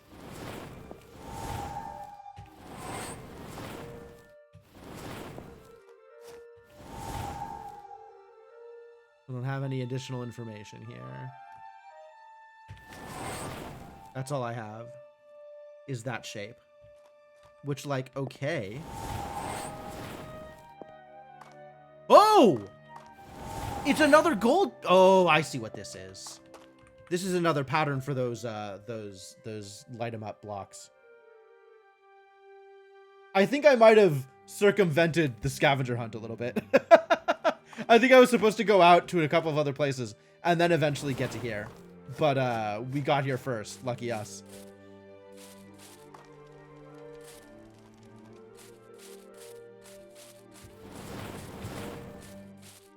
Oh, I can't get back in there now? Or maybe I can if I hit this first? Yeah, I have to hit this first. And then it makes a green. Okay. So I can still get back in there, which is good. That's probably correct. Although it's not what I'm looking for right now. I'm looking for the rest of the 7-letter word.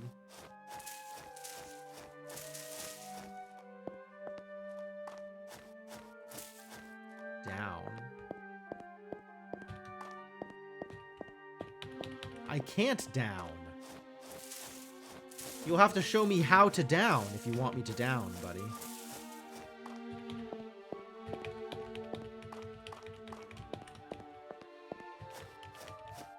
Fox, why are you playing this game? Can't up either. Alright, maybe it's lying? It's possible that it's lying. Oh, I don't like that. L5. 7 letters lost along the moonlit shore. Okay, so L5 is horrifying. No, it's not. So we now have L something, ROLIP.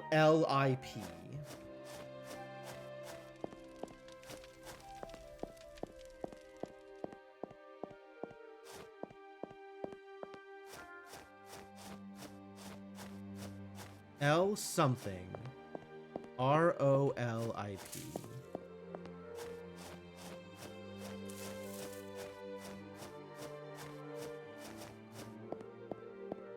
Lasers.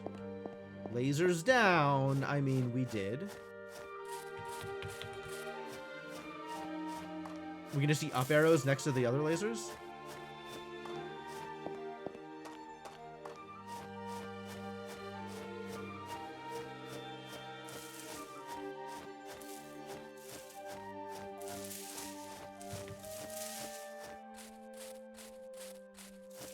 Well, now I have this pattern figured out. So what was it?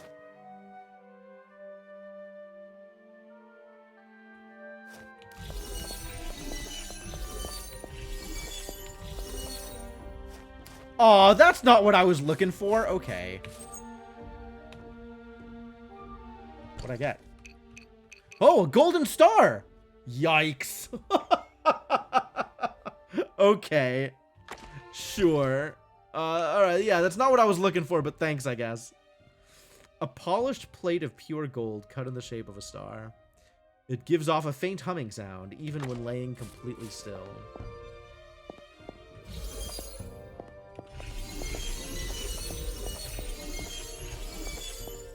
Alright, and I still don't know how to get in here, because I still haven't found the layout that I'm looking for over there. But okay.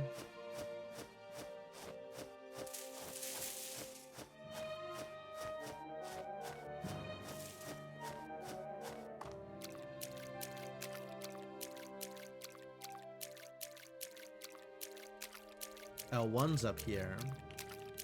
I need letter 2.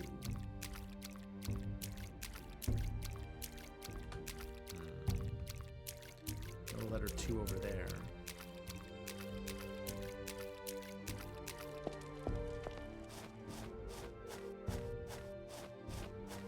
L5.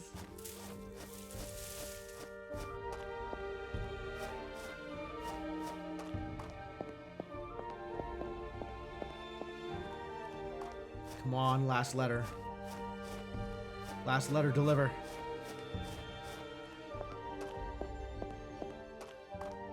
Maybe that's what this is about? Is we need to figure out some way to get down there to get the last letter? Oh. Did I know about this? I'm not sure I knew about this.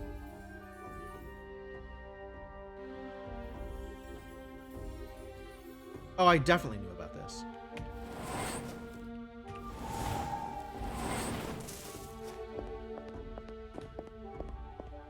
Nope, I definitely knew about this. This is fine.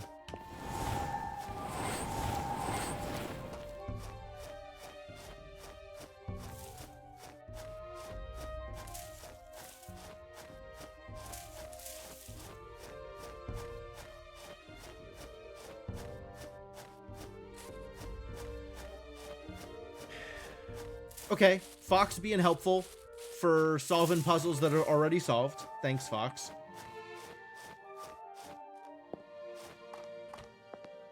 I guess there's some amount of, like, maybe these puzzles could have gone unsolved the last time I was here, and so Fox is providing some hints for him. But, like, I don't know, man. Fox doing Fox things, who knows?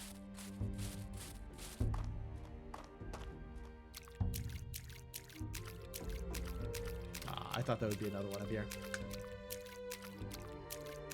Another letters.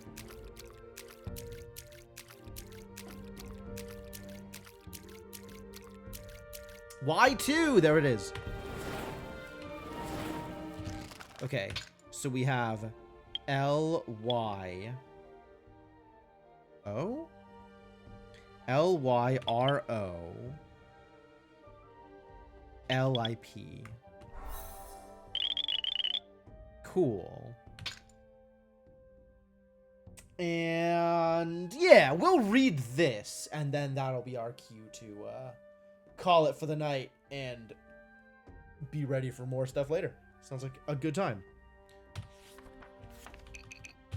Dead light and empty sky. Today I meditated using incense laced with auger bloom. Procuring the flower was no easy task, yet regretfully it showed me nothing new. As I was once more standing witness to a raging battle between Samik and Vanoran, I tried to take a step forward and suddenly found myself falling through the ground. Slipped right through the dirt as though it were air. I fell through an endless blue void. I likened it to an empty sky. As I fell further, I began to see flying landmasses come into view and drift by. Or they were more like bubbles, each containing a glimpse of another dream. Countless permutations of the battle between the two spirits. They all seemed so tiny and insignificant peering in from the outside. As I fell further, I do not know how long I spent falling before I finally woke up. This is all I remember of my vision. Is it really? Is that really all you remember of your vision? As a reassurance, I suppose, to experience that epiphany firsthand again. But I have had this exact vision once before. It was the very thing that started me on this path I now walk. There is perhaps more to learn here, but I cannot record those thoughts for fear the fox will find them. As the fox has, yes. The loss of the stars weighs heavier on me as the years pass. I look up at the sky and see broken constellations, places where I have vivid memories of shining light that have gone dark, empty. It strikes me that most operating on a normal lifespan likely wouldn't even notice the difference, and my dread only grows. The death of the night sky is a slow and silent one, and it is all my fault. How could I? From what I have heard, the latest queen of Artahk is quite mad. She wastes her wishes on frivolities and pointless indulgence. I wonder what hand Samik played in that, how he must have groomed her to burn through as many stars as she could in her lifetime. Oh, this one was quite easy. You see, Paloma was actually a great deal sharper than anyone would give her credit for. Sharp enough that when I demonstrated to her at a young age the full extent of my power, and how little even she as queen could do to hinder my intentions, she chose not to resist, and instead lived her life with gleeful disregard, indulging every idle whim that might entertain her with confident assurance that nothing she did mattered. Wow, that's cursed. I find myself wondering what the point of it all is. He surely had some sort of endgame in mind when he made the bargain. I do not fully understand how he has gained the power to grant wishes as he has, so perhaps consuming the stars is quite literally required to fuel whatever strange magic he now commands. Yet it feels more deliberate than that. My thoughts are drawn back to Vanoran. His once nemesis was the Spirit of Light. Could it really be simple petty revenge for keeping him trapped all those years? The night will end up dark and empty soon enough. And through my visions and intuition, I am certain that someday he will find a way to destroy the sun as well. And I am the tool he used to— No, stop, breathe. Does he truly intend to cast the world into endless darkness just to spit on Vanoran's grave? Though grave is not the right word. I have long considered what I saw that day that they battled, and I grow more and more certain that Vanoran is not truly dead. If one of them had the power to destroy the other, they would have done so a long time ago. Samik must have trapped him somewhere, as he once was within the ziggurat. The difference doesn't matter for me, I suppose. If I could free Vanoran, he may be able to restore the sky, but time has proven that he is insufficient if I wish to completely rid the world of Samik. Or maybe I am just too afraid to. Stop! The serpent was noble to a fault, the fox wins every time. This is the path. I will have to step beyond even the spirits. Progress is slow, but I must press on. I must. If I give up, then all the suffering I have caused was for nothing.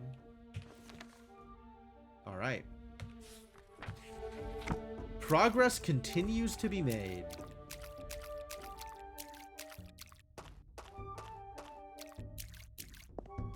Yeah, there's like a spot here where I can go left, but I can't go right. Interesting. Just, bad geometry, I guess. Alright. Well, in that case, shall we head to the fortress ruins? Maybe I'll head to the fortress ruins. And then do a save on the way into there. And that'll be it for the night.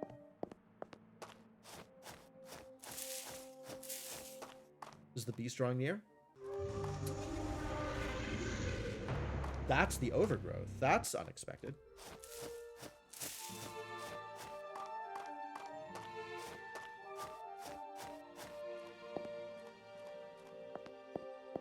Oh, I think I went to the wrong exit. I think Fortress Ruins is the other exit.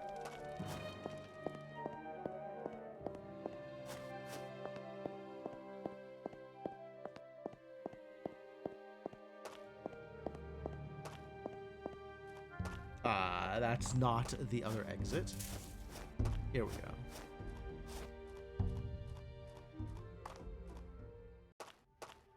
Great. Yeah. And on that note, quits. Man.